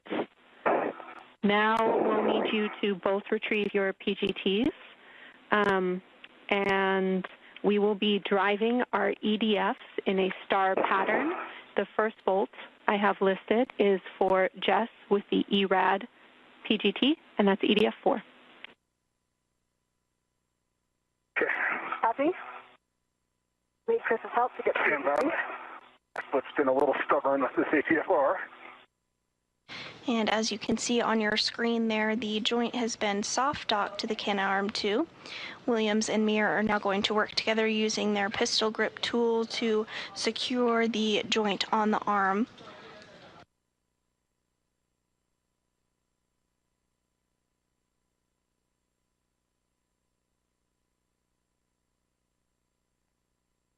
Can you grab the PGT? Almost. Okay, I got it. You got it. I'm going to control the bag here. Okay. The bag. Let me know if you think it's best to lock out the... Let me just pull the bag over to me. Okay. And can you keep an eye on the ret for the PGT? That it doesn't... I can, yep, it's in a good spot. Okay. Jenny, settings? Alpha 7, clockwise 2, EDF 4. F4. Alpha 7. Clockwise 2 is set. Good readback. You can drive This will be approximately 11 turns at the PGT. copy. Chris, you can get set up for EDF 1. Copy. All right, I'm just going to maintain control of this bag for a moment. Copy.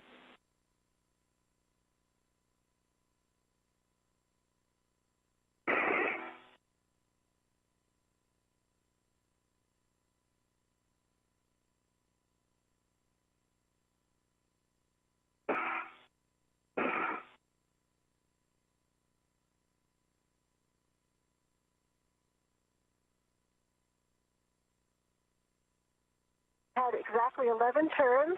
I have good green light, and my torque is 9.2. 4. Copy. That was EDF 4. Good light, 11 turns, and a torque of 9.2. Next bolt is Chris's bolt, EDF 1. Let me know when you're ready for settings. Yeah, I got to let go of this bad guess. I'm going to do this, or I can try to see if I can just tether it to me. Yeah, that's what I would suggest, using that outside. Yeah, I'll use the integral, and I'll just... There's a large, small adjustable. And there's an integral. Yeah. Okay, I've got my PGT, and I've got deeper settings. Bravo 2, clockwise 2. Bravo 2, clockwise 2, and we're going for EDF number 1. A-firm, expect 5.5 turns. Jess, you can get set for EDF 5, but do not start. All right, starting turns.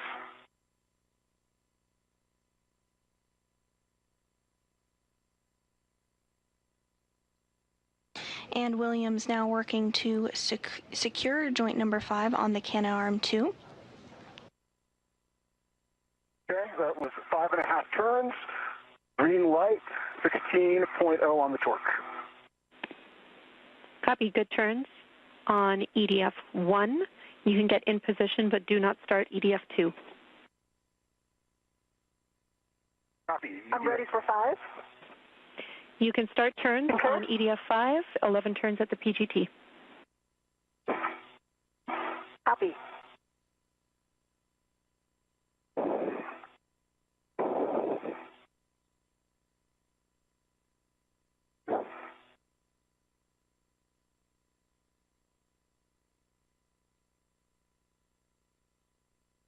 Torqued out after 8 turns on the PGT. I have a good green light, and I have 9.0.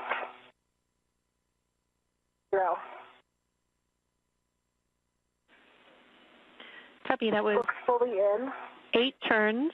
We'll call that good for our initial turns on EDF 5. You can get set up for EDF 3. Copy. Okay, I'm set up on EDF 2. You can start on EDF 2, approximately Ready to start 5.5 turns. Your go. Copy.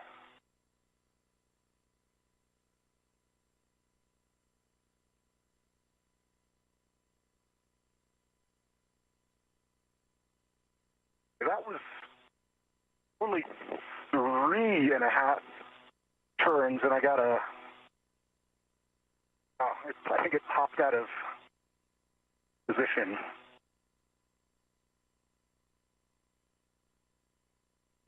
Yeah, somehow it popped into cow. Okay. Well, I'm going to continue. A-firm, we can give you settings again if needed, and we'll hit that EDF again. Yep, Bravo 2, counter 2. Good read back.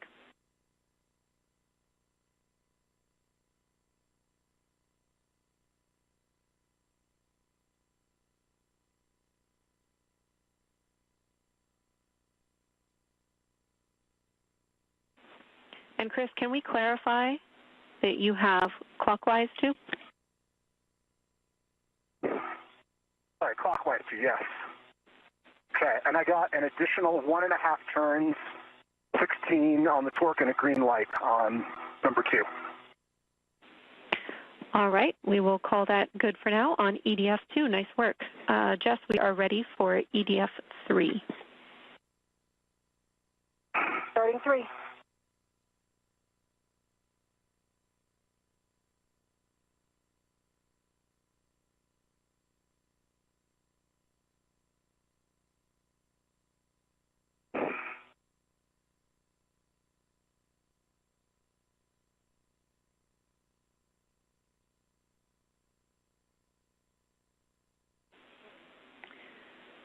Jess, well, you're turning EDF 3.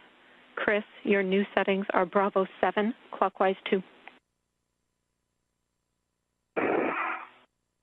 Copy, Bravo 7, clockwise 2. And Jenny, I torqued out at only 6 turns. I have fall to red torque and a torque of only 2.7. Do you see that the does look like it's fully installed? Copy. We will have you Need to wait for a retorque or drive that bolt again. copy?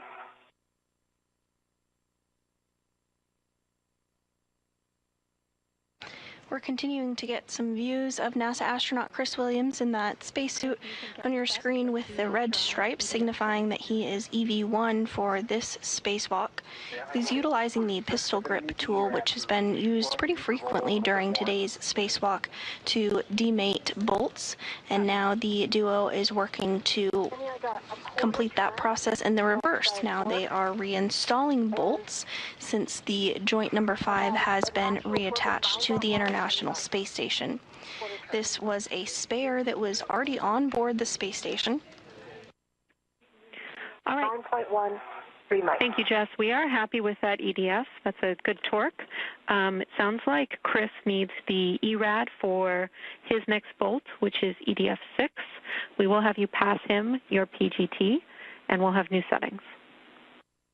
Have the PGT? He has a PGT. Bravo 1, clockwise 2. And here on your screen, we have a really great visual comparison of the 2 pistol grip tools being utilized today.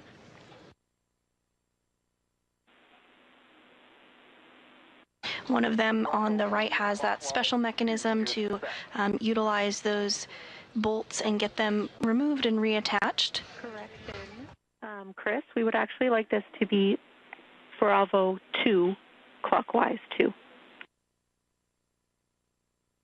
Bravo 2, clockwise 2. Copy that. Should be what was set. I've got Bravo 2. It was an Alpha, I think. Oh, that was, my initial was Alpha, sorry. Okay. Yeah, Alpha 7. You see. Oh, yeah. Chris, as a reminder for EDF 6, we can do the 5.5 turns and then stay on the bolt and re-trigger until we get less than a quarter turn. Yeah, let me see if I can... I also think, Chris, if you rolled more, you could easily get it, because you're much more vertical than I am. Yeah, I do need to... I think I just need to roll. Yeah, it's just hard because I don't really have anything to roll on. Here, I'm going to pass you back to this ERAD. Got it. And this view from NASA astronaut Jessica Meir's helmet cam of Chris Williams as he works to secure that final bolt.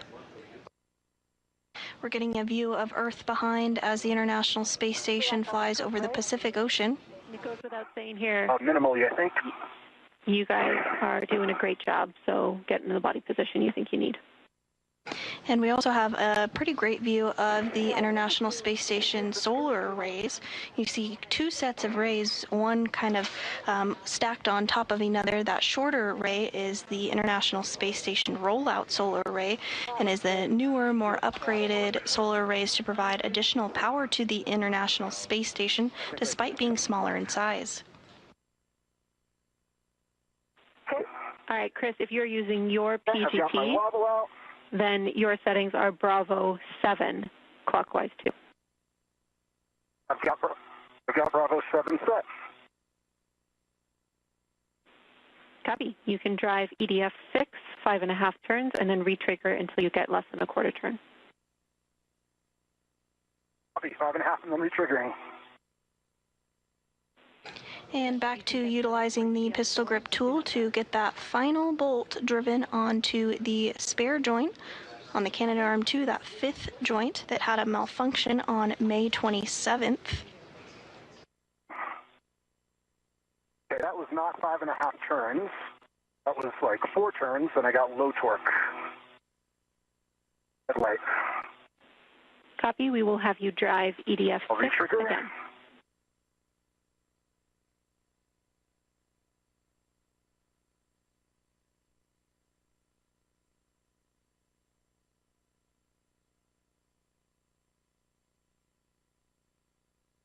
What are my settings? Bravo 2, clockwise 2. Got another half turn.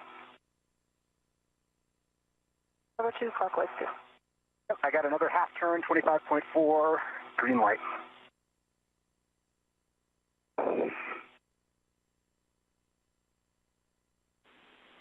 Copy, Chris. We'll have you re-trigger until you get less than a quarter turn.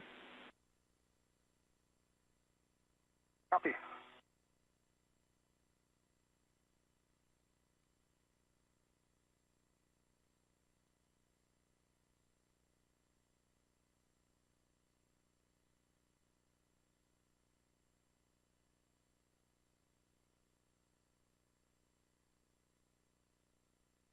And we are now approaching the 4-hour, 20-minute mark of today's spacewalk.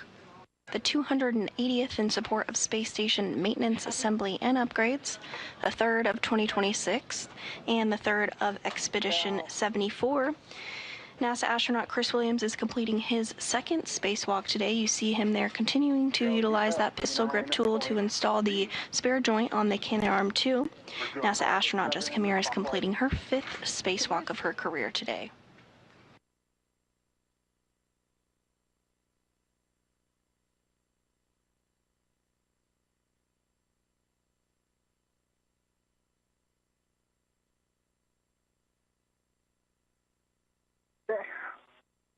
No torque. I think I got a wobble. Yeah, I think that you need to move the PGT a little bit toward me. Yeah, it's just not a good A little bit up. There you go. I'm in a great bracing position.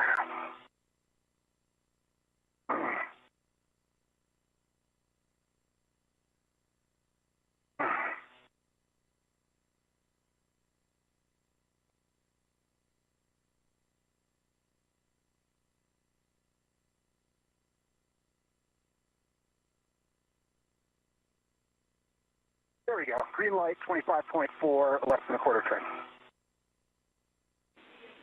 Great work. Jess, you can drive EDF 4. We'll expect this to be under half a turn, or re-trigger till you get under half a turn. Copy. Oh, looks like my PGT's turned off again, too. Copy. Chris, you can get positioned for EDF 1. Copy, EDF 1. Okay, I've got a good cal. The LED test battery, 39.5. Copy. That was clockwise 2. Bravo 2, clockwise 2. Reset.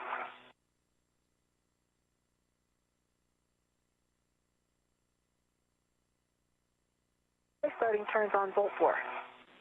Copy. Got a half of a turn. Green light, 16.3. Copy. We will re-trigger till we get under half a turn. See?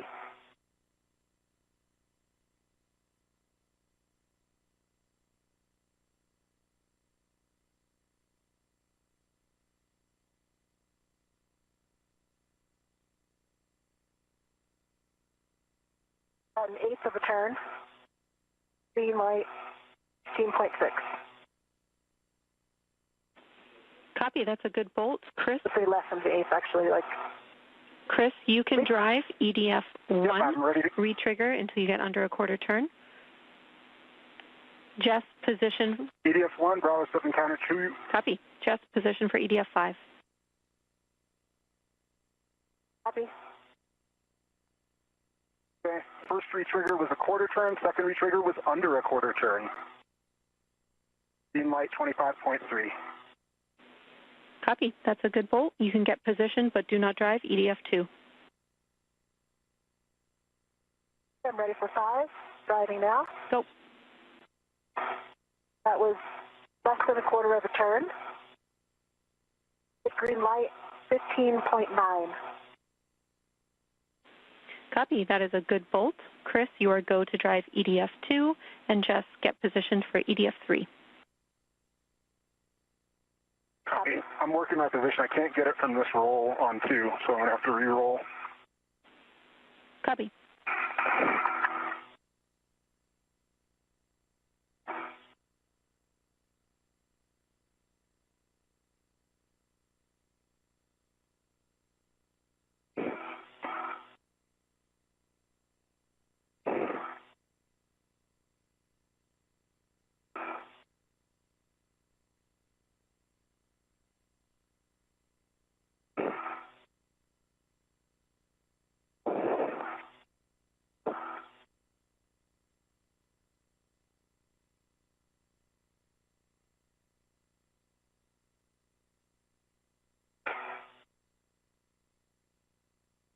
I'm in position on 3, but you want me to wait for him to do his first? Stand by. This bag is getting in a not great spot. Affirm, Jess.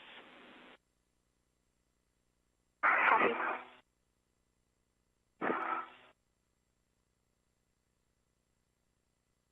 Boy, in the pool, the bag was so nice on the aft side, huh? Or the forward side is our. Yeah.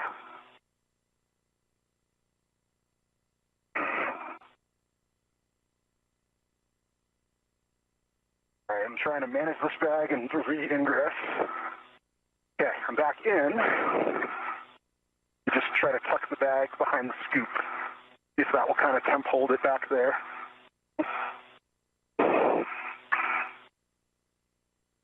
Also wire tie it if you need it. And we copy. That looks really good, Chris. Copy. All right, I got Bravo 7, clockwise 2. And in position. Copy. Drive EDF 2, and then retrigger until you get under a quarter turn.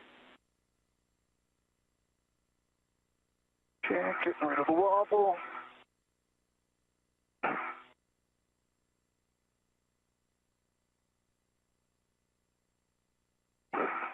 that was a quarter turn still. Retriggering one more time.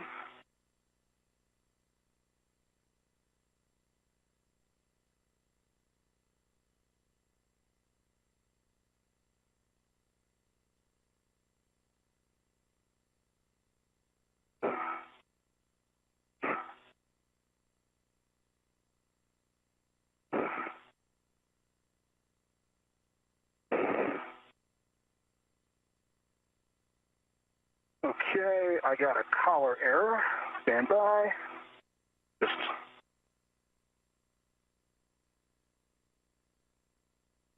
okay, clockwise 2, Bravo 7. Good settings.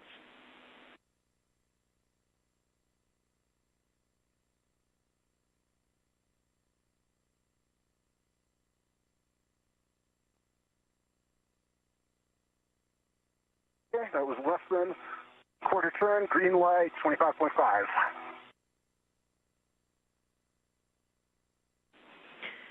Okay, that is a good bolt for EDF 2. Jess, you can drive EDF 3, and then retrig till less than half a turn on the PGT. Okay.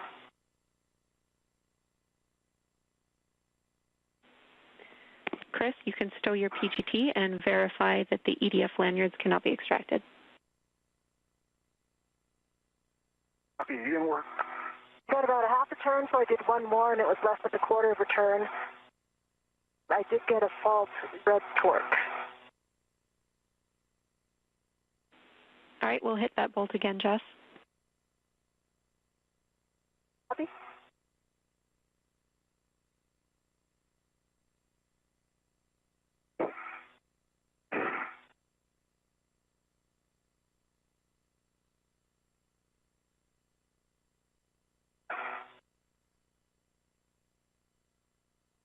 Okay, again, that was less than a quarter of a turn.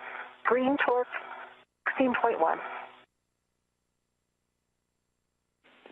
Okay. Copy. That is a good EDF, Jess. We will have you do the same. Check the pull lanyards and make sure that your EDF cannot be extracted.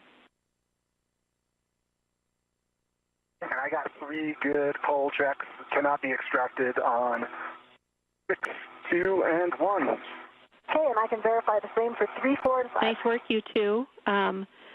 Jess, get in position for the joint 5 mate demate bolt. I have new settings for you. And Chris, remove the square scoop and stow it on your mini workstation.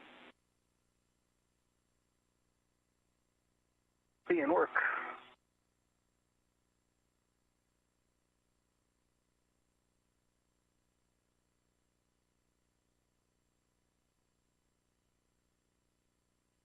Can you give me those new settings first before I get into position? Alpha 2, clockwise 3.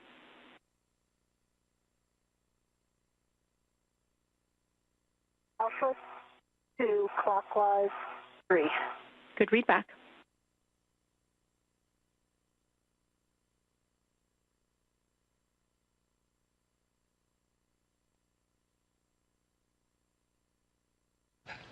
And we have now surpassed the 4-hour, 30-minute mark into today's spacewalk by NASA astronauts Chris Williams and Jessica Meir.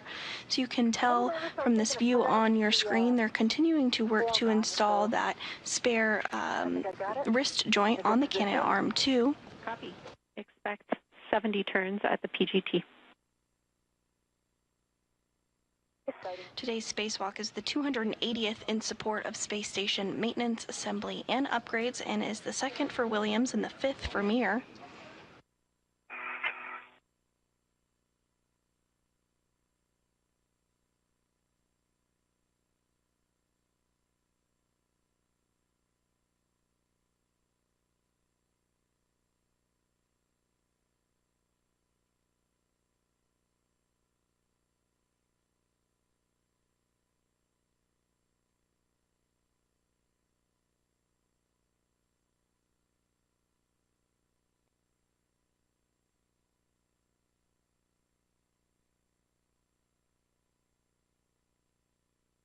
And this view now from NASA astronaut Jessica Meir's helmet cam, looking across the way at NASA astronaut Chris Williams, who's serving as EV1 during today's spacewalk, wearing that spacesuit with the red stripe on it.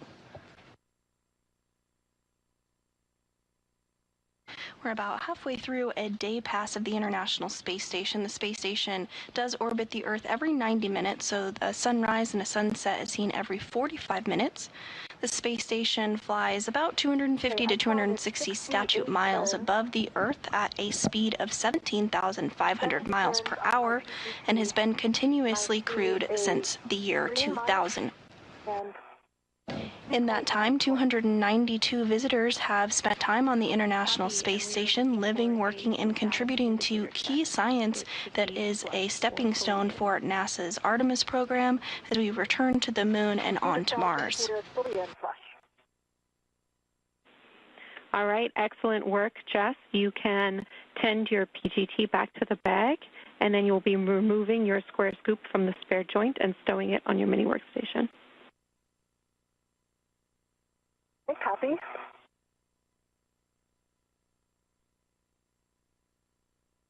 And for redology here for this scoop, I can just use a mini workstation ret, and I'm going to use it on the lead anyway. Affirm, this is the scoop that you will be installing on joint 6 microsquare, so mini workstation's appropriate. Copy. I have a ret on it. Nice work. And it's released. Copy. And we did get confirmation that the spare joint, that joint number 5 on the Canadarm2, has been successfully installed. All of the bolts have been driven.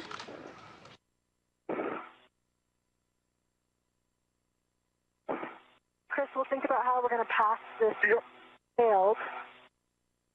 Given my body position right now, passing behind would actually be easier. Okay. But I don't know if you would need to do that. Yeah, I think I would definitely need to roll to do that.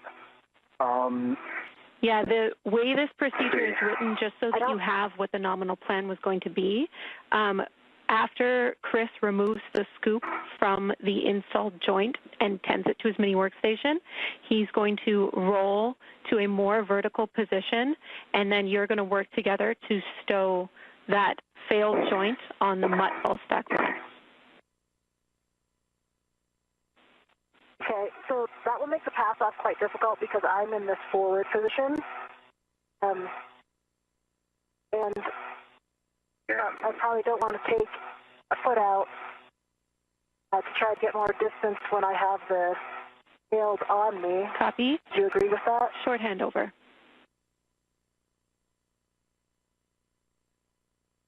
Maybe, Chris, I can get it. You're looking at me? Yeah. Maybe I can get it into the right hand and get it far enough away. And we are in a short handover period between our satellites, but will regain communication and view here shortly. Here in Mission Control Houston, the team is being led by NASA Flight Director Fiona Enkoviak during this Orbit 2 shift. Serving as as ground IV for today's spacewalk is Canadian Space Agency astronaut Jenny Gibbons. You may recognize her voice from the Artemis 2 mission, where she served as the Capcom for the Artemis 2 crew. You have a scoop to put on now. Right. Let me get that ready. So, I'm going to release my DRT. Okay. Out of my BRT.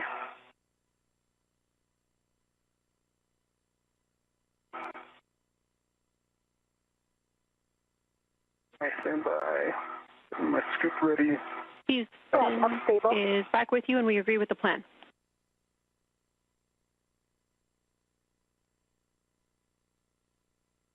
You just let me know what direction to move it toward you. Okay, let me just get this knotted.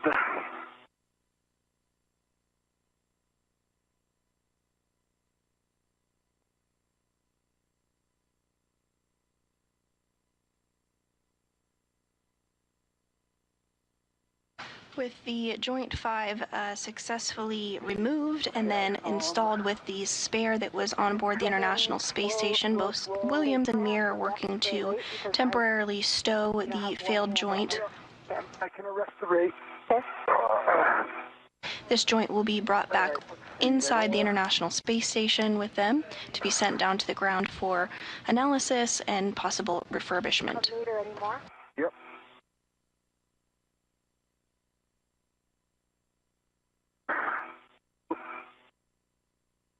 I'm getting the scoop on. I'm just going to get it on as best I can, I think. Yep. And then capture.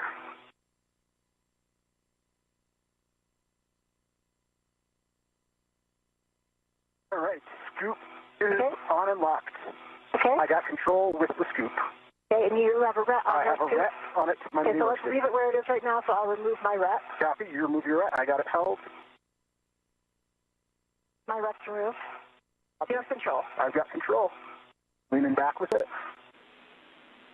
Nice work, you two.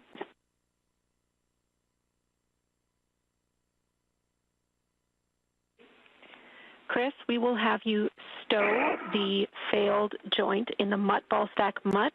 We suggest that you stow the unretted scoop in the jaws. Doing my best. Yep.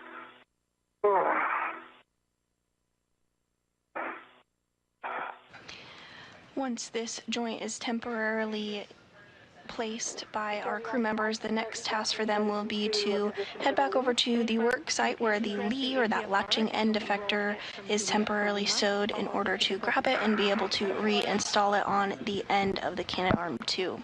Okay, I'll give you that before I get out. Half is dry.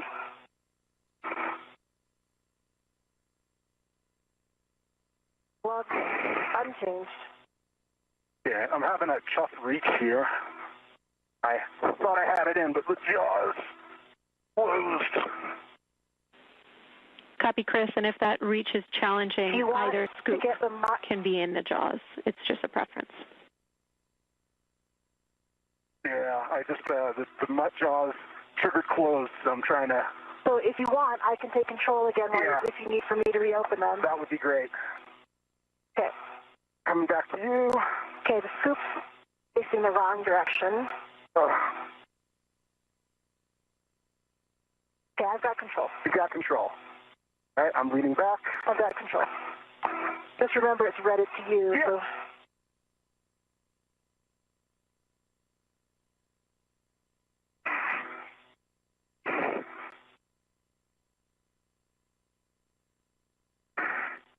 Super tough reach for me.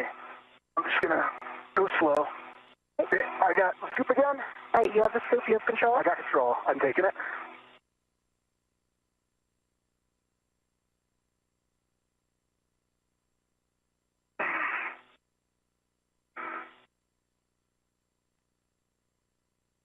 Don't cut any more port. Yep. I have like a foot to go, and I'm like, oh.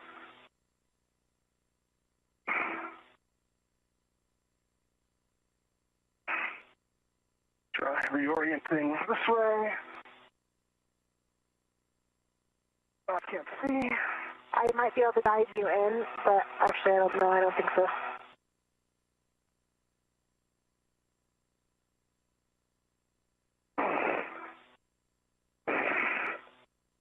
Come any more port? I'm still. You think this through? Pull the mach closer to you. Trying. Super, thank you. Looks better.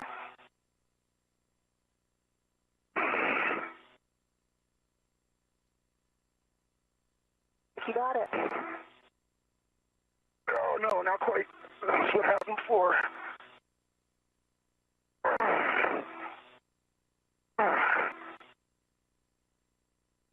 No, it's not quite closed. Change the angle a little bit to get them to close. Oh, come on. I can't do it from this APFR position, I don't think.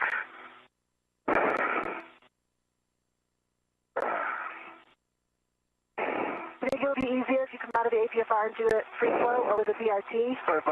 Here we go. Got it?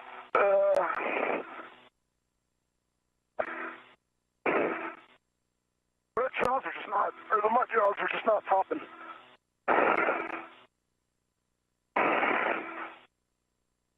It's like in the jaws, they're just not closed. And I can't reach around it.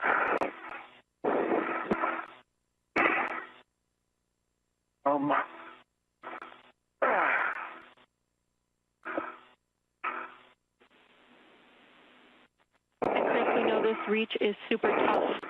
Jess, if you think you can help from outside the APFR, your next actions are still to egress and reset the roll. I got it. Got it. Nice job. Oh, great job, Chris. We know that was really hard. All right, and we're locked.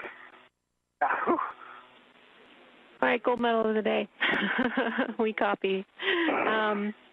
We now need to do a RET swap, Chris. So you'll be attaching the temp stowed RET that's on the ball stack to the joint tether point, and then you'll be taking the free scoop with you on your mini workstation to install on the leak cluster. Okay, so I'm going to take the scoop that is not in the mutt off right now. Copy. No, I got to do the other order first. Copy. That's just fine. Okay.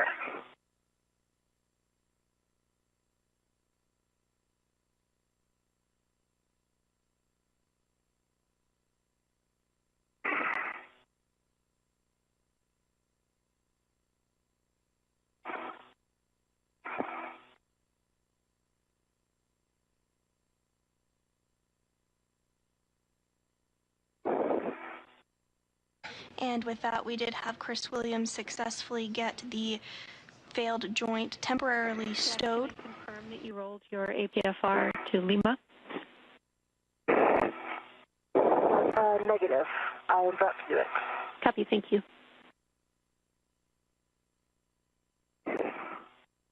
Reminder.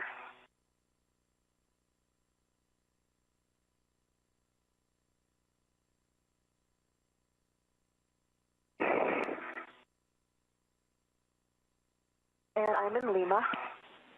Copy. That's a good APFR config.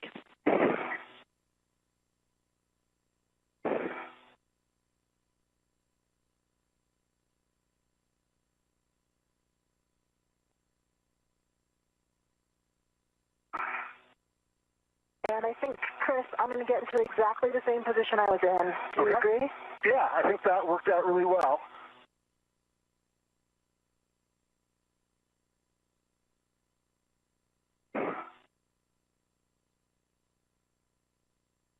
And Jenny, I have to put this scoop on joint 6 first, correct? And what's the orientation again? The orientation is the handle pointing forward, and you will leave your mini workstation attached so that you are the first tether to the lead cluster when we remove it. Okay, rep from the mutt is attached to failed at the egress to go do that. I'm going to get back in a good position. All right, sounds great. And your next steps were out of the APFR anyway, so no issue. Okay, and then I'm going to retrieve the other scoop. Good, next steps. Scoop is retrieved and back on my workstation. Copy, Chris. That sounds good. As you translate to the aft side of ESP2, I will take a glove inspection and HAP check, and then I have big picture words for you both. And translation to get started. And EV1 has a dry app and nominal glove.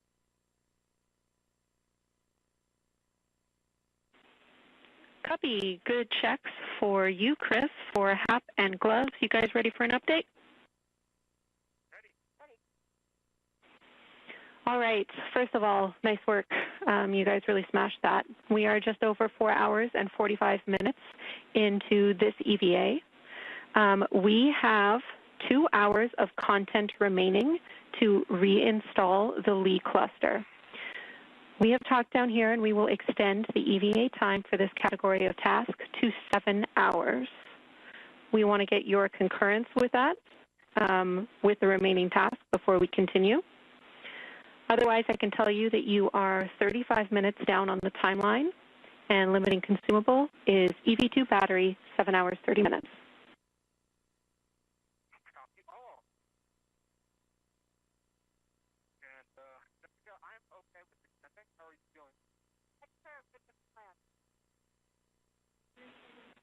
All right. I am in lock with Devon. This one that they are not fitting kind of, impact the angular structure. It seems to be moving a little bit more like a sort of play in it than the other. And with the failed joint successfully removed off of the Canadarm2, our spacewalking duo of NASA astronauts Chris Williams and Jessica Meir are now going to work to reinstall the latching end effector onto that joint of the International Space Station. The removed joint, which is temporarily stowed, is going to be brought back inside the International Space Station and eventually sent to the ground for further analysis and possible refurbishment. All right, sounds good. And Chris, one more item for you. We think your HECA was inadvertently bumped off. Could we get a check that you push the button back on, please? I'm a little bit tangled on A firm? That is whenever able. Thank you, Chris.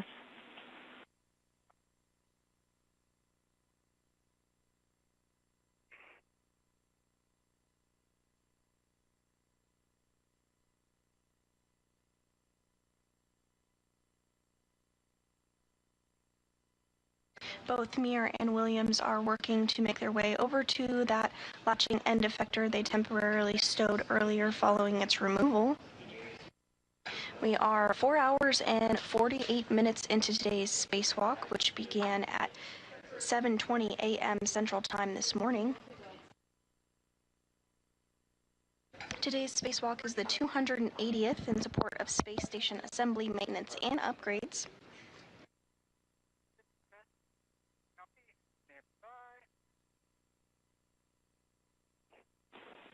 Houston copies, Jess.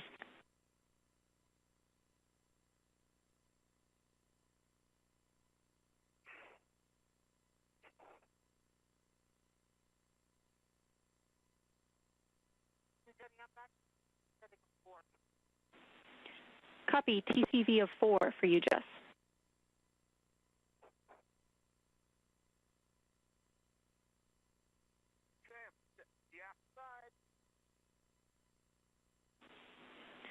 Nice work, Chris.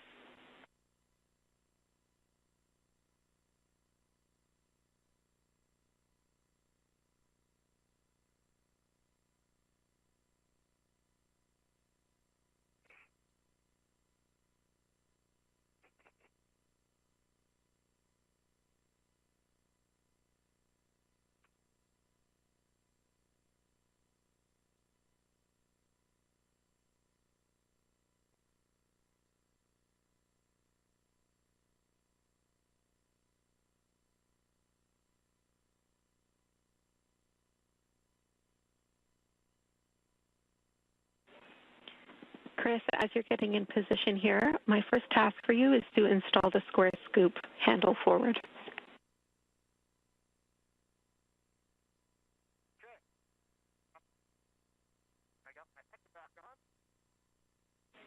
Copy, thank you.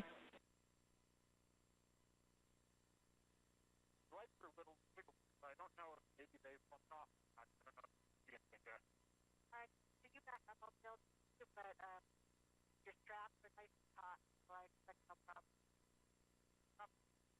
Okay, what's going on with the handle station forward? Good read back.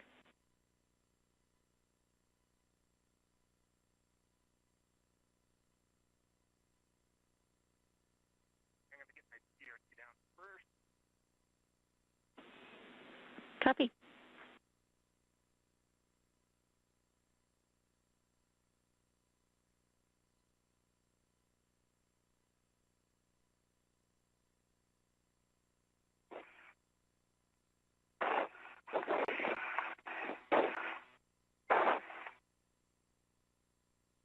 Demi, we're coming into a sunset here. Brent.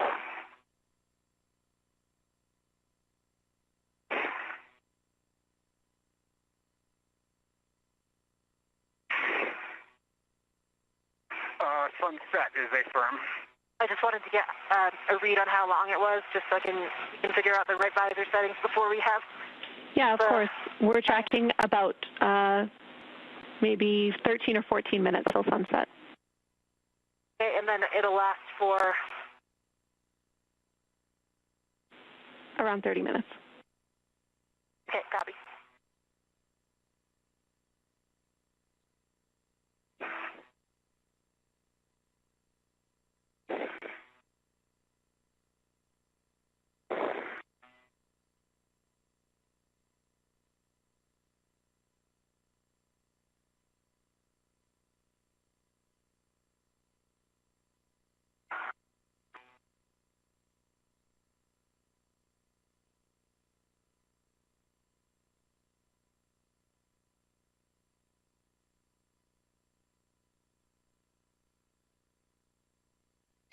A view from inside Mission Control Houston here at the Johnson Space Center in Houston, Texas. As we approach the 5-hour mark of today's spacewalk, we're now at 4 hours and 53 minutes. So far, NASA astronauts Chris Williams and Jessica Meir have stepped through a number of procedures in today's spacewalk, including retrieving the spare joint from outside the International Space Station, removing the latching end effector cluster and temporarily stowing it outside the space station, removing the failed joint, the joint number 5 on the Canadarm2, and installing the spare joint on the arm.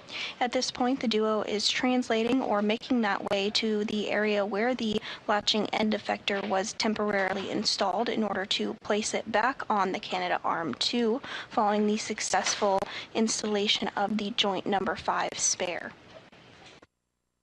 This is the last major task for our crew members today.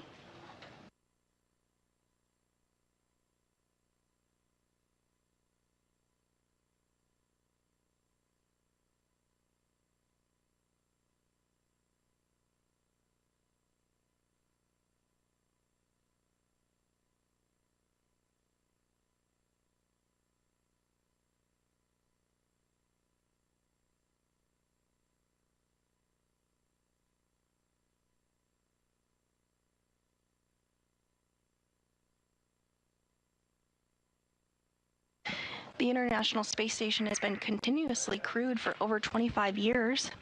As part of that, the mission control team here in Houston has also been continuously crewed, supporting the crew on orbit 24/7, 365 days a year. After a brief LOS. Copy. I've got my scoop on, handle facing forward, and I'm getting in position to release some EDFs. Perfect. And I'm ready for just settings and confirmation of steps. All right, your PGT settings are Bravo 7, counter 2, and you will be releasing all of the EDFs that we drove in for the temp stow. So that's 4, 5, and 6, 5.5 turns each, and then pull them out. Copy that. I'm going to start on 4. I've got Bravo 7, counter 2 at, and 5.5 turns and pull them out. Need to start turns. Copy. And with that, Williams has made his way over to the temp stow location for the latching end effector and is now going to use that same pistol grip tool utilized earlier to temporarily install the latching end effector to this location to uninstall it in order to reinstall it back onto the Canadarm2. That is fully extracted. I will note on 4, one of the lanyards appears to have broken. One of the retaining lanyards. The other one is still intact. Copy. One of the lanyards is broken on 4, but you were able to release that EDF. We are good to continue. Let's release 5 or 6 and just make sure Jess has control still before you release the final EDF. Copy. I have control, but I can't come fast enough to have 2 hands on it. I only have 1 hand on it, like we did the install. But if we start moving slowly and you have a hand on, we'll be okay. Okay, copy that. I'm just getting repositioned to do the other EDFs.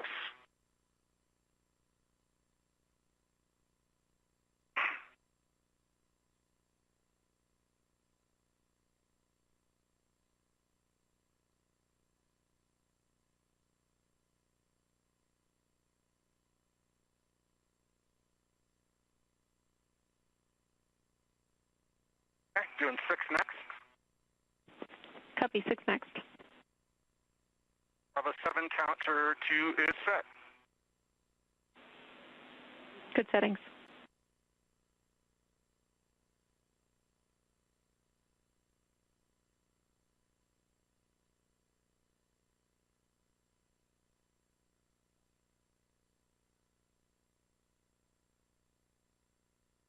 Five and a half turns. This is released. Copy. That was EDF 6 released.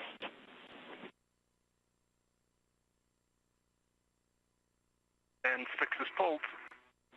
Copy. EDF 6 pulled out. You are go for the last EDF when Jess is ready. Copy. I'm ready. Gonna reposition my BRT here. That I can control somewhat when we pull this out.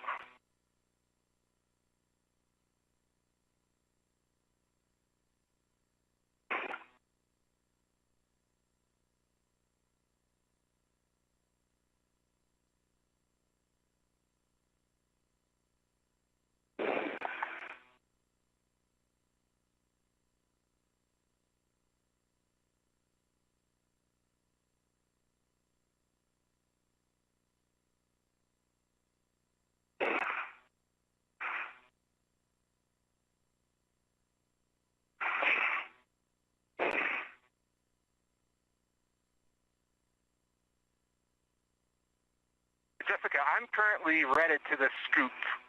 Oh my, you can release me that. I release my red, sorry. Affirm. We agree. I have your ret handy for our swap. Yep.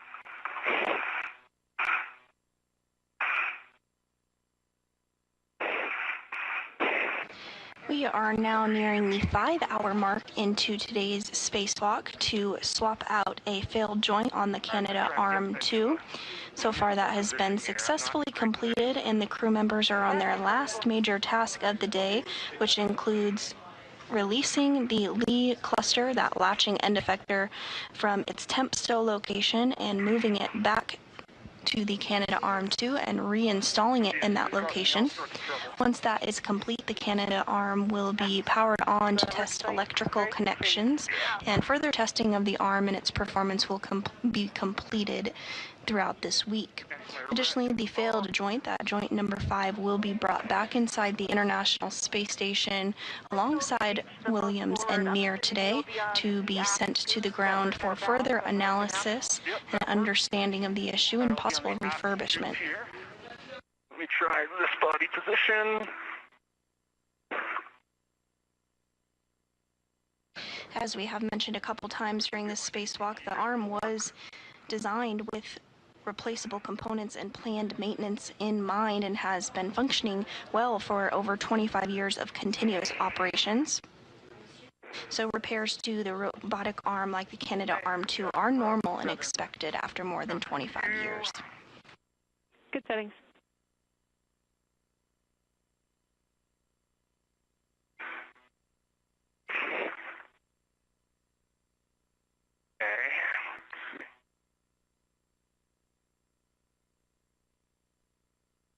Now, can't get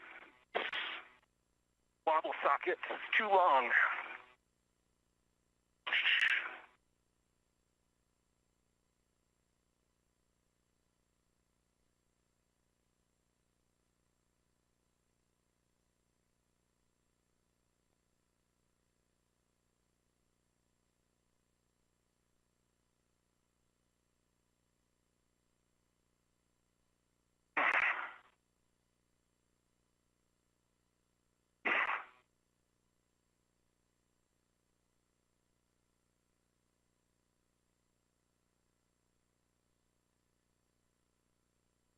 And from this view, we can tell that the International Space Station is beginning to move into a night pass. The space station flies at 17,500 miles per hour and orbits the Earth every 90 minutes, seeing a sunset every 45 minutes and a sunrise every 45 minutes. Are you going to be able to just hold it and play some soft talk while I shimmy around it? I can't reach the second scoop. So, well, yeah, I just can. Yeah, I think I can. Okay. Because I should be able to... I need your help getting it up. Yep, I can do that. But after that, I think I'll be okay.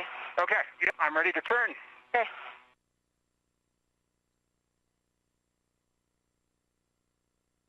The space station is currently flying 267 statute miles over the South Atlantic Ocean, approaching the tip of South Africa.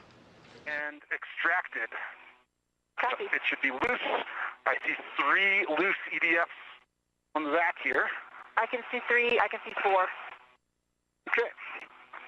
I'm just going to restow my PGT, and then I'm going to help you get this out. Okay.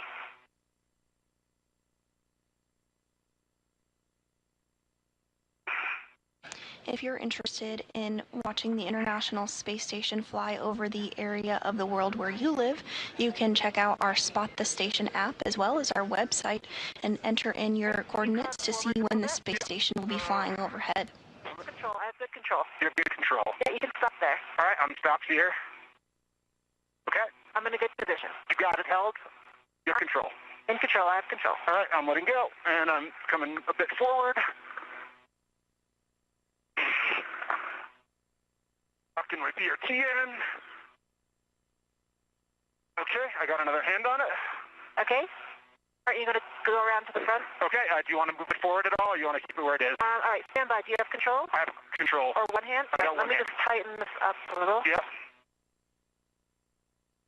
I am comfortable where I am. Okay. So I'm just going to hold it here. All right, you hold it there. I'm going to come around forward. I'm letting go. Okay, I got it. You got it. I've got it. And with that, the latching end effector that was temporarily stowed has now been set free. The crew members are going to work to reposition it and reinstall it on top of that joint number 5 that they swapped out with a spare that was already on board the International Space Station.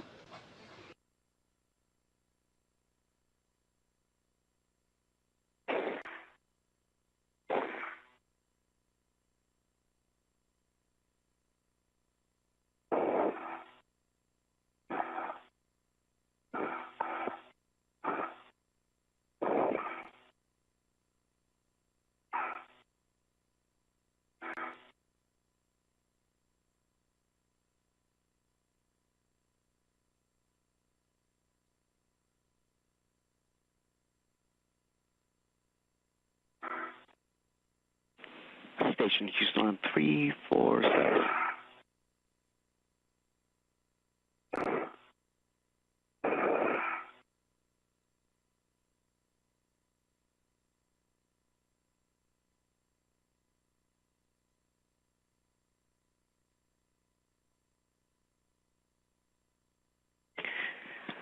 Jack, a couple things. So first of all, you have an activity later after the EVA regarding the microorganism. That will be aborted.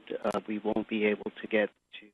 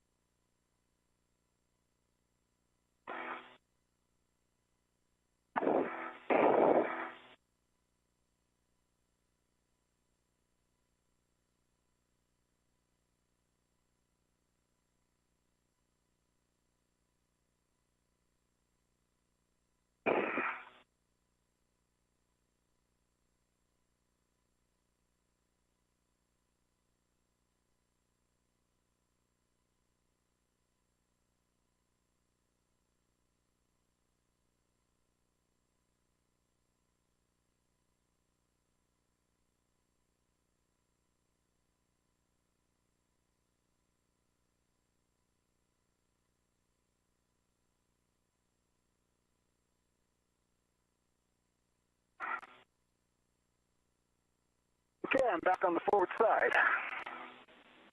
Great.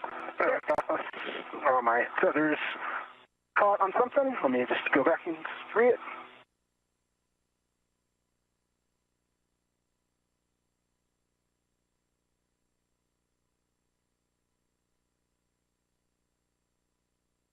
Let's think about the same position you were in, because the next move will be you holding and me getting into the APFR.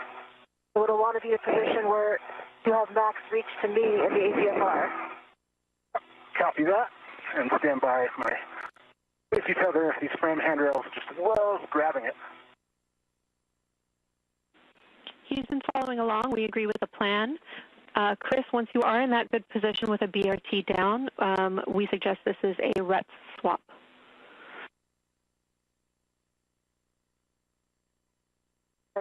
Sounds like a great idea.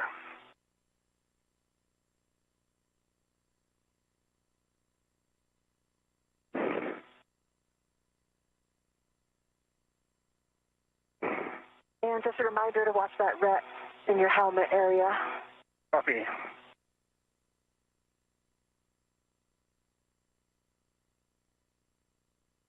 And here we can see on our screen NASA astronaut Chris Williams. Again, that Lee or latching end effector that was removed previously and then temporarily stowed has been removed from the temporary stow location and is now in the process of being reinstalled by Williams and Meir.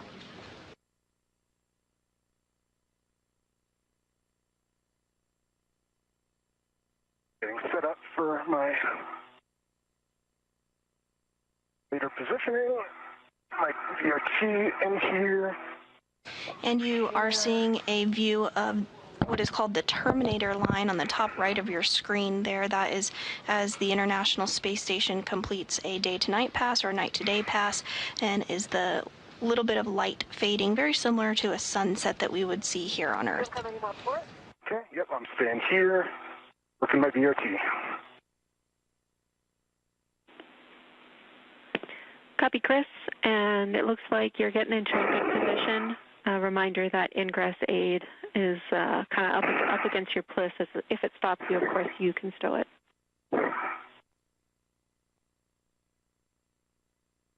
Copy that.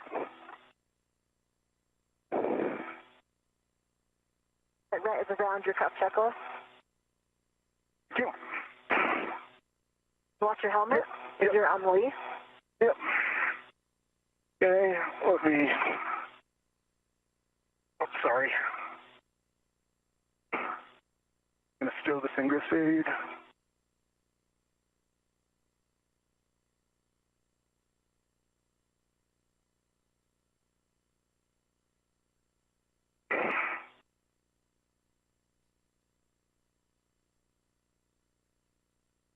Okay. Where scoop. So I'm going to have to swing it around more if you're ready. And well, let me just reach those with points. And just one double check, I assume we're well clear pushing forward to the arm, but I Negative. You're almost touching it. Okay. I can't see that, so... But rotate the lead more. Bring the whole thing a little... rotate the lead towards you. Yep, that direction. That's creating clearance. Okay. Okay, and it's also bringing the scoop towards me. Let me finish rigidizing. Okay, I'm rigidized. And you have a ret on it? I have a hand. Negative, no ret yet. Ret is in work.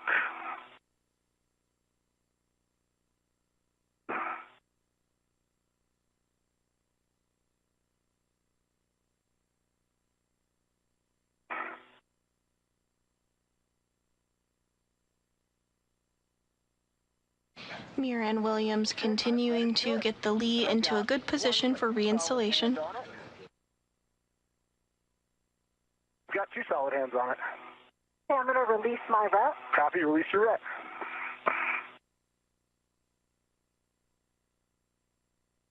My ret is released. Be released. Are you ready to take control? I've got control. You can pull it as far starboard as you can. Okay. You're going to need a little bit of clearance to get out of here. All right, this is about as much as I got. It's right up against me. Okay. Just watch the arm. Can't. I've got to get my BRT off here.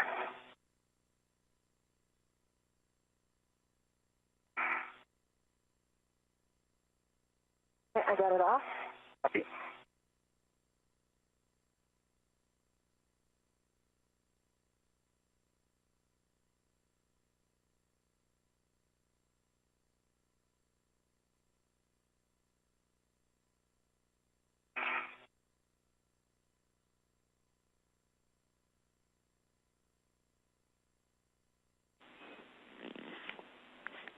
I'm going to come down and go under the APFR again. Copy. And Houston copies. We agree you're on track for your next steps of ingressing the APFR. Once you're free from this space, Jess will also get a safer handled check when able. Copy.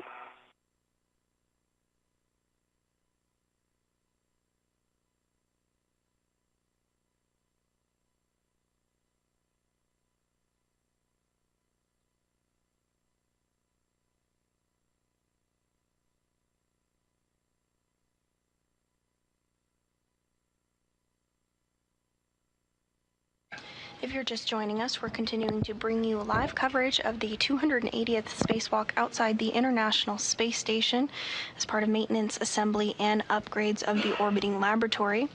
Today's spacewalk is being conducted by NASA astronauts Chris Williams and Jessica Meir and is the second spacewalk for Williams and the 5th for Meir.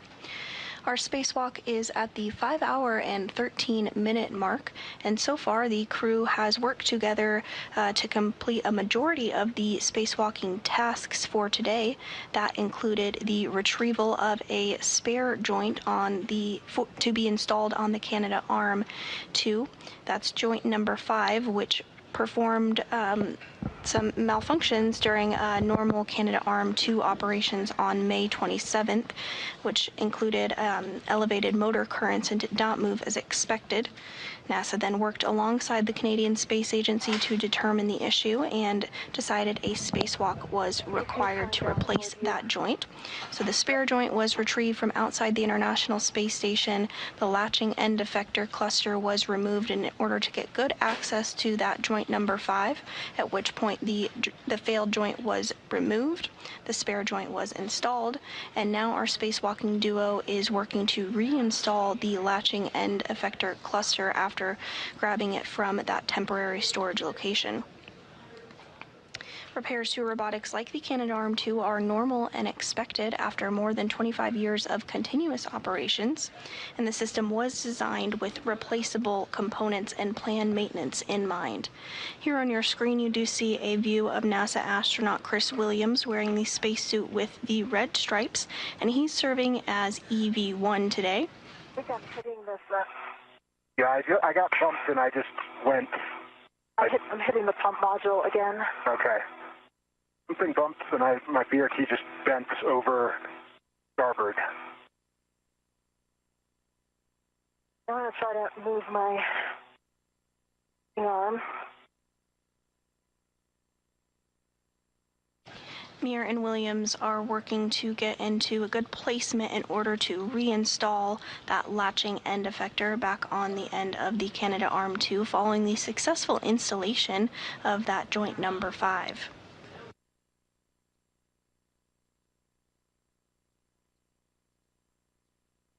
The Canadarm2 was launched on April 19, 2001 on Space Shuttle Endeavour and was installed April 22, 2001 by Canadian astronaut Chris Hadfield and NASA astronaut Scott Parzynski.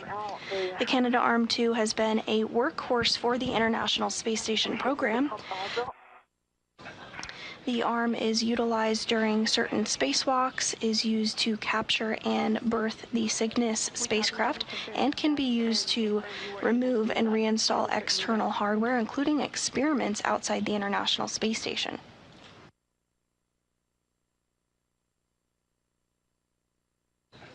This is not the first time that a spacewalk to complete repairs and upgrades to the Canadarm has taken place.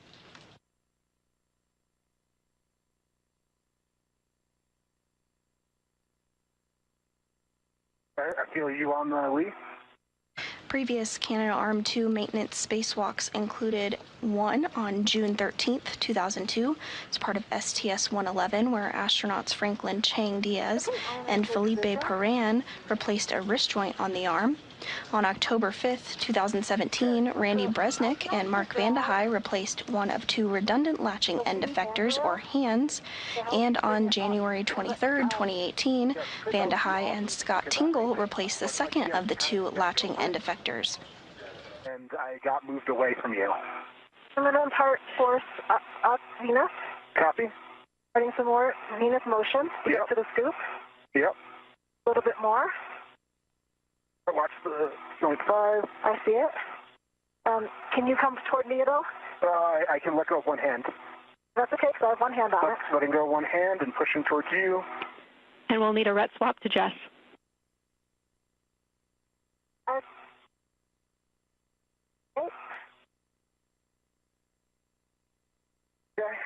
I have a ret on it, and I have 2 hands.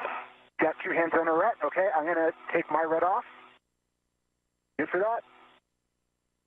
Actually, why don't we start rotating it? Because right now, it's getting very close to the 0.5. If we rotate it and have the 90 degrees, it's going to clear that. Okay, yeah, we can, that might be better if I could get into my APFR for that.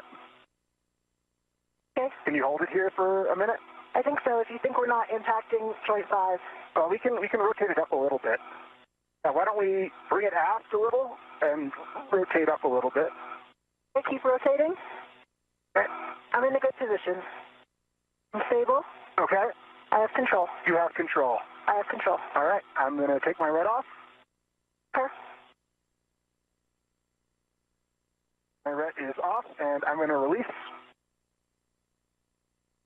Good for that? I'm ready. All right, I'm released.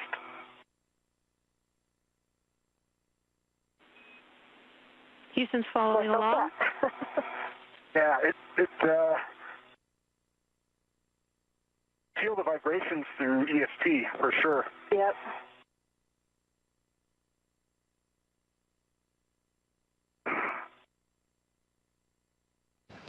And we do see it, NASA astronaut Chris Williams on the top of the screen there, again in the spacesuit with the red stripes. He's just handed over the Lee, or latching end effector, to NASA astronaut Jessica Meir, who we can just see the top of her helmet and a portion of her arm there in the bottom part of the screen. He's going to work to get reconfigured and back in his articulating portable foot restraint, or APFR, and then they'll work together to get the latching end effector reinstalled on the end of the Canadarm2.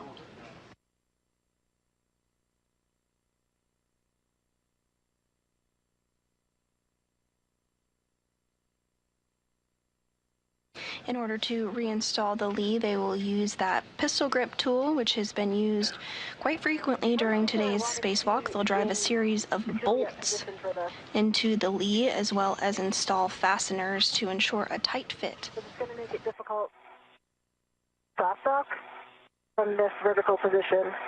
Okay. But there's nothing we can do about that right now, so hopefully you can take control. We actually might be able to get into soft dock on this transfer, I think. I think we can. Okay. I need you to bring it a little bit towards the knee, and then I can get one hand on it. I got one hand. Copy. Okay. And then I'm going to bring it a little bit more towards the joint 5. Okay, I'm going to switch hands. All right, I'll hold, stand by. I got 2 hands on it. Okay. Okay, let's finish the orientation. Okay. I know you guys are getting close to soft dock. Can we get an inspection, if able, prior to soft dock? I already got the joint 5 side, Chris. Okay. You roll this to me a little bit. I can get it. Yep. I see it. I see no FOD. I see everything's clear. Good pin. Looks good. Thank you. You can continue. Roll it back. Okay, and then slow, slow, hold. Okay, it needs to then roll towards me. Concur. Yep, so come a little bit that way.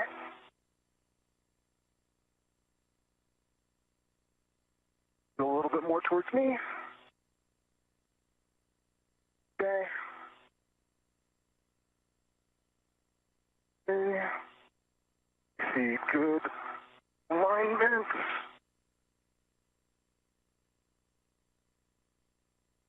See good alignment. Can you get any in? Almost. See if I can. 4 is mostly in. 3 is not. Okay, 3 is fully in. 4 is fully in. You get any in?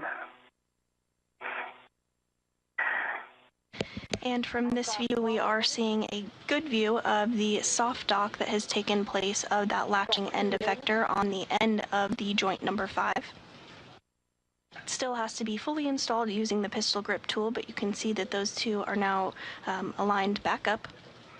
Okay, one on the 5 that I think is in. 6 doesn't feel like it's in all the way. Yeah, 4's in. Yeah.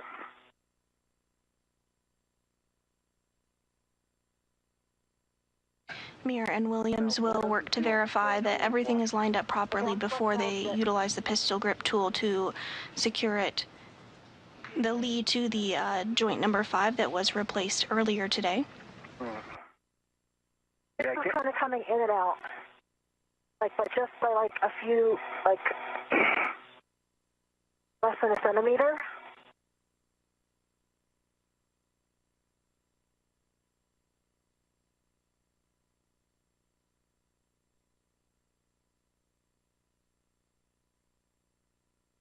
I'm not sure. I think I'm in all the way on 6. He looks all the way in. 2 does not look all the way in.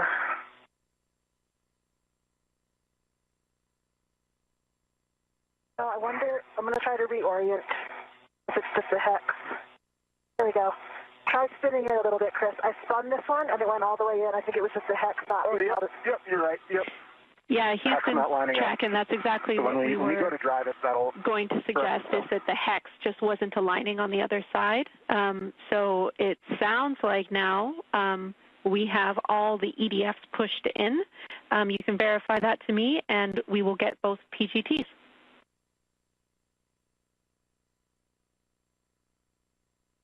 You can see 3 and 4. 5, I can't really see that well. That's the one underneath. See 6, 2, and 1. Copy. Good checks on all EDFs with the exception of 5 for visibility.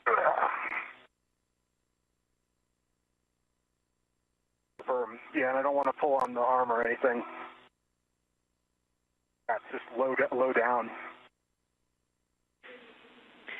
Okay, we've talked about that briefly, and we're happy with this config to start driving. So Jess will have you with the ERAD PGT, and Chris, you will stay with your PGT.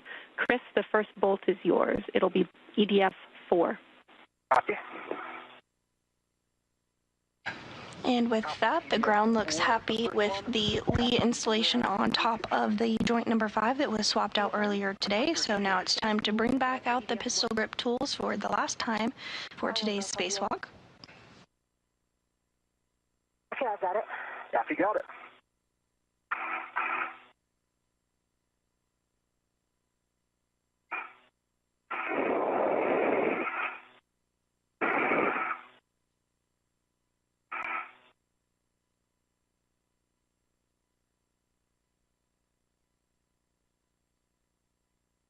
Ready for settings for the 6-inch wobble. Chris, your settings are Bravo 2, clockwise 2.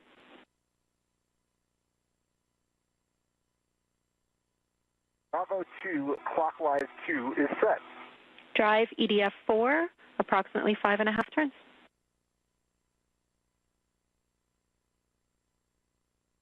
Copy, EDF 4, approximately 5.5 turns. Good read back.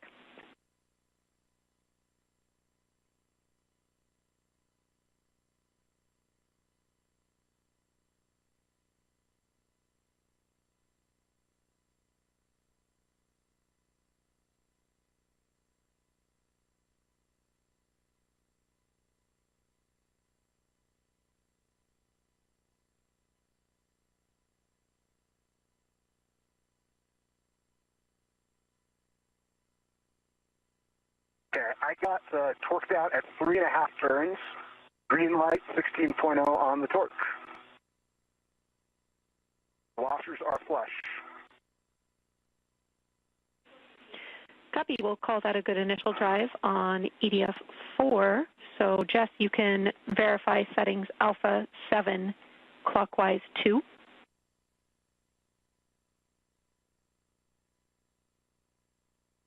Alpha 7 clockwise 2.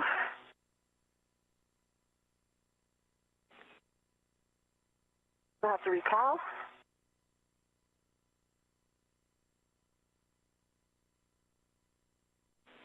Chris, you can get set up but do not drive EDF 3.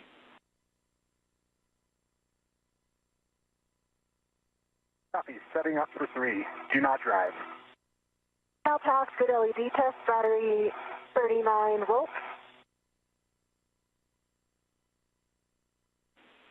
Copy. And kind of those settings one more time, Jenny? Jess, your settings are Alpha 7, clockwise 2.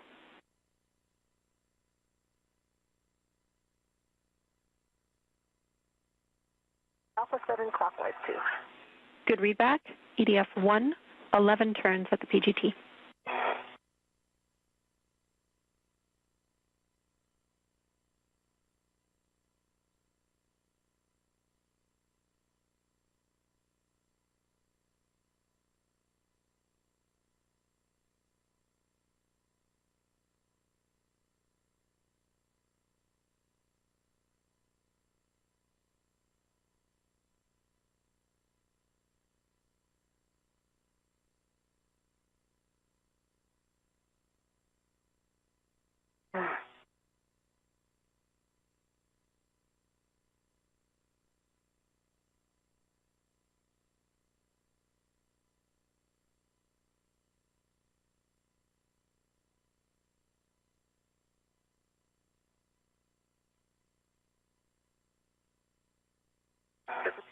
Caught in my rep and wet caught in my PCB.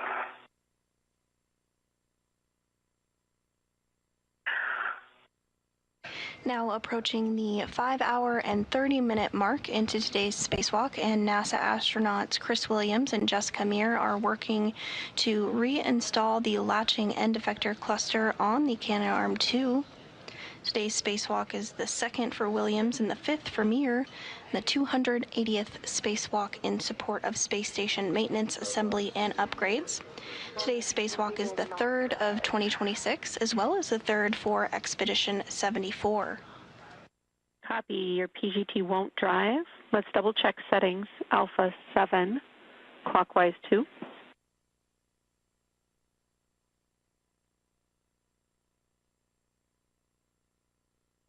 Turned off again. My hand is definitely nowhere near the end of it, so that's... Okay, Al again.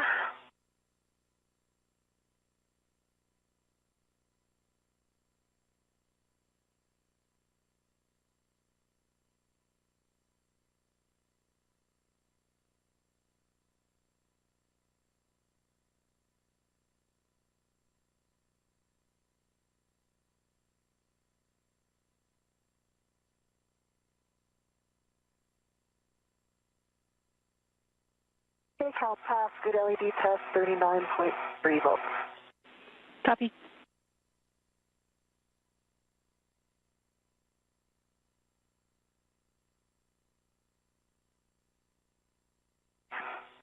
Can you pull the bag down? Yeah, let's stand by.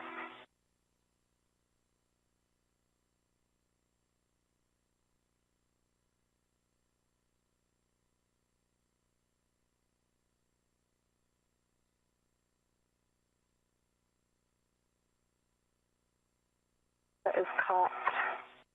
The bag seems to be caught up on something. So many reps here that, yeah, they keep getting caught in each other.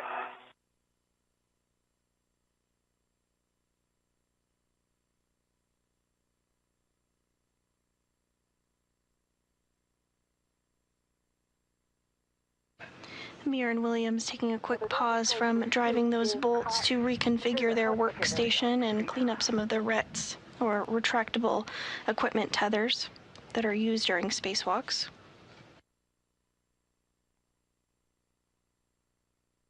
I can't get the bag out of the way. It's caught on something. It should be okay for now, where it is. Okay, I'll leave it.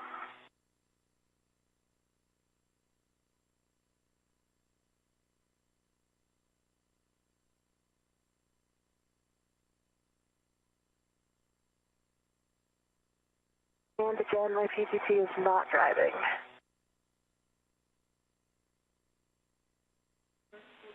Copy, we're talking. Is that clockwise 2? I think it was in between two settings. Oh, yeah, clockwise 2. Yeah, the collar error. Yeah. Was it clockwise 2? It was clockwise 2. Okay, I think it was just in between. Okay. Hey, now.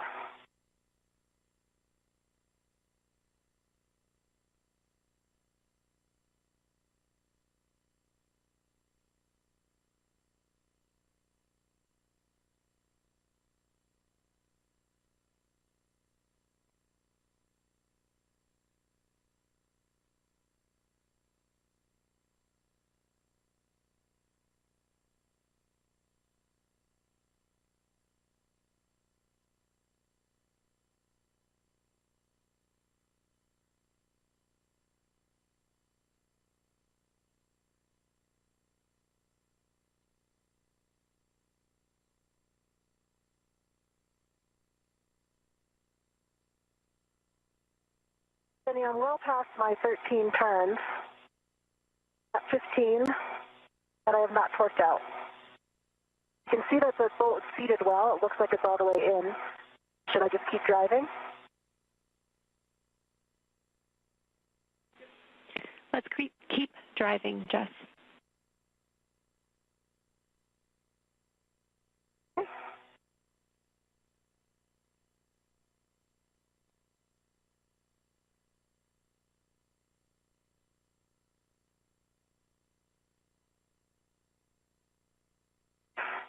An additional 5.5 turns on the PGT.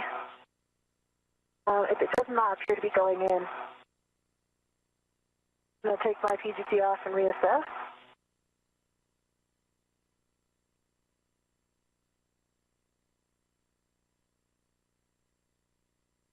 Seated all the way, but it's definitely not all the way tight. This is a very... was I not in the other body position when I drove these in Juliet? I'm having a much harder time accessing from this body position.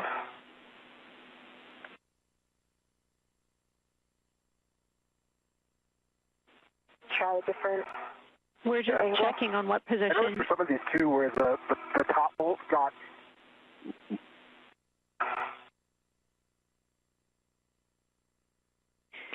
Yeah, Jess, we're just checking what position you were in before to be sure. My recollection is that you were in the vertical position, but we would be okay if you reassessed your body position with a different roll. Maybe even the intermediate of kilo could help.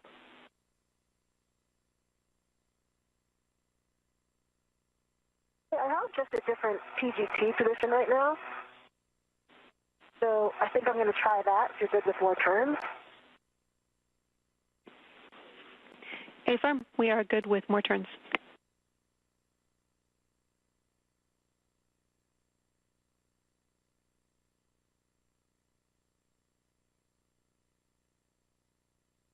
And Meir going to get a little bit of a different position here with her pistol grip tool and see if that doesn't do the trick. We are now entering a orbital sunrise, so we'll start to have a bit better of a view of the crew and the work that they are doing to reinstall that latching end effector to the end of the Canadarm.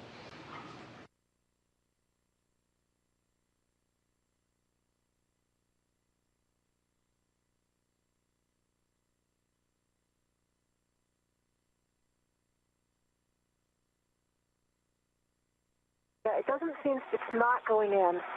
Short handover. And we are in a bit of a handover period between our satellites here, but we'll regain views and communications with the crew here shortly. Back on the ground, the team here is being led by NASA Flight Director Fiona and Koviak.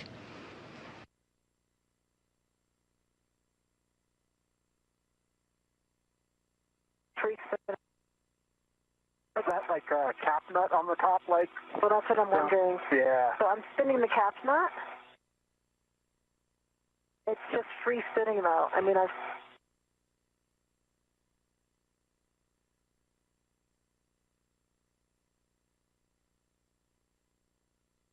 So one question for the ground, Jenny, would be, so on one of these, when I released it, it released after like half the turns it was supposed to. And the other ones, I did the full 11 turns. So I wonder if they were all actually released at a much lower number of turns, so that we did significantly drive, you know, the cap nut end. But now I am, you know, it looks like it's fully in, and I'm spinning the cap nut to the right, to which it does seem to be just free spinning the EDF, actually.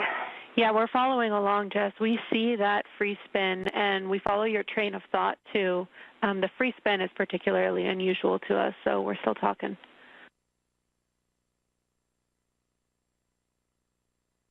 Okay.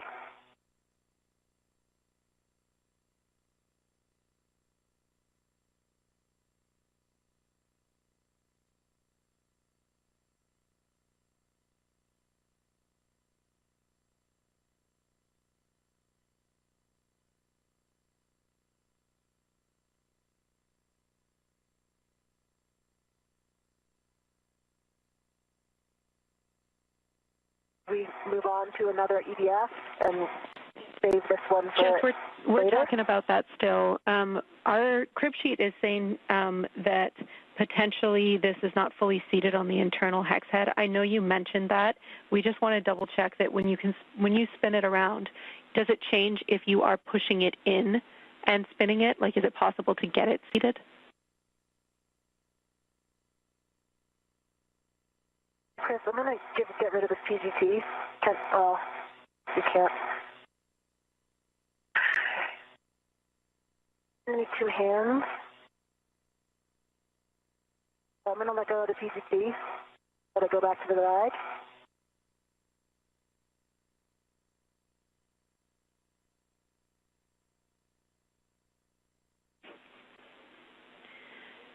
And we're talking if it is still free spinning with this check, we are going to move on to EDF 3, which is the EDF that Chris is positioned on. I mean, all the way in, but it is still free spinning. So like if I hold on to the head, try to turn it to a different position in the hex, it just free spins. So it doesn't seem to be turning in conjunction with the rest of the EDF. Does that make sense? All right, we follow. Thank you, Jess. We are going to continue to talk to it and potentially come back to this EDF, but for now we will have Chris drive EDF 3, 5.5 turns. Copy. Bravo 2, clockwise 2 set, EDF 3, starting turns. Good read back, and Jess, you can get set for EDF 6. And with that, EDF number 1, not quite installing as expected. The team on the ground is going to take a look, but for now, NASA astronaut Chris Williams has been given the go to continue and drive the next EDF, that's EDF number 3, using his pistol grip tool. Maybe, let's say stand by 1 for a second. I think I see the same problem with EDF 6. So I'm wondering if maybe we are off kilter here somehow. If you're also working out too early. Oh, actually, okay, no, I don't see the same thing as yours. It's in all the way now, and it is not free spinning. Houston copies. Okay, let me finish torquing off 3. Okay, 3, I got green light, 3 turns only. 15.9 on the torque. It's flush, the washers are flush. All right, that is a good bolt. Thank you, Chris. We are go for EDF 6, Jess, 11 turns at the PGT expected. Copy, Chris, I'll need your help with the PGT. Yep, stand by.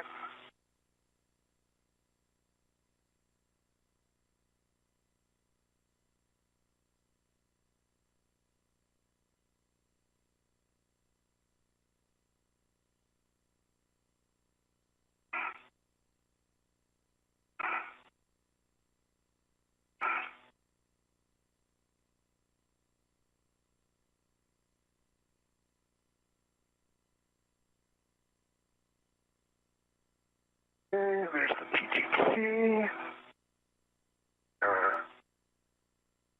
I got it. You got it? All right, letting go.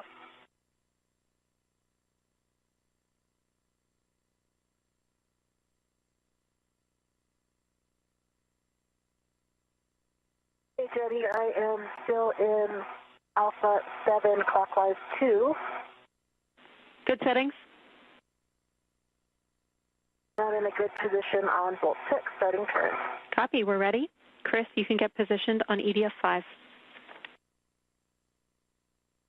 Okay, I will not be able to reach EDF 5 from this angle without the ERAD, I don't think. Try to roll maybe, but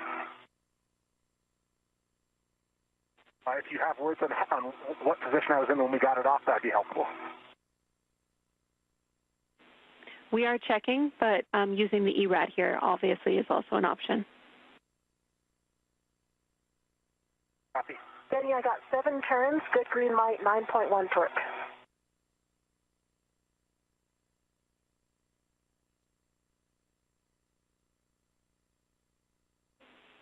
Okay, that is a good EDF 6. We recommend using the ERAD for EDF 5 as well.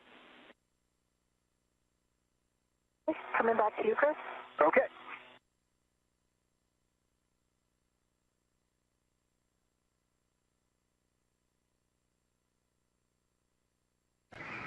Williams and Meir continuing to step through procedures to install those fasteners on the latching end effector on the end of the Canada Arm 2 following the joint replacement of the joint number 5. Currently in Alpha 7, clockwise 2. Good settings.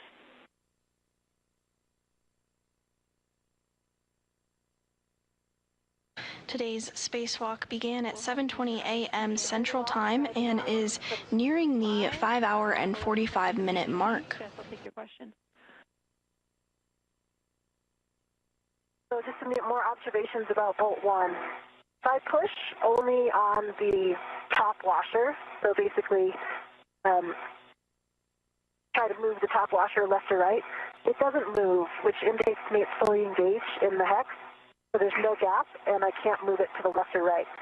However, the top head is still free spinning. So it seems to me that I think, what we were expecting is correct, that the EDF itself, the washer, the hex head is engaged, but spinning the top of the bolt is not spinning the EDF.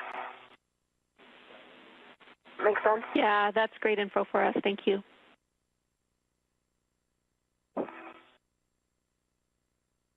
Okay, I'm going to start turns on 5. Houston copies.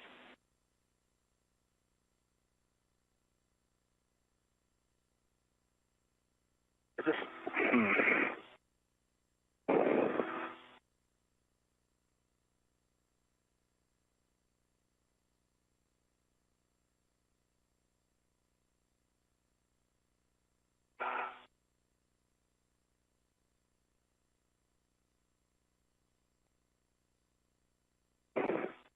And this view looking down the Canadarm2 following the joint number 5 swap out with the failed joint was removed and the spare joint has been successfully installed on board the International Space Station.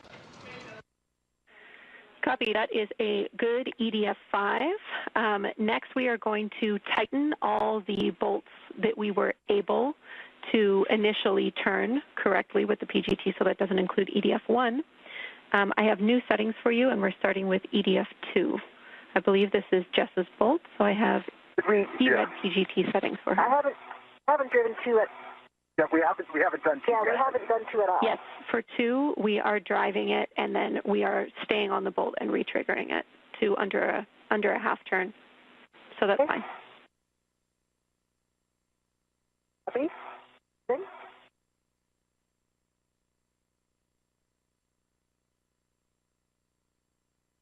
Settings, Jenny? Bravo 2, clockwise 2.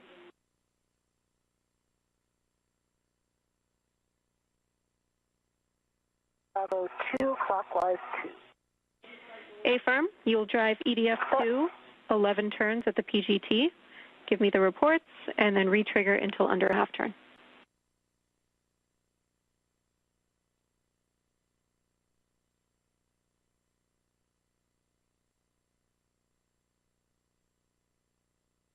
Scoop angle is probably going to prevent this.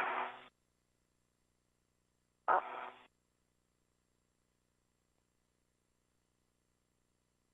Yeah, the scoop's just right in the wrong spot. Yep. It is. Okay, starting turn.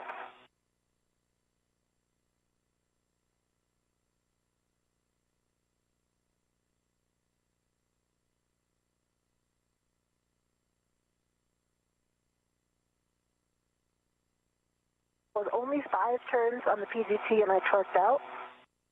So do you want to see the value or trigger again while I'm in position?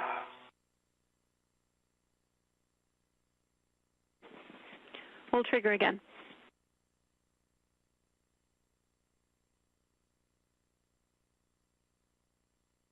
Okay, I got another half turn, so that was 5.5 turns. I see big green light, 15.8, 15.8 torque.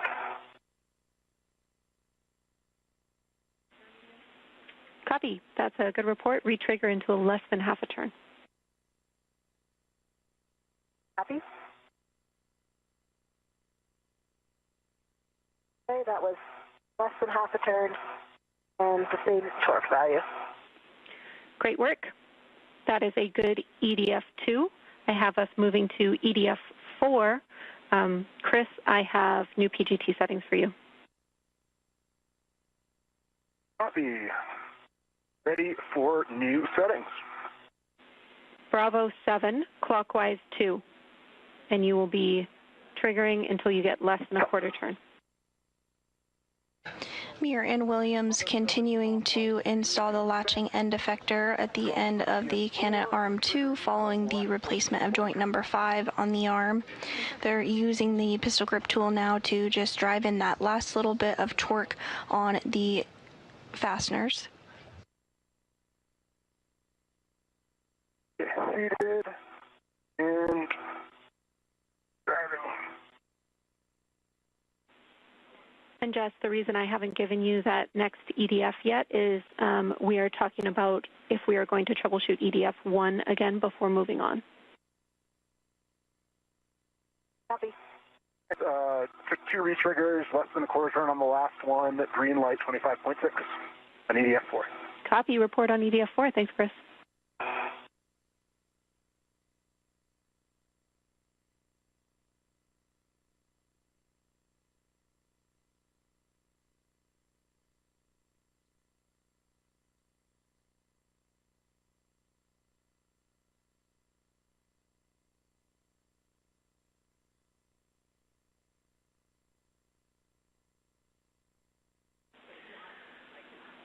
All right, we talked about it on the ground, and Chris, you have the next bolts. We are skipping EDF 1, so you will be driving EDF 3. Retrigger until you get less than a quarter turn. Copy. Bravo 7, clockwise 2 set. We're going for EDF number 3. Good settings.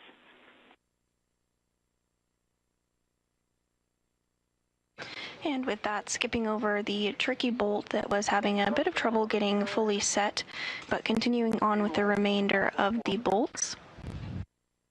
The team here on the ground is continuing to take a look and assess. EDF 3. Jess, now we will have you on EDF 6, retrigger until less than half a turn. Copy, and that'll still be my same settings, Bravo 2, clockwise 2. Good settings.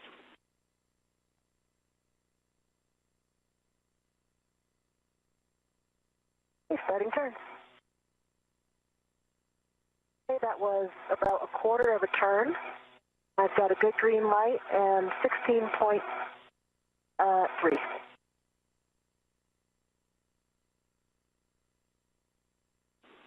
We'll retrigger on EDF 6. Retriggering. Eighth of a turn, good green light, 15.9. Okay, that is a good EDF. Finally, let's drive EDF 5. Understand the access to this is best with the ERAD.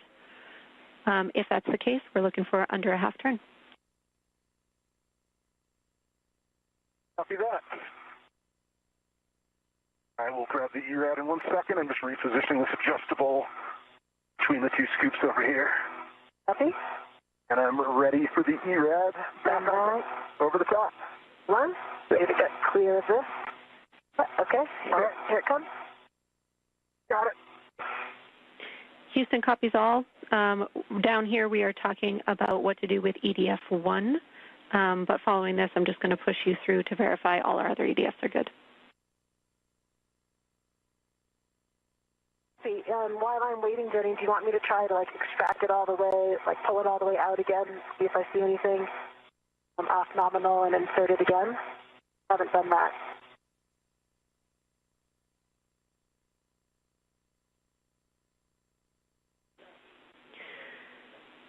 What we're thinking, the only really other thing that we have to try is to put axial force into EDF 1 and try threading it or turning it again by hand. Understand that we have the previous report of a free spin, but otherwise we're thinking about leaving EDF 1 as is. But the team is still talking. Okay, copy.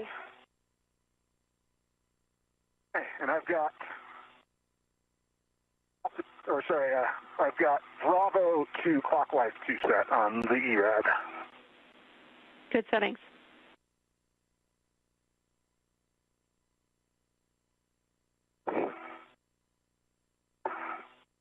Okay, and I got less than half a turn, took 2 triggers, 16.0 on the torque, green light.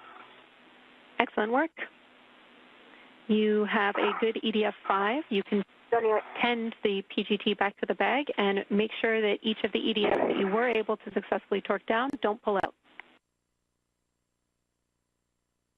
Copy, checking. And Jenny, I did extract the EDF a little bit to see what I saw. and I could see that when I spin the head, it is spinning around not in conjunction with the EDF. Copy. But I agree that attempting axial force, maybe if it's somehow just not exactly in the position it's supposed to be, it would slip back into that position and then drive the bolt. I think that I might actually be better positioned here with Chris's PGT. I can pass it to you. Oh, actually, no, forget that. I'll just try the ERAD again. Okay, we're up to follow your lead on which you think would be better. Just let me know, and I can remind you of the settings as they're different for each PGT. I'm going to assess a few body positions here to make sure I can get the most axial load. One thing that actually might help me is to remove this scoop, which I'm assuming is fine at this point. A-firm, you can remove the scoop. The scoop. At this time, we are 5 hours and 56 minutes into today's spacewalk.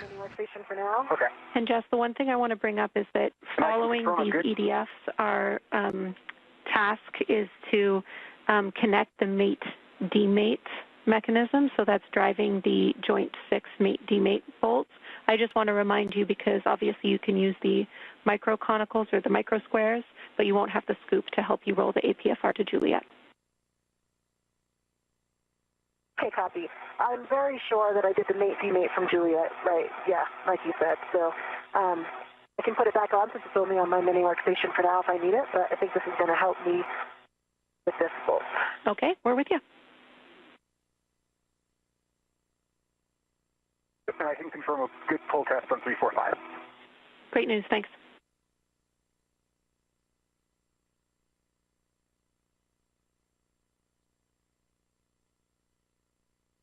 All right, that's much easier.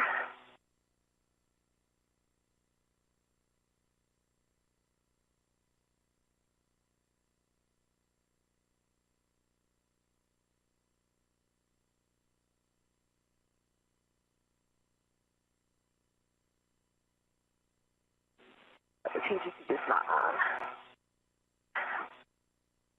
Following conversations here on the ground and some additional troubleshooting with the back rooms here in Houston.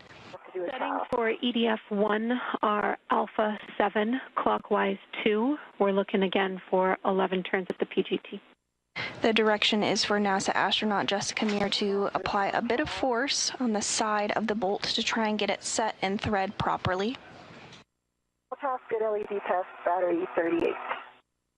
Alpha 7, clockwise 2. Actually, these settings, we think we can go directly to our final torque settings, so let's just skip ahead to Bravo 2, clockwise 2. Bravo 2, clockwise 2 is set. Good read back. So Meir's going to give this a shot and see if it works. The other bolts have all been installed as expected.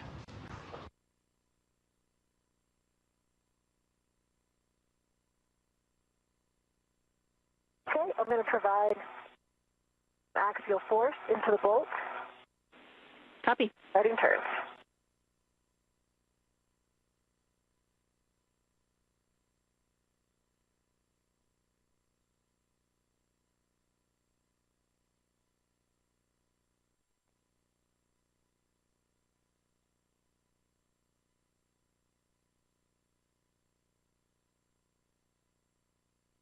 I think that did it.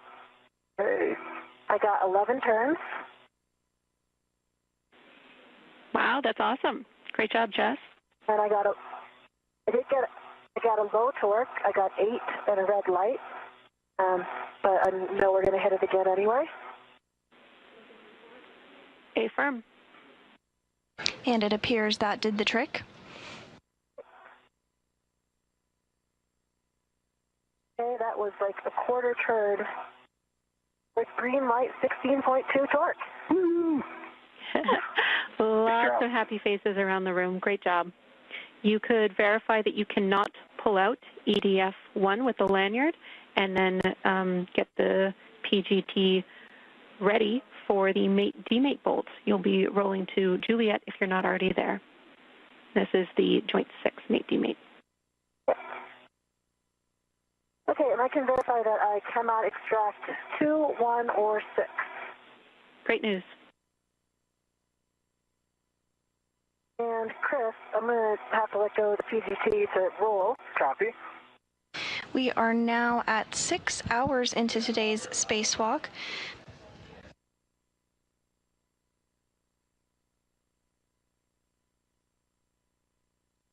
We did just hear the good news that tricky bolt, that number 1 fastener was able to successfully be installed by NASA astronaut Jessica Meir following applying a bit of axial or force from the side. So with that, all the bolts have been driven to reattach the latching end effector to the end of the space station Canadarm2. It's still on your side, and I don't... It's down to the left. It's on just forward of the lee. Okay. I don't see it snagged on anything on my side. Yeah, the red is not... Yeah, if I pull on the red, it doesn't pull on the PGT.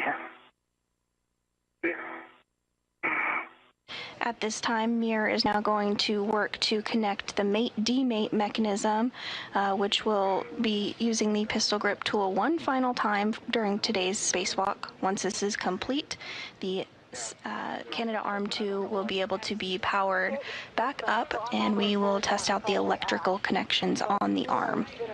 Right? So you could...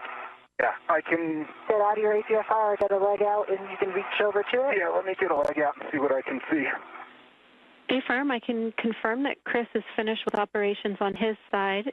Chris, you do need to remove your scoops and get them in the crew lock bag. Copy that.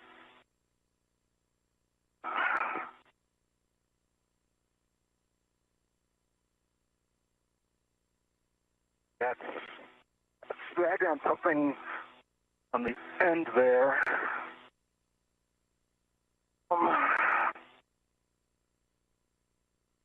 It is just on the MOI of this. I might be able to reach it. Okay, I got it. You got it? All right, fantastic. I'll work my scoops then. I don't know if it's still snagged on something now, I guess. It's Yeah.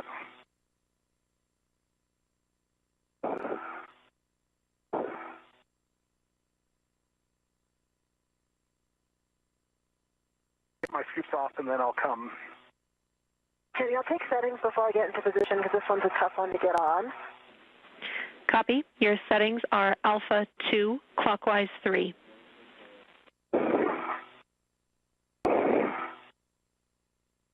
Alpha 2, clockwise 3 is set.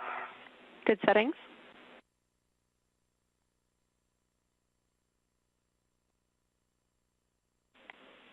All right, and Jess, you can get in position for Joint 6 mate-demate bolts, and when you're there, you are go to drive 70 turns at the PGT.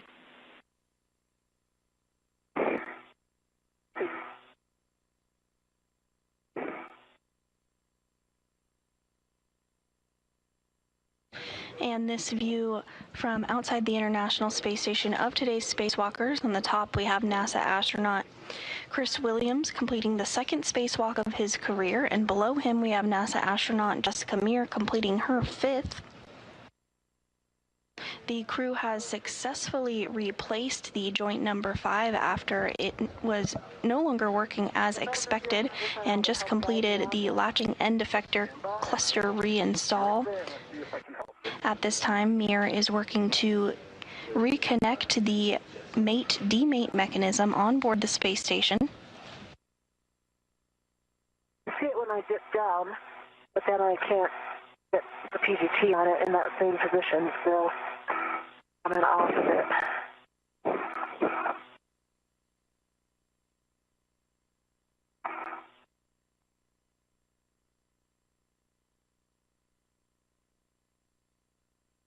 Let me see if I can just roll over a tiny bit and help.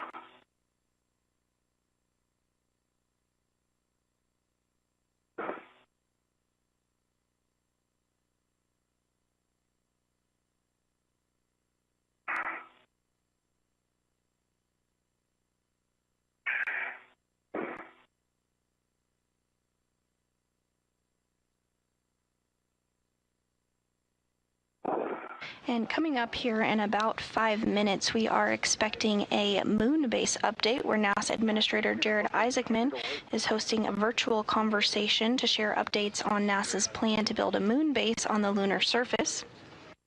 Isaacman will be joined by Carlos Garcia Galan, the Moonbase Program Manager, and discuss the next set of awards for new lunar lander missions and preview upcoming opportunities as the agency works towards building a sustained presence on the moon. That discussion will stream on NASA's YouTube channel if you'd like to tune in. And NASA is advancing development of the Moonbase, a long-term lunar exploration and infrastructure initiative designed to enable sustained human presence and expanded scientific and commercial activity on the lunar surface.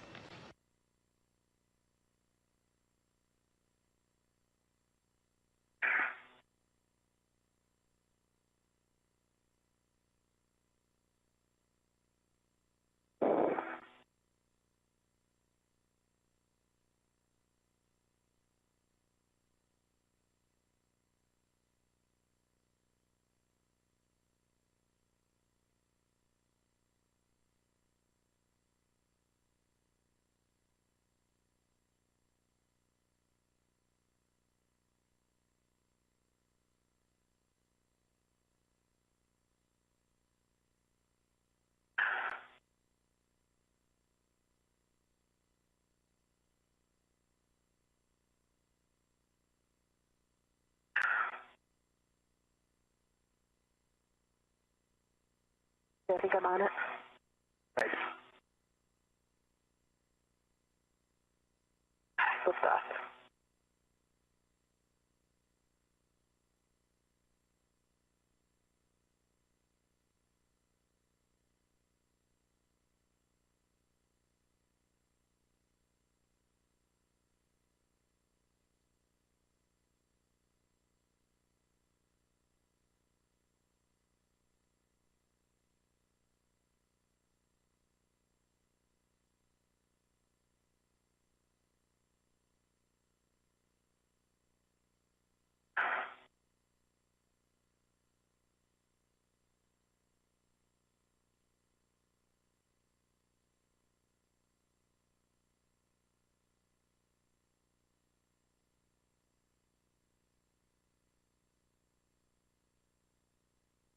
When I can get on it and then I flip off because the ERAD, free spins. I have to get my body position. If I get it on there and I tell you, do you think you can get a hand on it? Because then I have to reposition a little bit. Is my hand close enough? No. Maybe. That's about as far as I can get. Might be.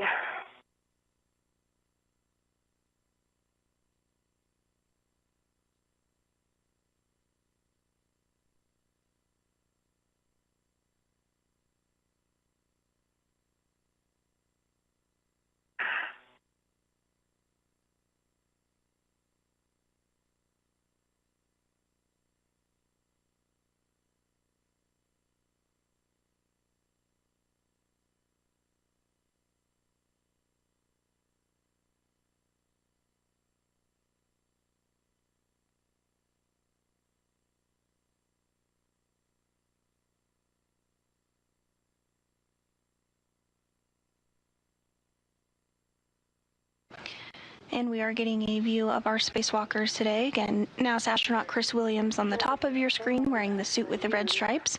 Meir on the lower portion of the screen with the unmarked spacesuit. She is continuing to work to drive that final mate-demate bolt.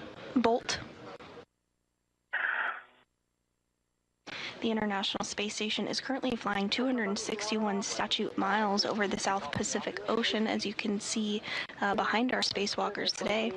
Okay, that's about it. That's the max my reach.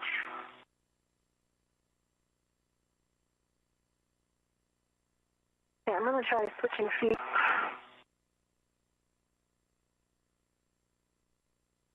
I'll get my left foot back in. Get my right foot out this time.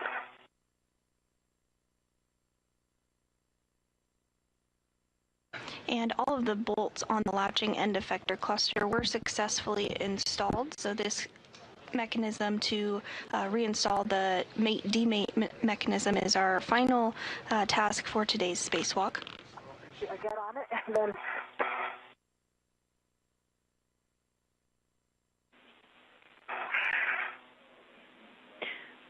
We can offer for Chris potentially rolling one more click forward could help with reach or visibility. Copy. I'm on it.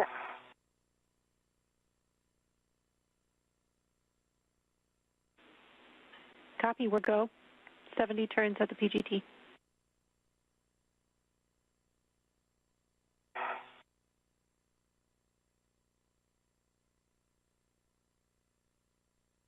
Took off after 27 turns.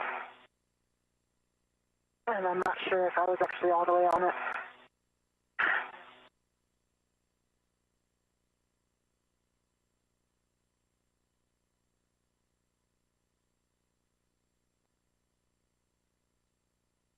Go back to the other foot. Copy the initial turns. It'll be hard stop when it's complete. We will take a status indicator check. Otherwise, we need more turns. Copy.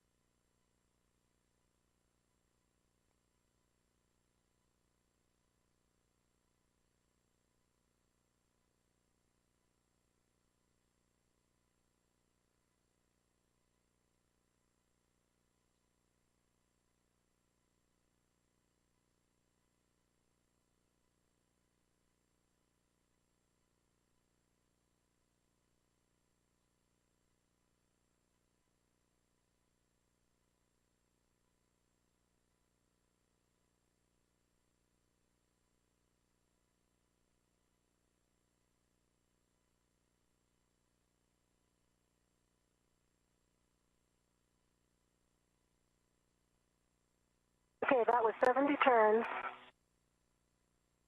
Let's try the torque again. It may have slipped off. Copy.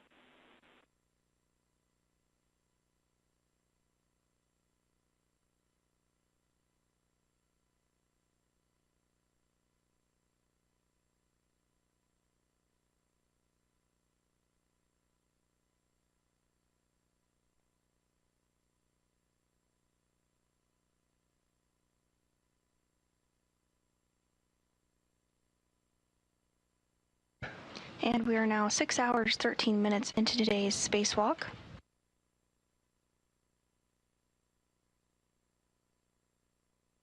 The failed joint on the Canadarm2 has successfully been swapped out with a spare on board the space station, and our spacewalkers, NASA astronauts Chris Williams and Jessica Meir, are working on driving one final mate-demate mechanism using the pistol grip tool.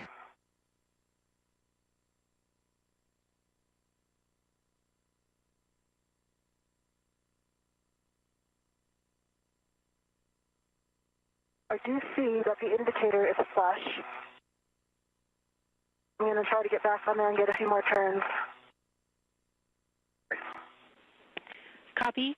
Well, actually, I'm not positive. I'm going to have to get a better view. Jenny. I'm going to reposition here. This scoop is getting in my way. Copy, and if you need to at this point, you can remove the scoops. They're going to end up back in the crew lock bag, so your preference if it helps you. What's the problem? It's the scoop that I removed is getting in the way on my mini workstation. Oh, I see. You can hand it off to Chris if that helps. Short handover.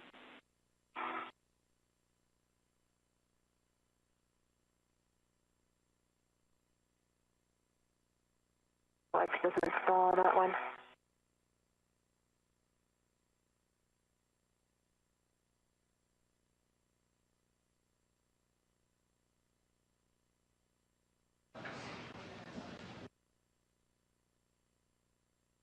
And we are in a handover period between our satellites.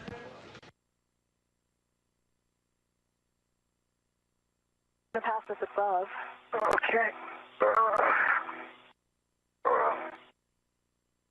Almost got it.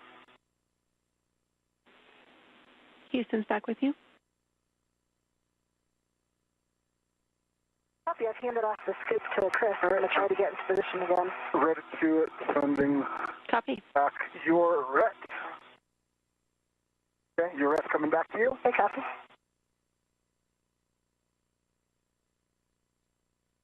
And this view from inside the International Space Station Flight Control Room, where NASA Flight Director Fiona Ankoviak is leading the Orbit 2 team, serving as the ground IV and has been communicating with our spacewalkers all day, is Canadian Space Agency astronaut Jenny Gibbons, who you see there in the center of the console. And serving as CAPCOM, or capsule communicator, with the crew on board the International Space Station is JAXA astronaut Aki Hoshide. Absolutely.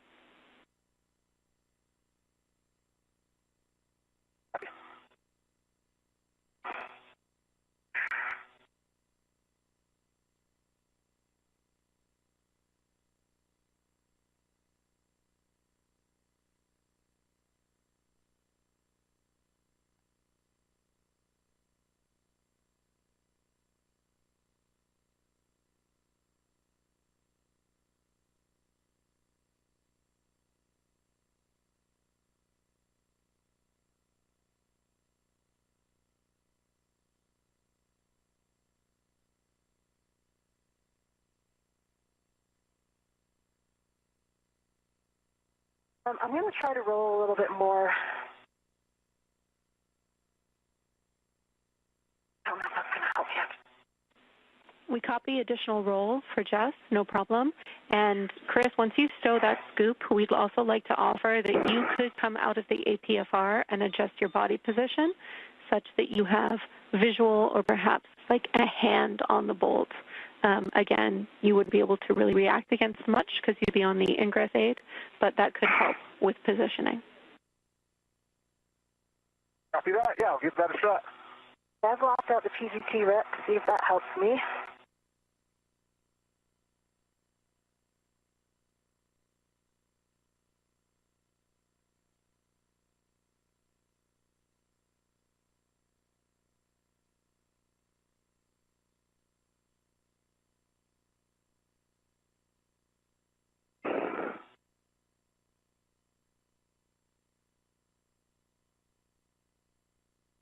Yeah, the problem is that when I'm in position to see it, I can't get a second hand on the E-route. I can get it on the bolt, but then it spins without a second hand. So I think, Chris, you can get in any position under there to see it. Yep. Okay. And maybe on it now. You're not flush.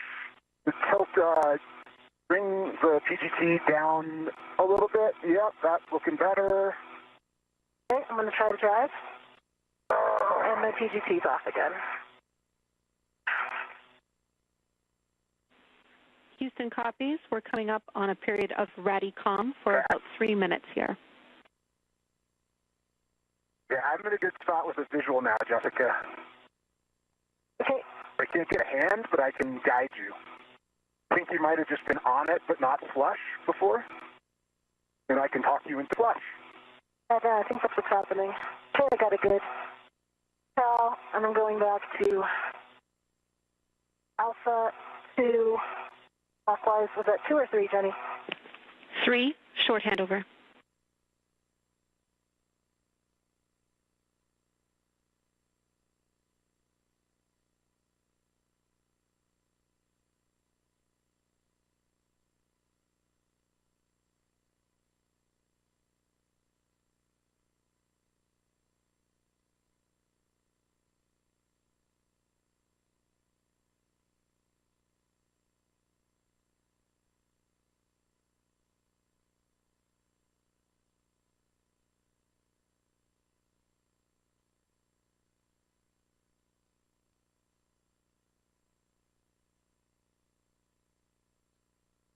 And as we are in this brief handover period, we're now 6 hours and 20 minutes into the 280th spacewalk outside the International Space Station, where NASA astronauts Chris Williams and Jessica Meir have successfully swapped out and replaced the failed joint on the Canadarm2 with a replacement joint that was outside the International Space Station, a spare part, if you will.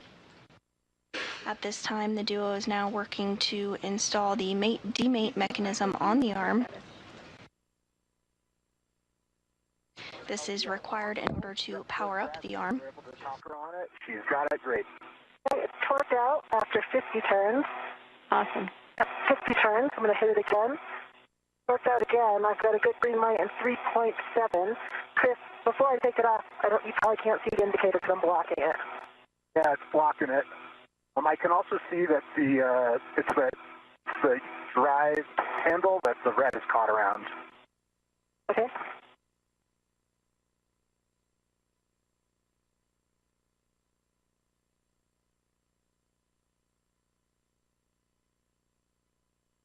I'm going to see if I can get a view of its mate. Copy, and we concur. I can see it, and it looks flush. Yep, I see it flush. We both see it flush, Jenny. Great job, you two. All right, that is a Oh, man, that was good install, you guys. I know that was tough. Wonderful work. We are going to get an SSRMS power-up in work.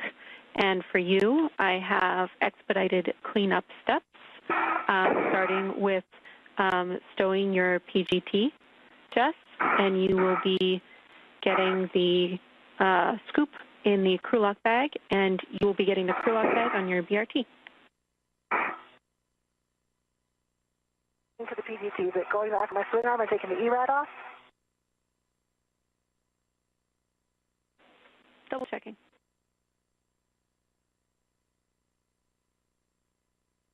Nice job, Jessica.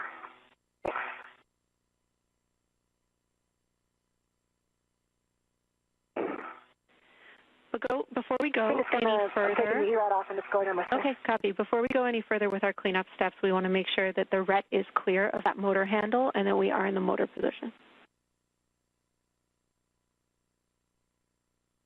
I topped back up. I can't see it. Can you see? I can't see that face at all. It's clear. Yep, now it's clear. And the handle was away from me. It did not appear like it had moved at all. Okay, we will take that as a good check. Thank you both.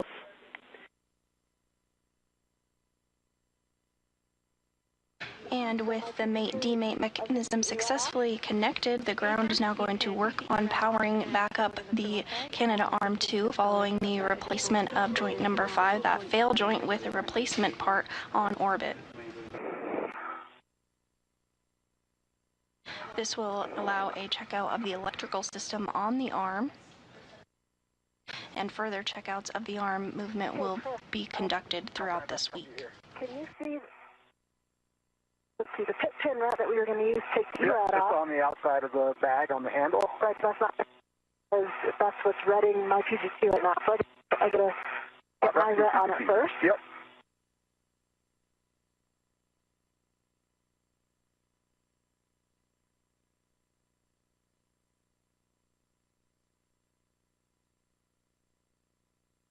I got my ret on it.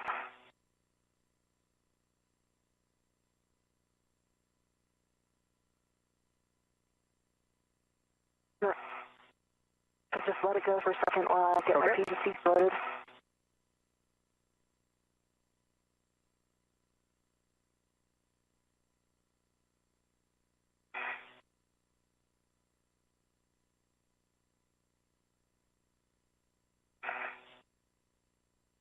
Hey, can you bring it back over here? Yep, coming back to you.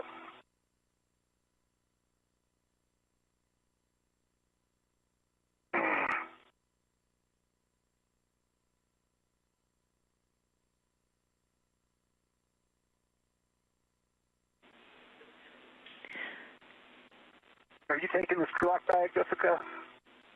Just taking the crew off I owe you guys words on cleanup steps. Only over to ESP. I have cleanup steps for you when you're ready. This involves words on the crew lock bag and the spare joint, as well as the consumables update. Copy, I'm working on the ARON. Yep, I can listen. Okay, Chris, your next step, immediate future, is to roll to Bravo as necessary to access the failed joint. You are going to get that failed joint still on your BRT, and then you are going to head back to the airlock. Jess, you are going to take the crew lock bag with the MUT, ball stack MUT, bundled to it, back to the crew lock as well. You'll follow your safety tethers back, but we are skipping our APFR reconfig for an expedited cleanup today. We are around 6 hours and 25 minutes into a 7-hour EVA. We do estimate we have a little additional work left, maybe about 45 minutes, and our limiting consumable is EV2's battery at 7 hours, 30 minutes. E1 copies all. Copy all. I've got the ERAD still in the bag. It's on its original rep. I need to get the other scoop off, but I think I'm going to roll to do that, so Chris is going to let go of the bag. Yep, and then before I get out of here and start my next task, so I need to take the bag off of the... A-firm, because I was... Yeah. A-firm, you guys yeah, I'll have to get a red on need a BRT ret from Jess to the crew lock bag.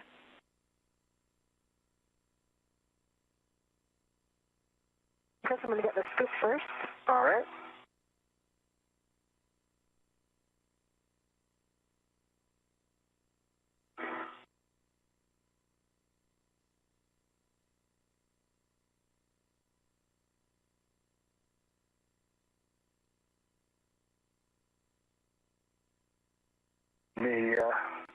There's a red on the outside of the bag handle for that one. See, I also have it on this adjustable. Yeah, you can just adjustable it to the D-ring. Either way, I think at this point, why not get one of you pass it to me and I can work on that over here. Yep. So you can get moving. There you go. Got it. Okay, I'll get a red on it before you release. Yep.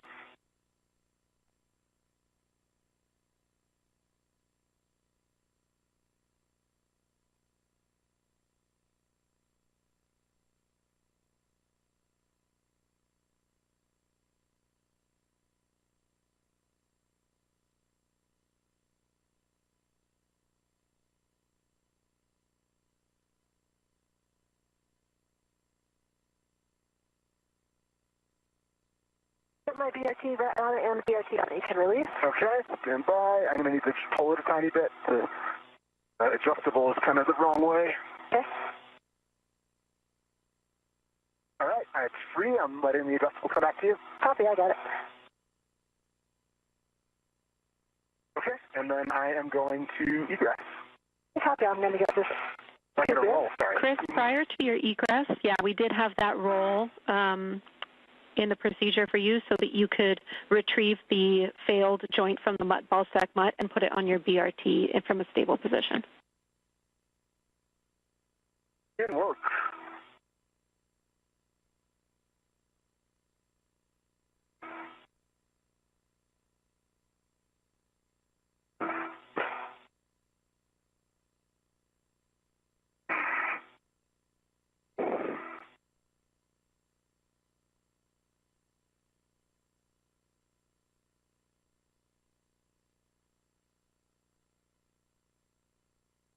If you're just joining us today, we are approaching the 6-hour and 30-minute mark into today's spacewalk. It was the 280th in support of space station maintenance, assembly, and upgrades.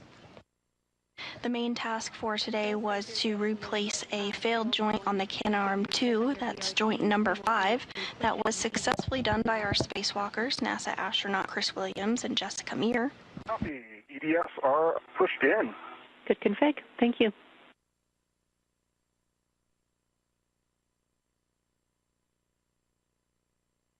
Jenny, I set everything back in the crew lock bag. The ERAD's in there and my last scoop is in there. Yes, you can confirm you put the other one in. Confirmed. It's in there on integral rep. Nice work. Copy. Jess, You can get that on your BRT, and then egress the APFR. You will be picking up the MUT ball stack MUT with the MLI and bundling it to the crew lock bag. Right now, Chris is still retrieving the failed joint from that MUT ball stack MUT. The duo is now working to clean up their work site, including removing those articulating portable foot restraints, which came in quite handy during the swap out of that failed joint today, as well as configuring tethers, making sure that their crew lock bag, it has everything that they need to bring back inside the International Space Station. And as you can see on your screen there, that's NASA astronaut Chris Williams in the red striped suit.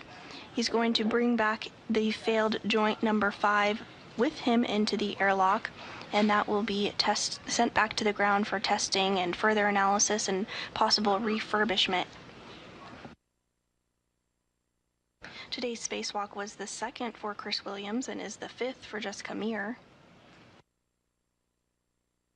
Jody, I'm not spending any time to reconfigure this APFR, correct? Nope, no changes to the APFR config. We will have you translate to the MUT ball stack MUT.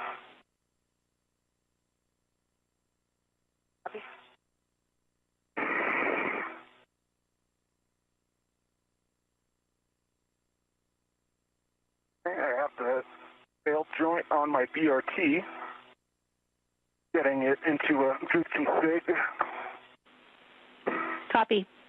And since you are right next to your APFR still, we will have you stow the ingress aid of your APFR. Would you like me to do that too? Affirm.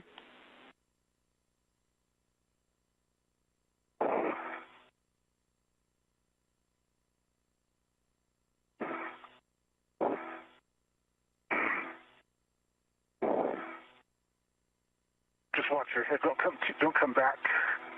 Don't come starboard, sorry. Copy.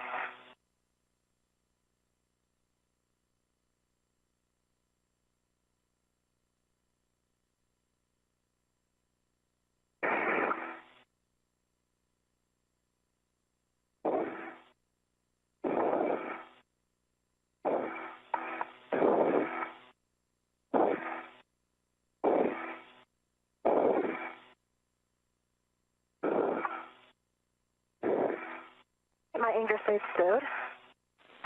Copy, Jess. Thank you. And Chris, can I come starboard? You can come a little bit starboard. I just have the failed joint kind of about a meter to your left.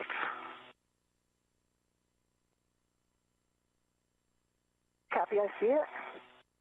I think I'm going to need to wait till Chris clears out before I can get to that MUT.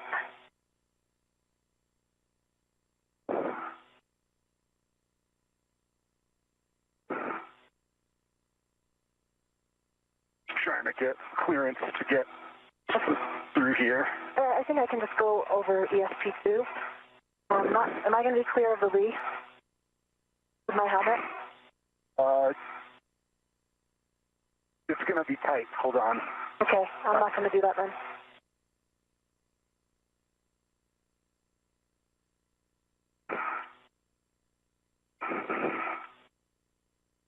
Yeah, I'll be out of your way in a second. And if it's easier, Chris, of course, stow the ingress aid if it's in your way, but if it's easier, we could also potentially ask Jess if she has access to clean up the ingress aid on your APFR.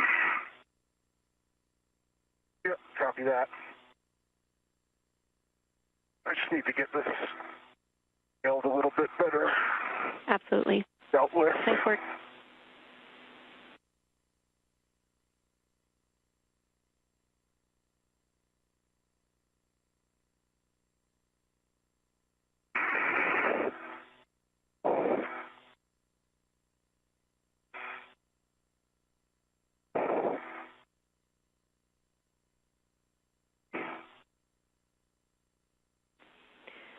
Chris, as you start translating, let me know when you're ready for a couple of additional words on your way. Okay, I'm ready for some words. Okay, as you translate around the starboard and aft side of the CTC, we noticed that some of the MLI became dislodged close to the Fram. We would like you to best effort try and replace that on your way back to the airlock, please. Okay, yep, I see it. Thank you.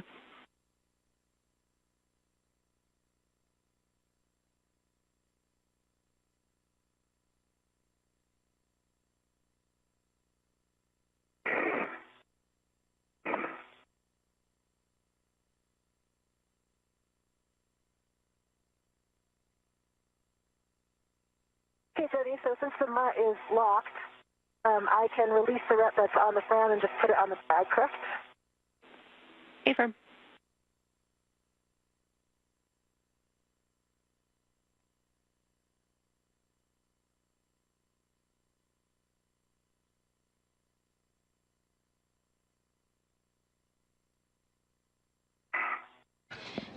And this view of NASA astronaut Jessica Meir as she works to gather some of the tethers that were utilized in today's space station, in today's spacewalk, rather. I've got the mutt ready to the bag. Additionally, we see that Canadarm2 with the replaced joint number 5 and the latching end effector successfully reinstalled to the end of the robotic arm.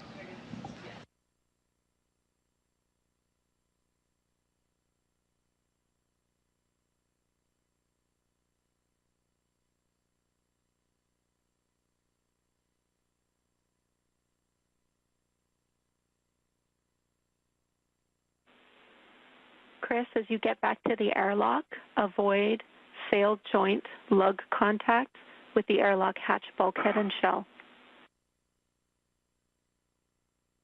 Copy. And while Meir wraps up gathering those tethers, NASA astronaut Chris Williams is making his way back to the airlock. He does have that failed joint attached to him and plans to bring it back inside the International Space Station today. Eventually, the joint will be sent back to the ground and will undergo testing and analysis.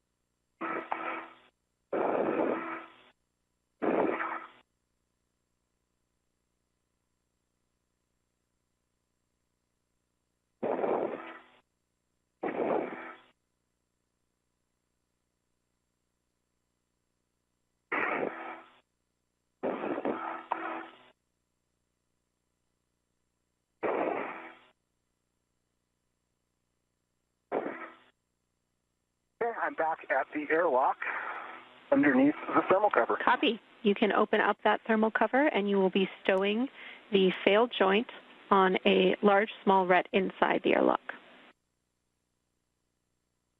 Copy. And Williams has made his way back to the airlock. He's going to store the joint inside the airlock.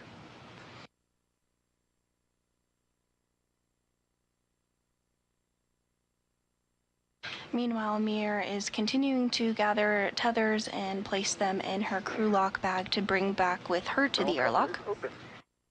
Copy, we see it.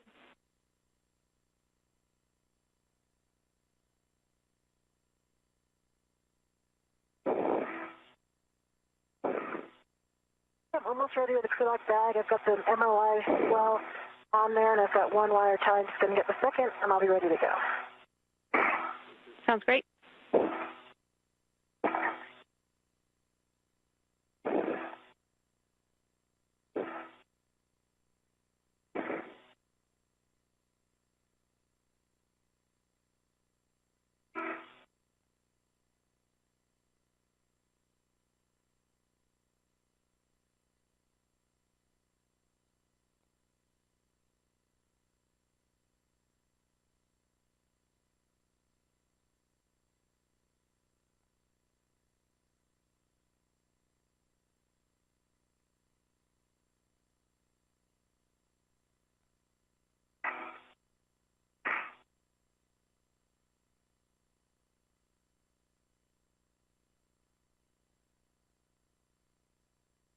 We're now 6 hours and 40 minutes into today's spacewalk.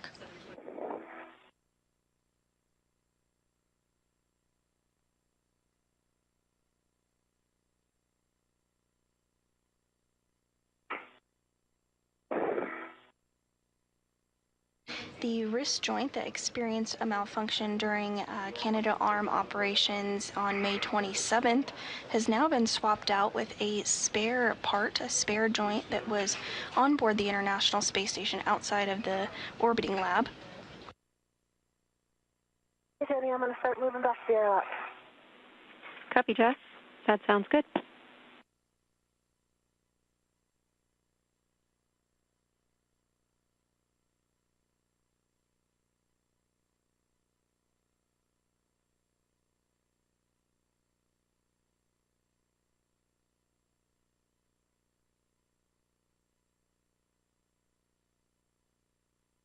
Okay. The failed is on large small ret in the airlock. Sending it back.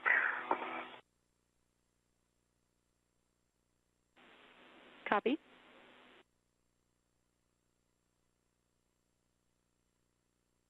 And this view from inside from William's helmet cam as he is back inside the crew lock portion of the airlock. Jess, as you are translating back via the lab and lab strut, we will get a double press of the brakes on the port seat cart. Copy that.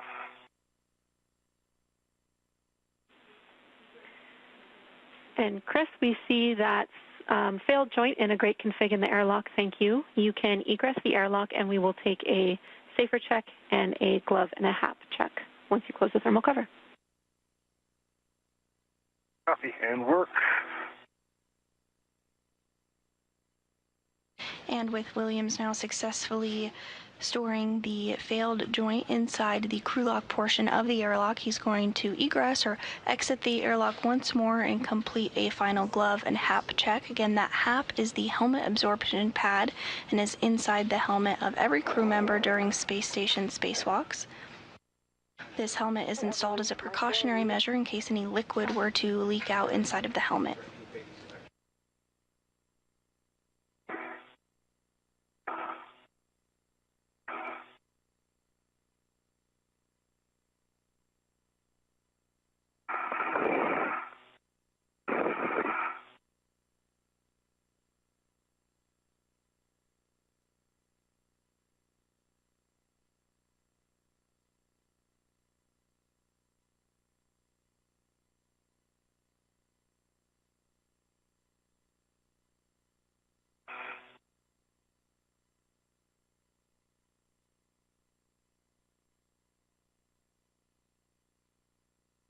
Thermal cover is reclosed, and I am working on those paper checks. Copy.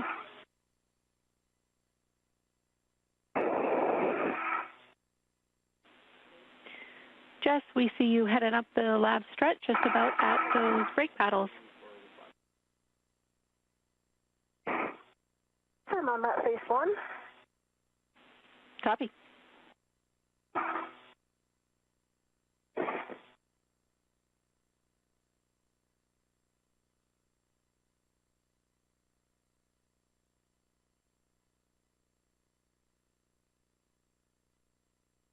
EV1 safer handles are down.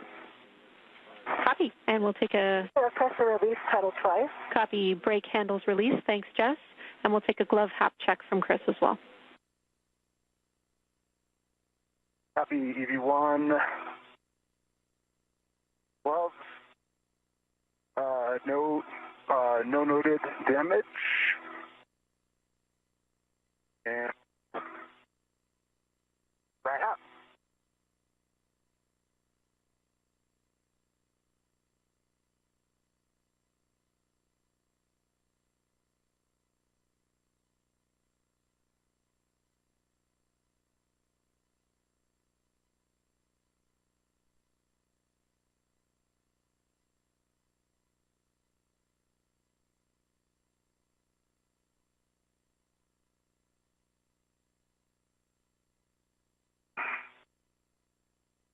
I see Jessica coming down the Cedar Spur now, or just about to. Affirm. And Jess, we just want to make sure after you hit those brake pedals that you didn't interact with the brakes at all.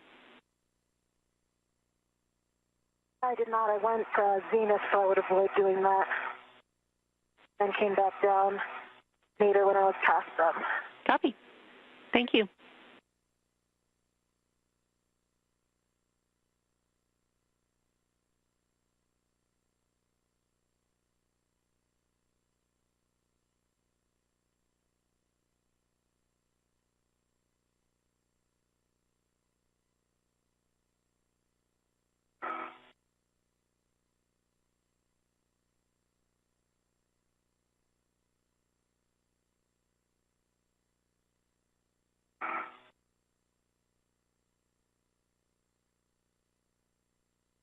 And this view of NASA astronaut Jessica Meir as she continues to make her way back to the airlock.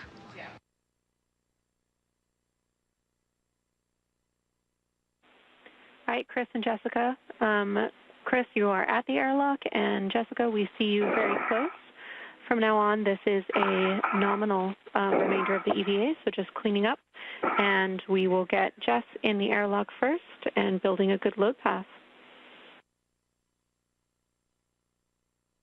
Copy that. You want to copy?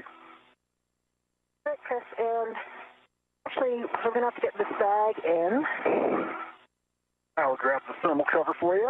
I'm going to get as far forward as I can.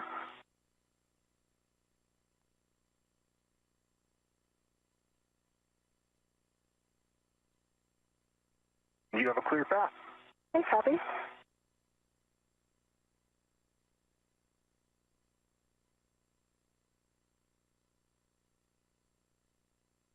And I'm going to get my tether down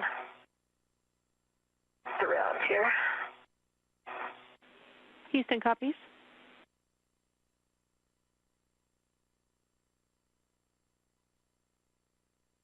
Yes, I have my waist tether on the airlock D-ring extender. Gate is closed. Copy. And slider is locked. Copy. See if I can still get down and get this off my VIP. Copy. That is a You have a good load path, and I will get you both to turn off your HECAs.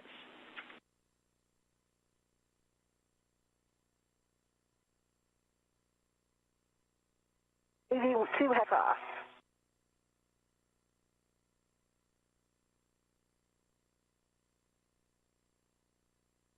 EV1 HECA off. Copy. Confirmation from both Williams and Meir that their HECAs or helmet cameras are now off now that they are back inside the crew lock portion of the International Space Station.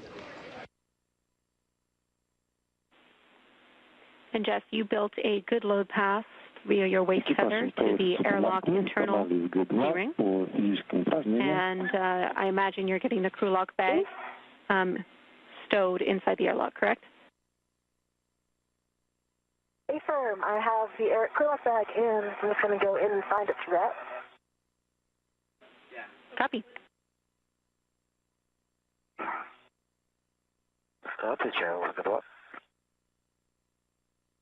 Ограничения по физическим упражнениям сняты. With that, Jess, when you're ready, you can give Chris a go to retrieve your anchor hook from the port stanchion of handrail 0554 and attach it to his waist tether. Copy. I have a good load path, Chris. Copy. You have a good load path. I am going to attach your anchor hook to my waist tether. Good words, and I will get checks for gate closed and hook locked.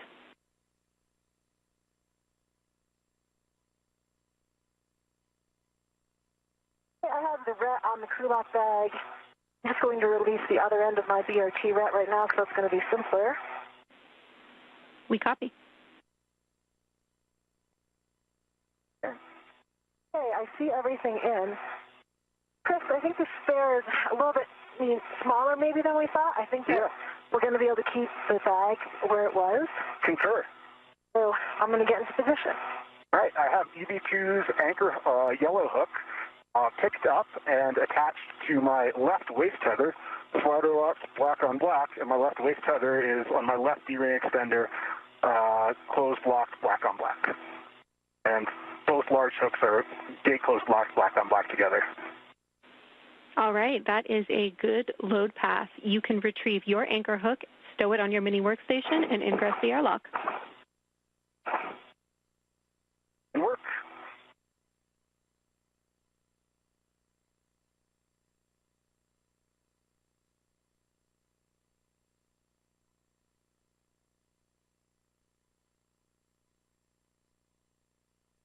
Chris, I am in the position that I started in. Let me know if you need me to move my feet in any direction. I can see that I'm keeping it held here all the way to the hatch. The crew lock bag is just in front of it, so that's pretty much the same position it was in when we went out. So I think you'll be able to get your legs over it. Okay. And it's actually all the way to the UIA, so it shouldn't interfere with you. Copy that. Right. My safety tether anchor hook is picked up. I'm maneuvering under the airlock hatch. Houston copies.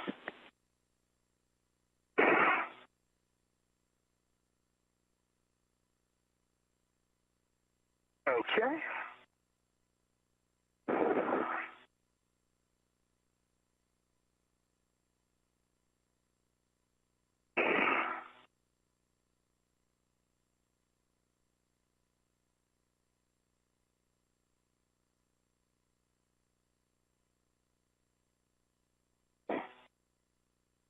Locking my feet. I'm holding the bag as far forward as I can. Copy that. I'm getting the effector on the thermal cover. Houston copies. You should have a clear path. Of course, I can't see the tethers, so... I'll make sure they're all out of the way. All right, I've got a good load pass to you. My local is coming up.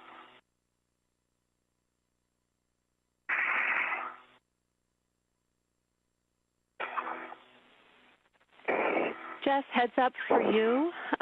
You are a couple of minutes away from potentially getting a BAT-V decay message on your DCM, expected with a 1 hour left on your battery. No action for you. Happy, and I've been here before. Love y'all. Welcome back. Okay, I'm coming up. I'm getting tethers in and clear. We copy. And with Williams and Meir getting everything configured in the crew lock ahead of repressurization, today we did hear good confirmation that Robo has confirmed that the Canadarm2 has 2 good strings of power and data to the arm, so today's wrist surgery was successful.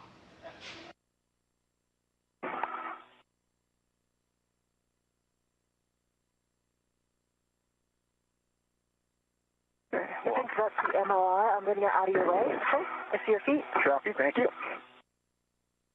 Okay, you're on top of the MLI now with the bag. All right, I see the thermal cover is pulled closed. Grabbing the hook. Copy. We'll have you move that hook to the magnetic plate D-ring and cinch the strap until snug. Copy, magnetic plate D-ring. In work. And this view from back inside the International Space Station in the equipment lock portion of the space station, where European Space Agency astronaut Sophie Adano and NASA astronaut Jack Hathaway are standing by to work through repressurization procedures for Meir and Williams.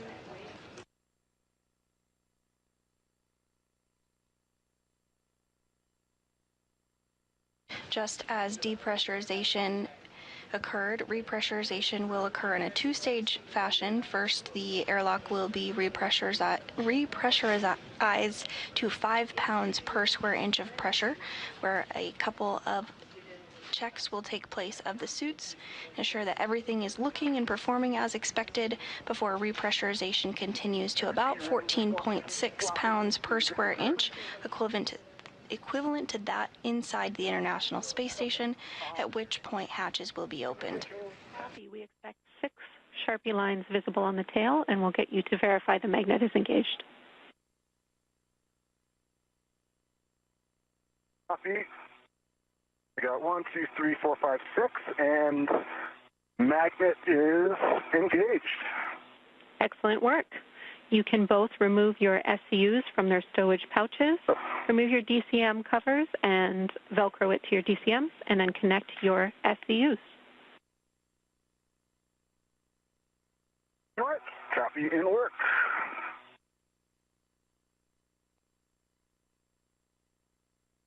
Just gonna adjust here. Shut your feet a little bit, Jessica. Apologies. Okay, copy. I just need to get a little further back.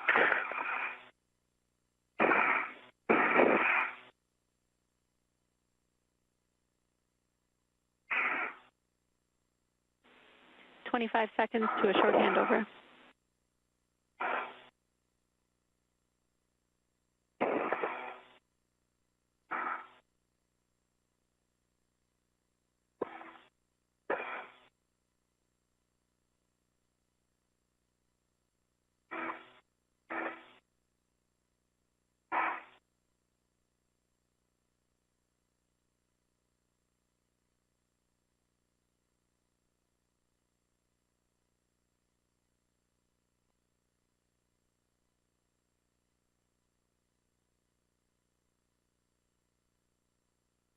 And we are now 6 hours and 57 minutes into today's spacewalk, a successful spacewalk all around, as the crew members, NASA astronaut Jessica Meir and Chris Williams, successfully swapped out the failed joint number 5 on the Canadarm Arm 2. And we did get confirmation of good power connections to the arm. After 7 hours, you're working it.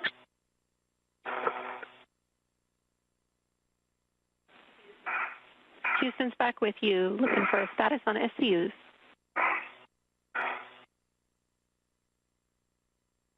E1 SCU connected and locked. 82 connected. This is the one that doesn't quite lock easily, right? I'm going to pull it out a little bit. Yeah, you kind of have to push on the... Okay, I'm locked. Okay, I'm tracking 2 crew members with SCUs connected and locked. Do not close the EV hatch until EMU water is off for 2 minutes. With that, you can switch your waters off or forward. Expect an H2O is off message.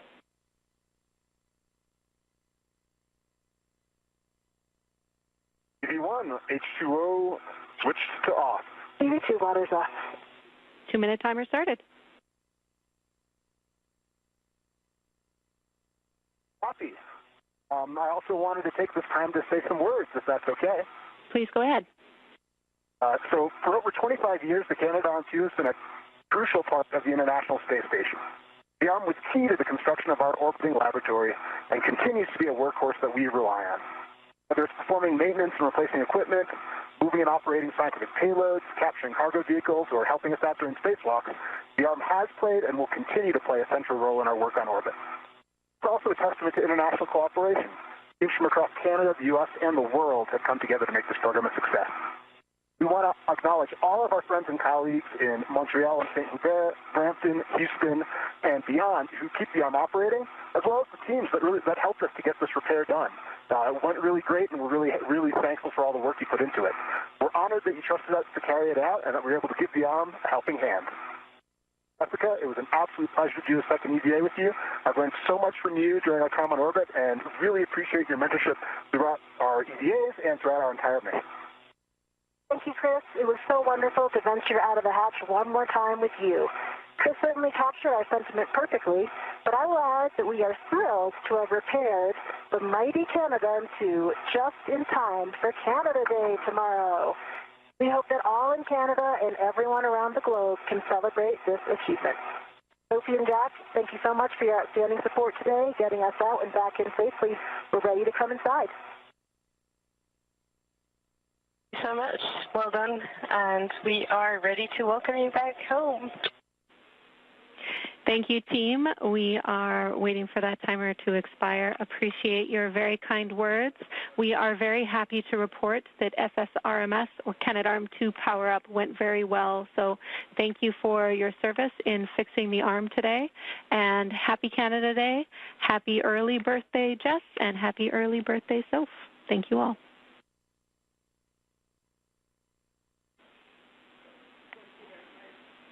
Thanks, Jody, for telling us that the arm did power on well, because as soon as I said that, I was like, wait a minute, we didn't get confirmation yet.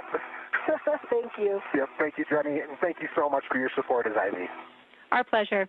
With that, our 2-minute timer has expired. So, Chris, could you verify that the outer hatch is clear of hardware? Outer hatch is clear of hardware. All tethers are clear. Close and lock the EV hatch.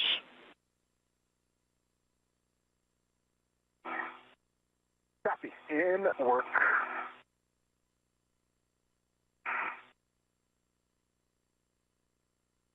And as the crew continues to step through those procedures to close up the hatch and begin repressurization here, we did hear some happy words from our spacewalkers today, NASA astronauts Chris Williams and Jessica Meir, completing their 2nd and 5th spacewalks respectively.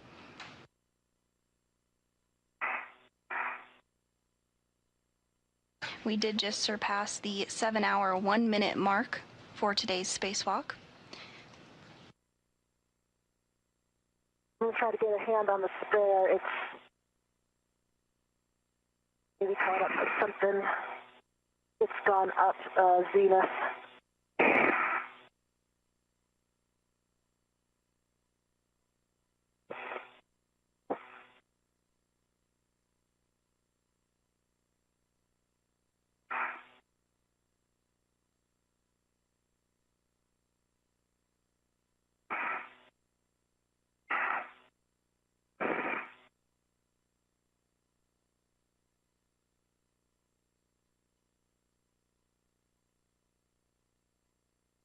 Sorry, I'm just maneuvering myself a little bit. I'm kind of jammed up a little. So I can't quite get the clearest I want. Understand, I still see the bag and the spare all as far starboard as it can be.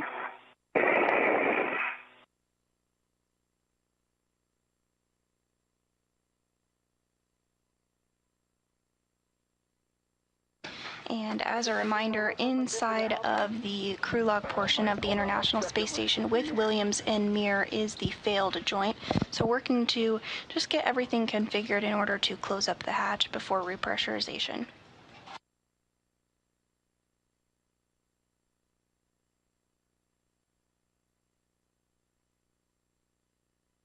Okay, we're out of the hatch keep. Okay. Hold on, we clear some tethers. Okay, we're clear. Clear.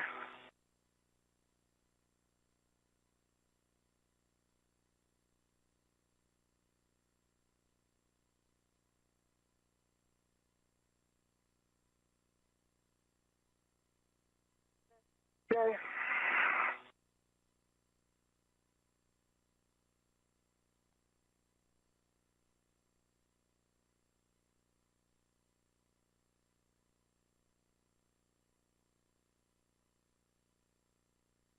And this view from inside the equipment lock portion of the International Space Station, where European Space Agency astronaut Sophie Adeno and NASA astronaut Jack Hathaway are standing by to assist with suit doffing or taking off of the spacesuit, just as they helped Meir and Williams with getting into their spacesuits earlier this morning. And locked. Well done. Great work. Copy. EV hatch closed and locked.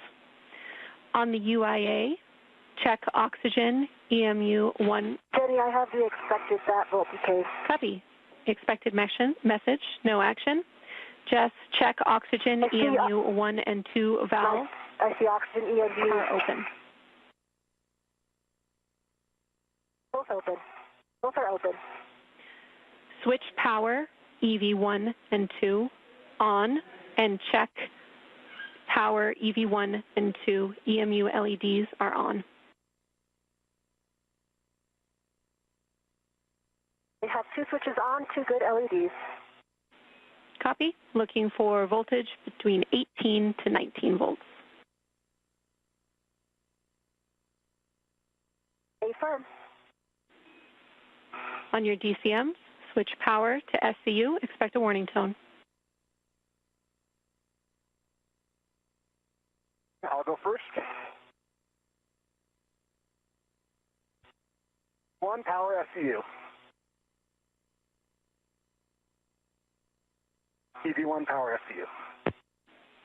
Power SCU. Copy. Both EMUs power to SCU. With that, it's been a pleasure serving you in the mission today. I will hand you back to the very capable hands of your crewmates, Sophie and Jack. Thanks.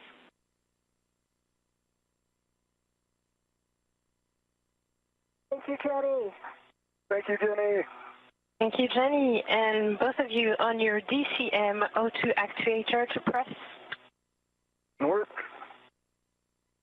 I'm going to press.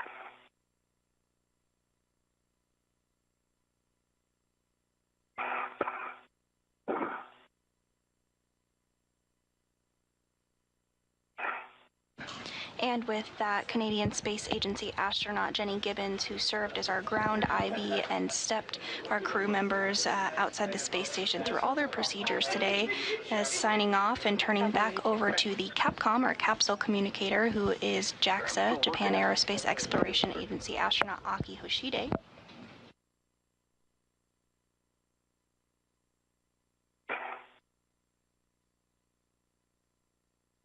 And once repressurization begins, that will mark the official end of our spacewalk today. Right now we are at the 7-hour and 7-minute and 7-second mark in today's spacewalk.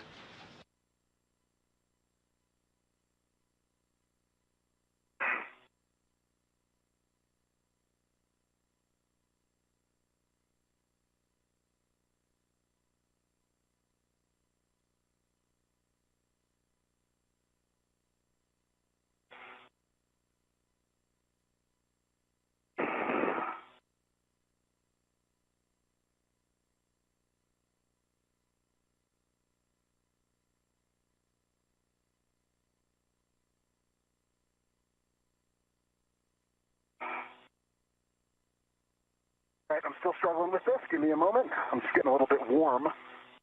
Cooling is not great right now. See?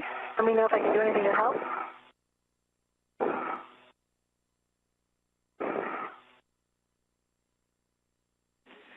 And Chris, you can adjust your TCV setting as you like. Copy.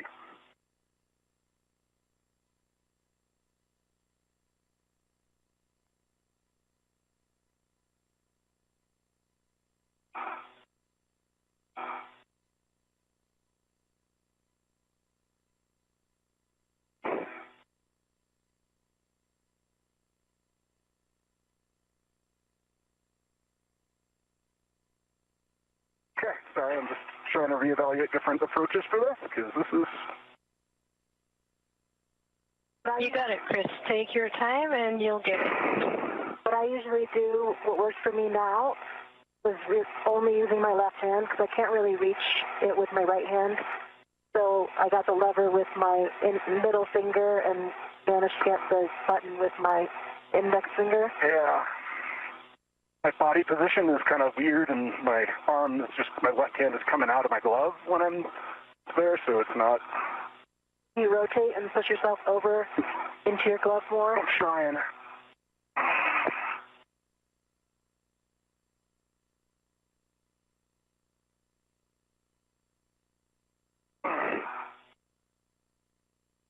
Like, kind of on it, but it's just sticky. Yes. Sometimes I can get my right hand on top of the left hand to help give it extra added pressure. So middle finger on the lever, index finger on the button, and then the right hand finger on top of the other finger.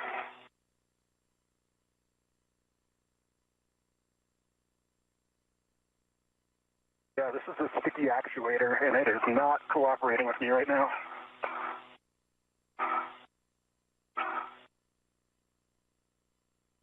I understand. I'm I'm getting pretty tired out. Okay, let me see if I can rotate to on my right arm, to my right, and if you can rotate to your left, I can slide back at all and reach it for you. Let me see. It's so close. And Chris, I think you know this, but one trick is straighten your arm out, make a fist, and then come towards your DCM. Yep, form a fist. Yep. I'm working it. Yeah, take your time. It's hard at the end of the EVA. We all do this. We all struggle with this, so. Yeah, my hands are smoked, so oh, come on.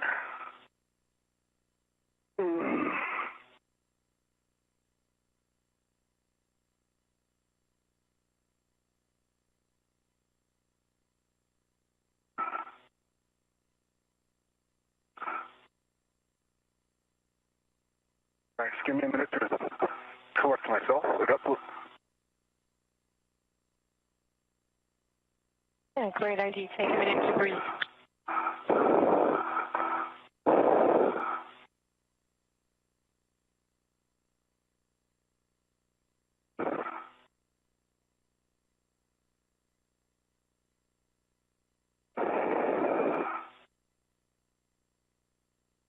And if you're just joining us, we are 7 hours, 12 minutes into today's spacewalk.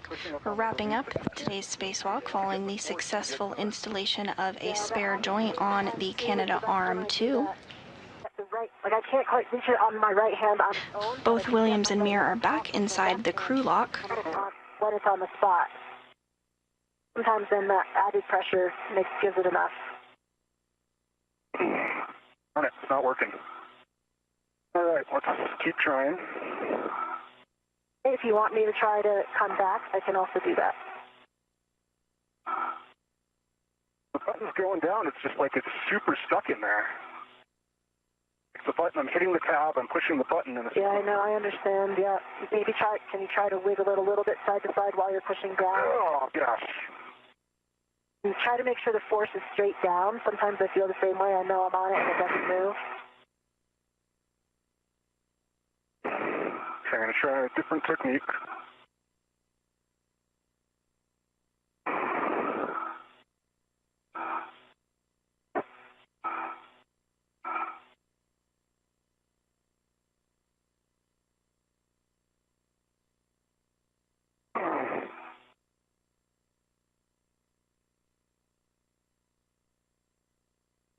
Oh, I know I can get this. Come on. No, you can. Yes, you can. Oh.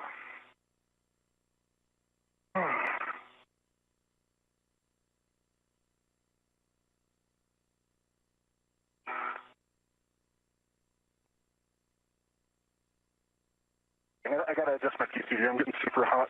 Do you want me to come back and try? Yeah. Do you want to give it a shot? Okay, hold on. Let me get my mini workstation back up. Let me see if I can. I'm gonna give it one more shot.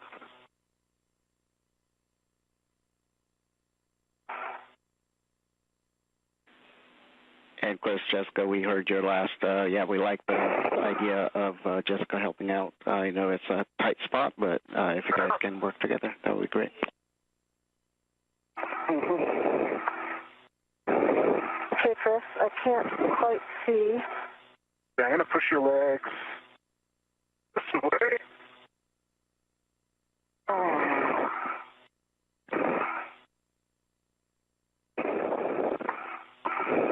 Can you get your legs? So, yeah, I can't get around the mini workstation right now. Let me see if I come over here. Can you guide my hands because I can't see? Okay.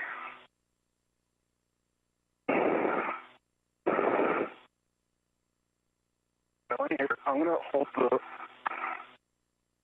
lever.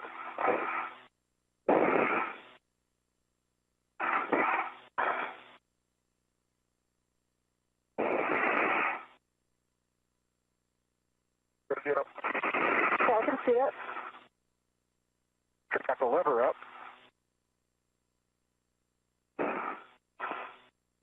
I can't quite get back far enough. Yeah.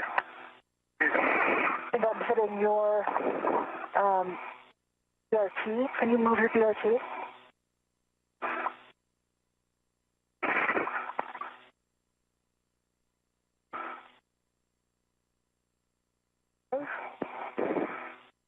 You get the lever?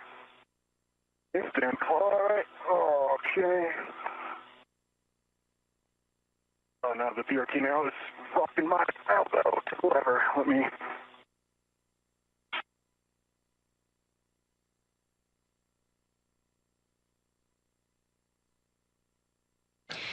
And we are in a brief handover period between satellites.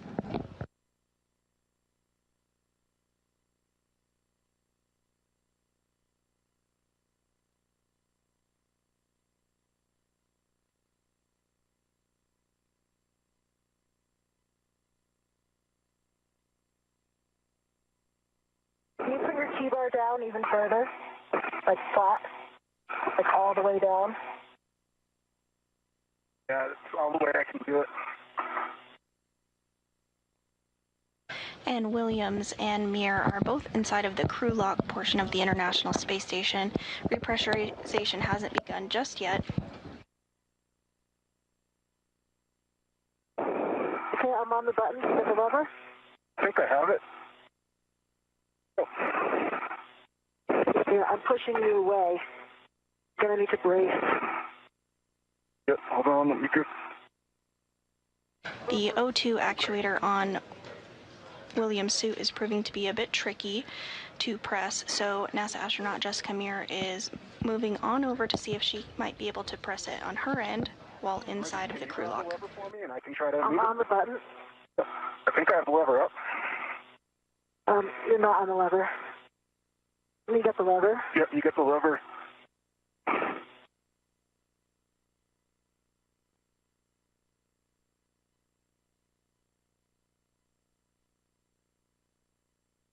Just out of my reach.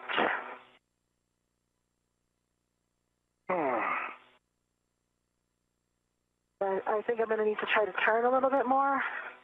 Unfortunately, the MWSs are just... Yeah, can you put yours all the way down, maybe? Does that give us clearance? I don't know. Sorry, I'm making you help me like this. I can't get it. And I don't want to keep you struggling. I'm like, it's not there. The BRT's in the way again. Yeah, I'm going to just back up. And... All right.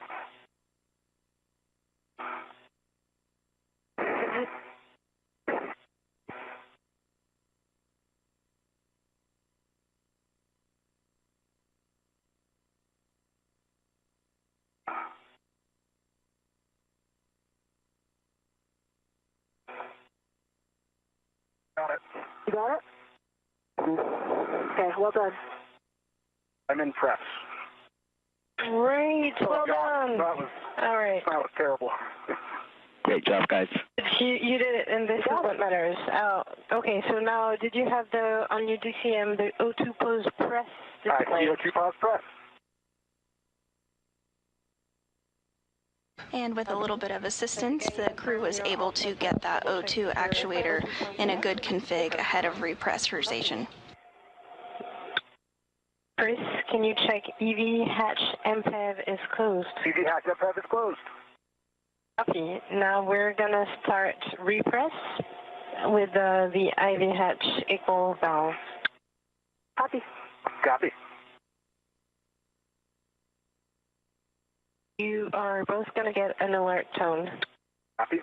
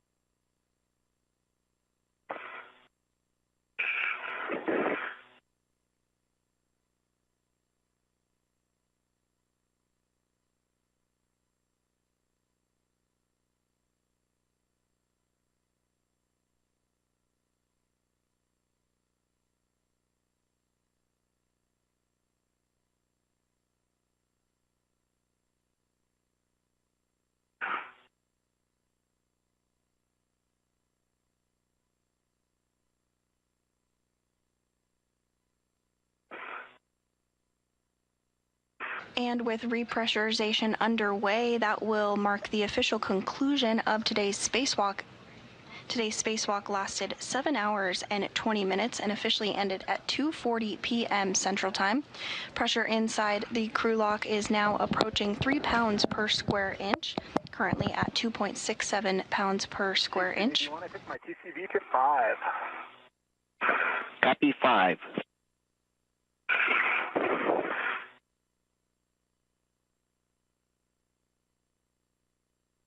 Repressurization will occur up to the point of 5 pounds per square inch, at which point a pause will occur and some system checks will take place.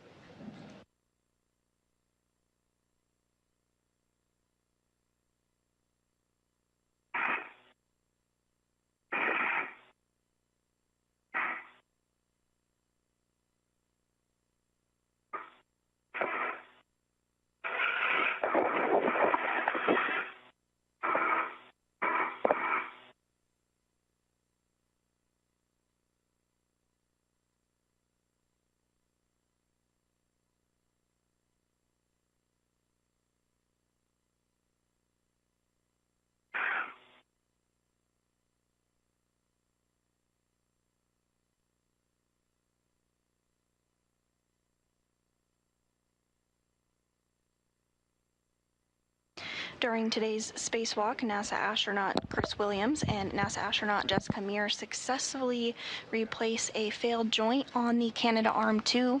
That was joint number 5. They replaced the arm joint with a spare that was outside the International Space Station. Today's spacewalk was the 280th in support of space station maintenance, assembly, and upgrades, and the 3rd of 2026, as well as the 3rd of Expedition 74.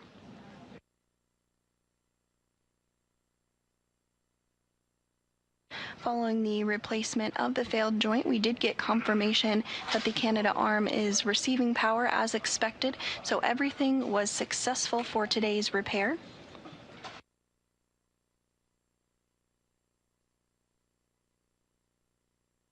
Pressure inside the crew lock portion of the International Space Station approaching 5 pounds per square inch, currently at 4.85. Again, today's spacewalk was 7 hours and 20 minutes.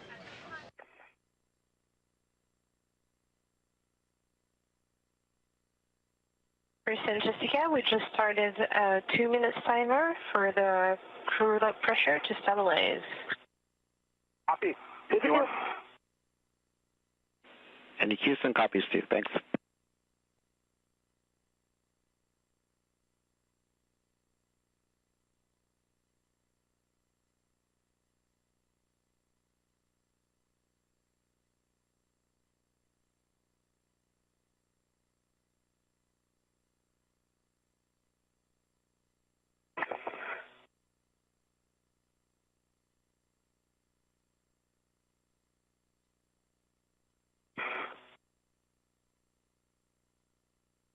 And Sophie, for the rate, I am able to clear, but I'm having to use my Valsalva for my right ear, so let's not increase it. Let's keep it where it is, and I'll let you know if I need to reduce.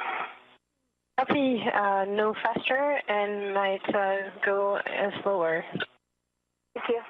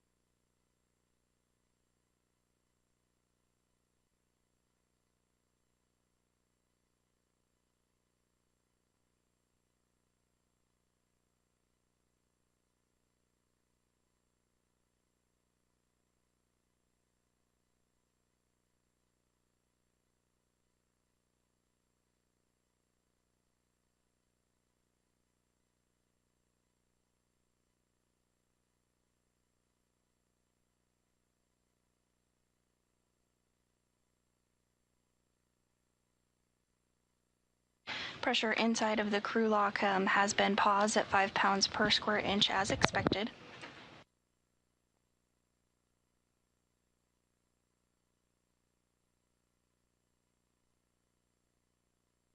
And with today's 7-hour, 20-minute spacewalk, we do have some updated statistics for you that we'd like to share. Today was the 280th spacewalk in support of station assembly, maintenance, and upgrades. The third out of station this year, the third of this expedition, Expedition 74, and it was the second spacewalk of Williams' career. He now has a career total of 14 hours, 22 minutes under his belt, and this was the fifth spacewalk for Meir, totaling 36 hours, 6 minutes. After this 1 minute. And so, Jessica and Chris, we want you to check your switch glove heaters are off OFF. And as the crew continues to step through those procedures, just a couple more statistics. The spacewalk did last, of course, 7 hours, 20 minutes, and in the space station's lifetime, we have had 73 days, 21 hours, and 54 minutes worth of spacewalking time.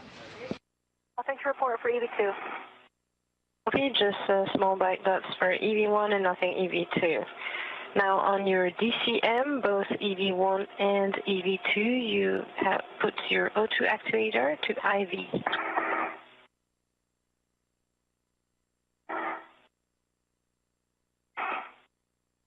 EV2 is an IV. UV1 is an IV. Well done.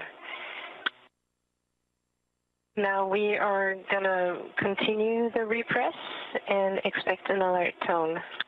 UV1. 2.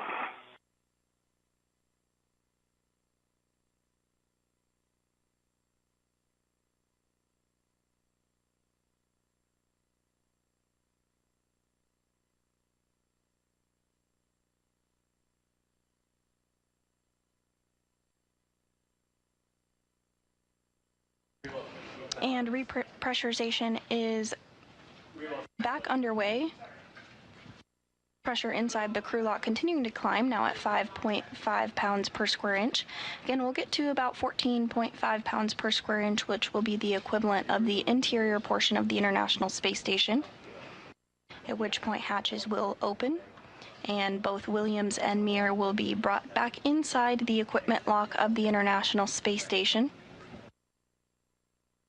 And if you've been with us since early this morning, 6 a.m. Central, you'll remember the crew was kind of attached to the walls inside the equipment lock and had their safers installed. We'll now work that in the reverse process. The crew's simplified aid for EVA rescue will be removed, and their helmets will come off, their gloves will come off. They'll have the opportunity to get out of their spacesuits and get comfortable and have a very well-deserved rest and meal.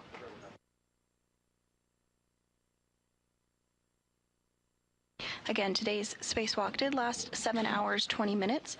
While inside the spacesuits, the crew is not able to eat, but they do have a drink bag that they can utilize.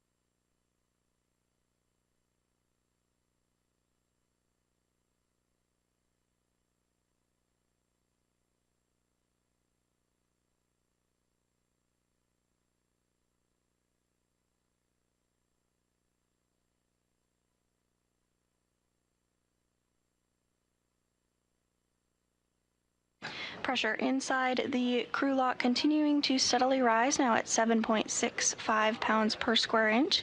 Inside the equipment lock portion of the space station, European Space Agency astronaut Sophie Adeno, as well as NASA astronaut Jack Hathaway, continue to monitor and step through those procedures alongside the spacewalkers, as you can see.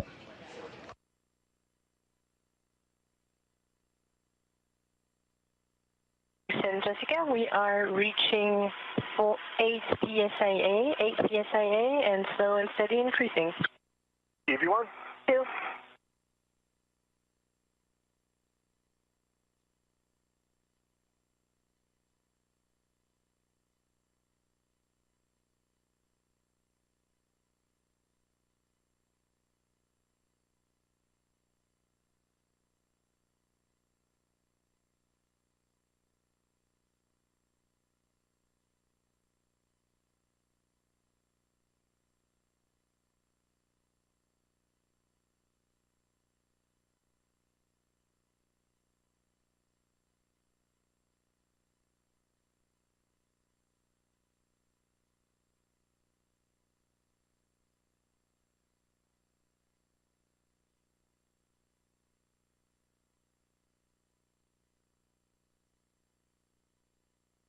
The spacesuit that the crew members completed today's spacewalk in is called the EMU, which is the Extravehicular Mobility Unit, is essentially an individual human-sized spacecraft.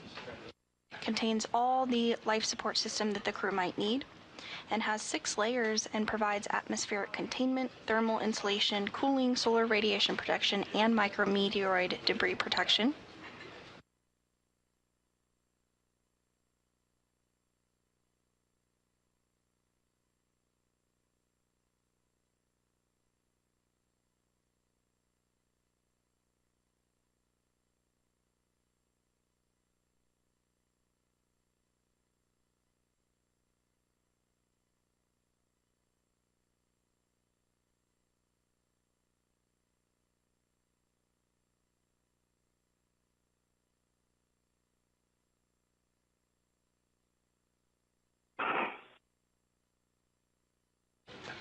Now approaching 10 pounds per square inch inside the International Space Station.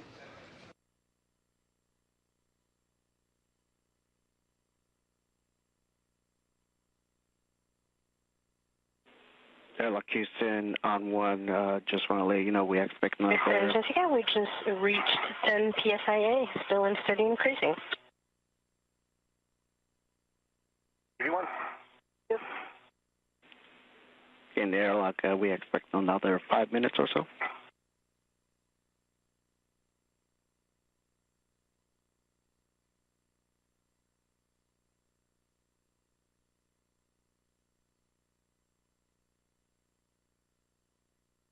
And you just heard Capcom, or Capsule Communicator Aki Hoshide, communicate with the crew inside the International Space Station that there's about 5 minutes or so remaining in repressurization this afternoon.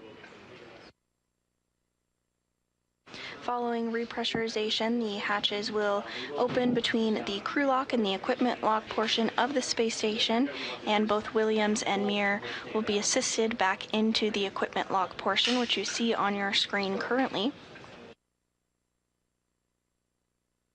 At this point, Adeno and Hathaway will help both crew members get out of their spacesuits, but first they'll help them doff or remove their simplified aid for EVA rescue, otherwise known as SAFER.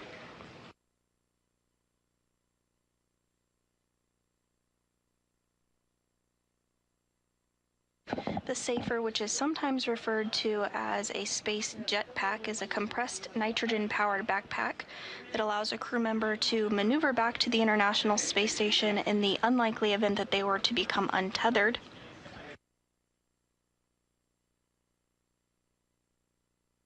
As part of their spacewalk training at the Neutral Buoyancy Lab here in Houston, Texas, crew members learn very early that it is critical to remain tethered to the International Space Station at all times, and the crew practices that throughout their spacewalk training. no matter what the task for the particular spacewalk might be. However, each crew member does wear the safe fur, that simplified aid for EVA rescue during their spacewalks, just as a precautionary measure.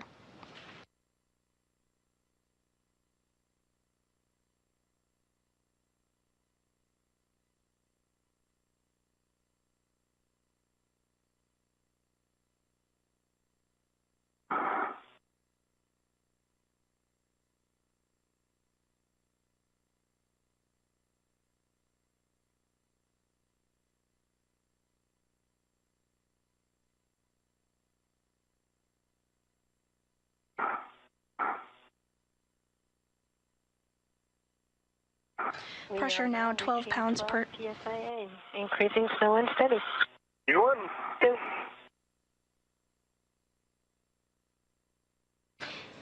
And pressure inside the crew lock now about 12 pounds per square inch.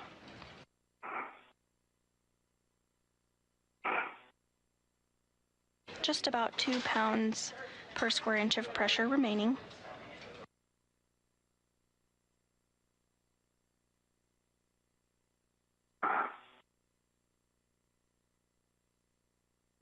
Today's 7-hour, 20-minute spacewalk was the 280th in support of space station maintenance, assembly, and upgrades, and successfully restored functionality to the Canadarm2 following a joint failure.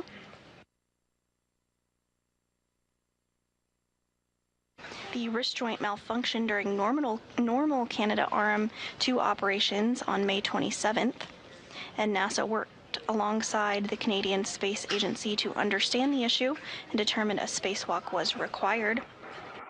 Repairs to robotics like the Canadarm2 are normal and expected after more than 25 years of continuous operations, and the system was designed with replaceable components and planned maintenance in mind.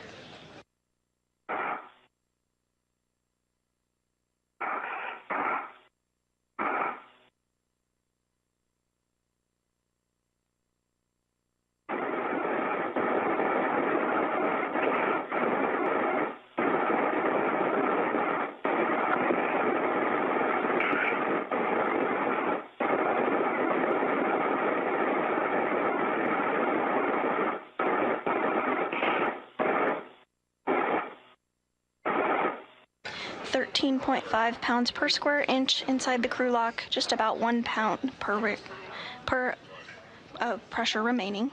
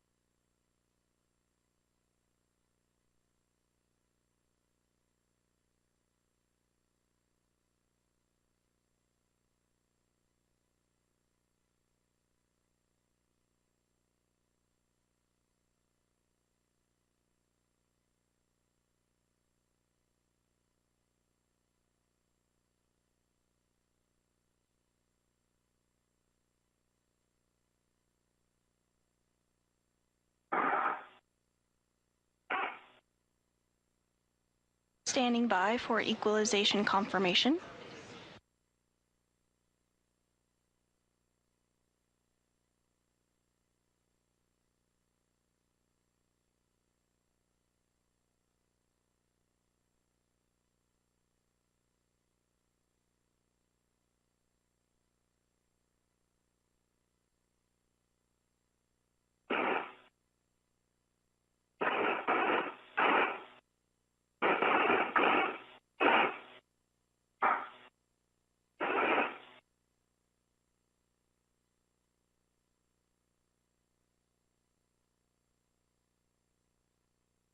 As you can increase that equalization complete, we are going to open the IV hatch.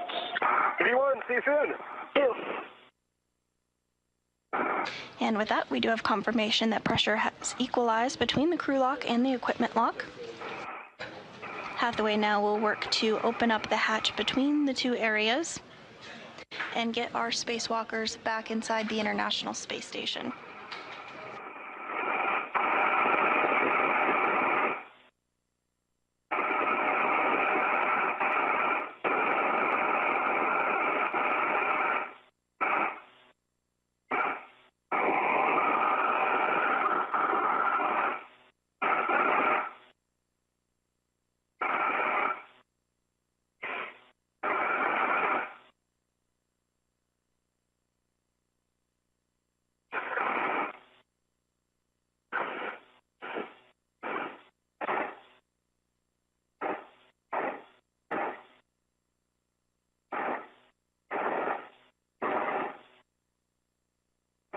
And the hatch has been opened between the crew lock and the equipment lock.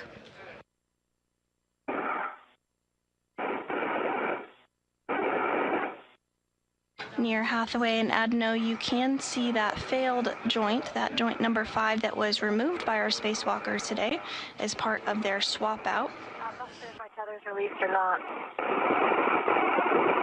It's not. Hold on. I got you.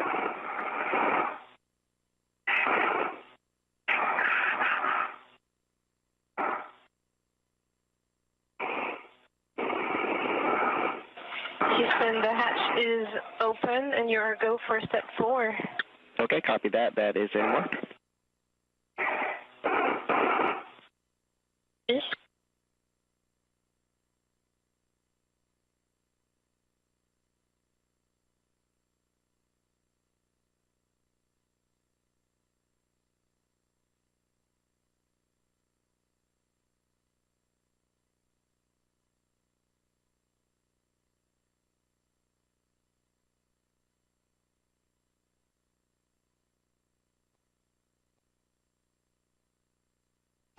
And it looks like first back inside of the equipment lock portion of the International Space Station will be NASA astronaut Jessica Meir, who has a total now of 36 hours, 6 minutes of spacewalking time during her 5 spacewalks.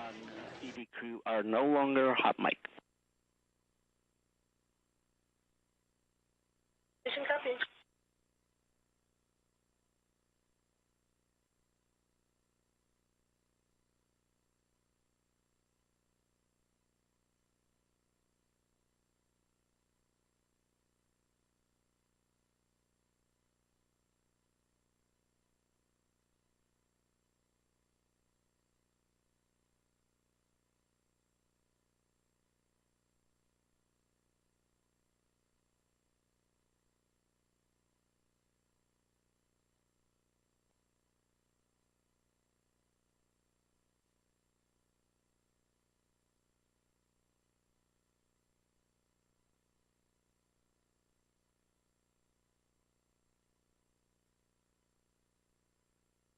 And as you can see on your screen here, we do have the safer, simplified aid for EVA rescue already removed off of Meir's spacesuit.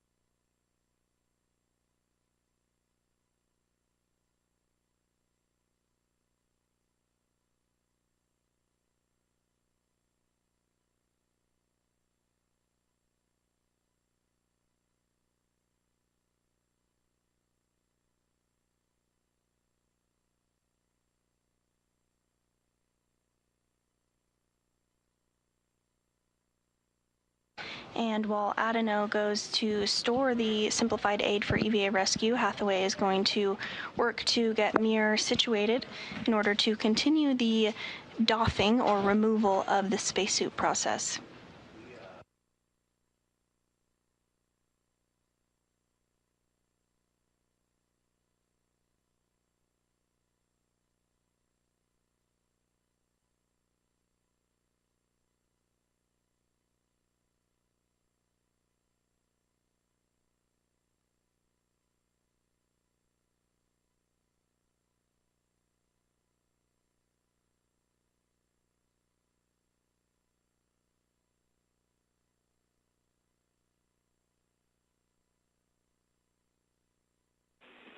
and Airlock Houston on 1.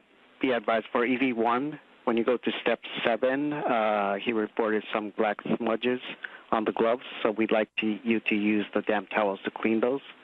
And then in step 8, he had the helmet light disconnected, so that may float off, but it will still be connected by the cables.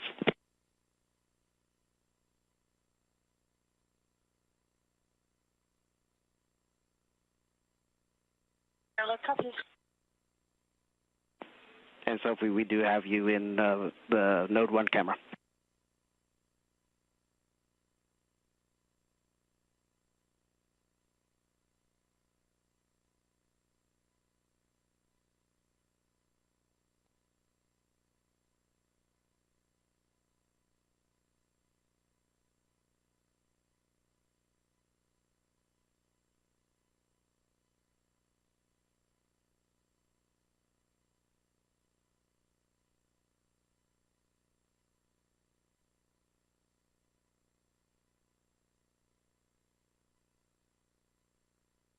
And coming into view now is NASA astronaut Chris Williams, who just wrapped up his second spacewalk of his career.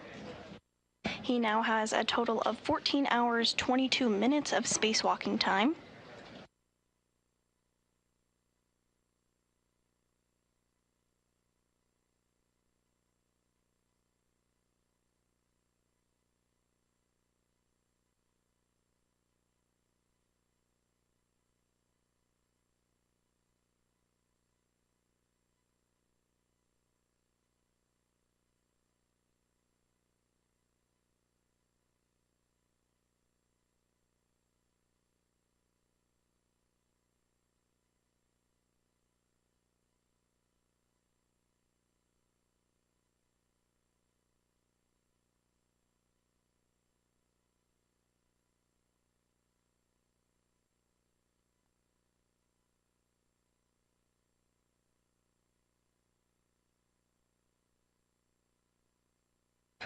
Adeno and Hathaway will now work to get the simplified aid for EVA rescue off of Williams' spacesuit.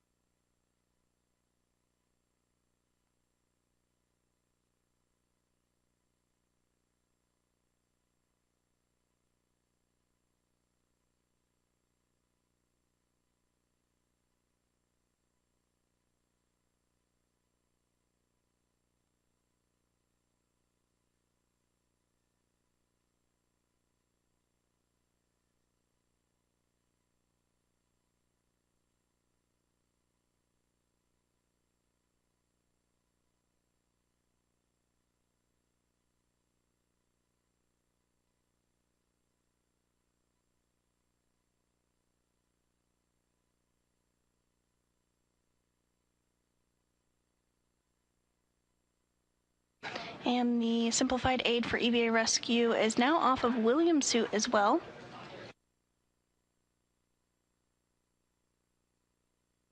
Hathaway getting Williams into position to help continue the process of doffing or removing the spacesuit. As you can see, he's taking off that mini workstation on Williams now. That's where all their tools and tethers were configured throughout the spacewalk, including the pistol grip tool, which, as you know, has been utilized quite frequently during today's spacewalk.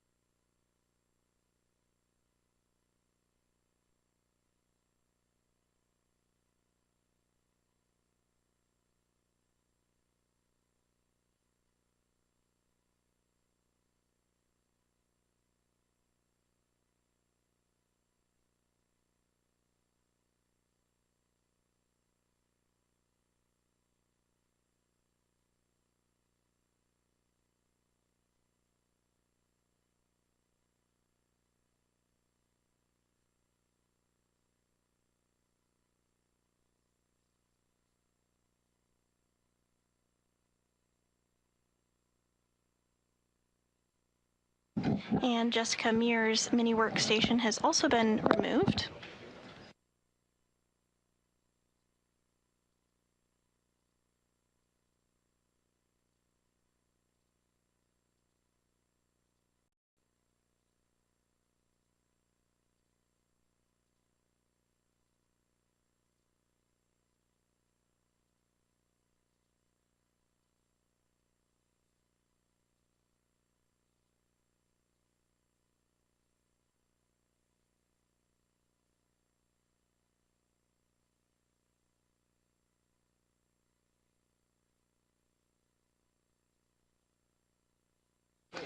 And it looks like Hathaway is now working to remove the helmet of NASA astronaut Jessica Meir, completing her 5th spacewalk of her career.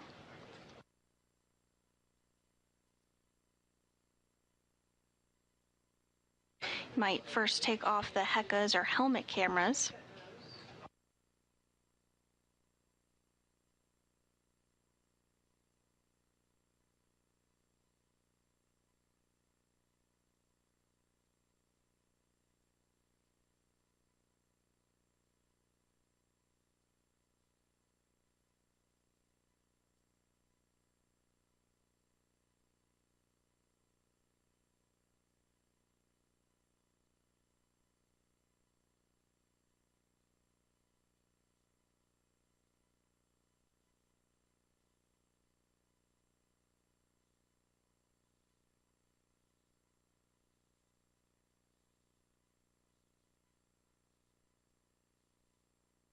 And back inside of Mission Control Houston, you're getting a view of the Orbit 2 team, who has been led by Flight Director Fiona Ankoviak. 18-minute LOS. The team is beginning handover to the Orbit 3 Flight Control team, who will be led by Flight Director Ronak Dave. You can stow it. And the suit conference and the PMC, we can pick it up after we come back.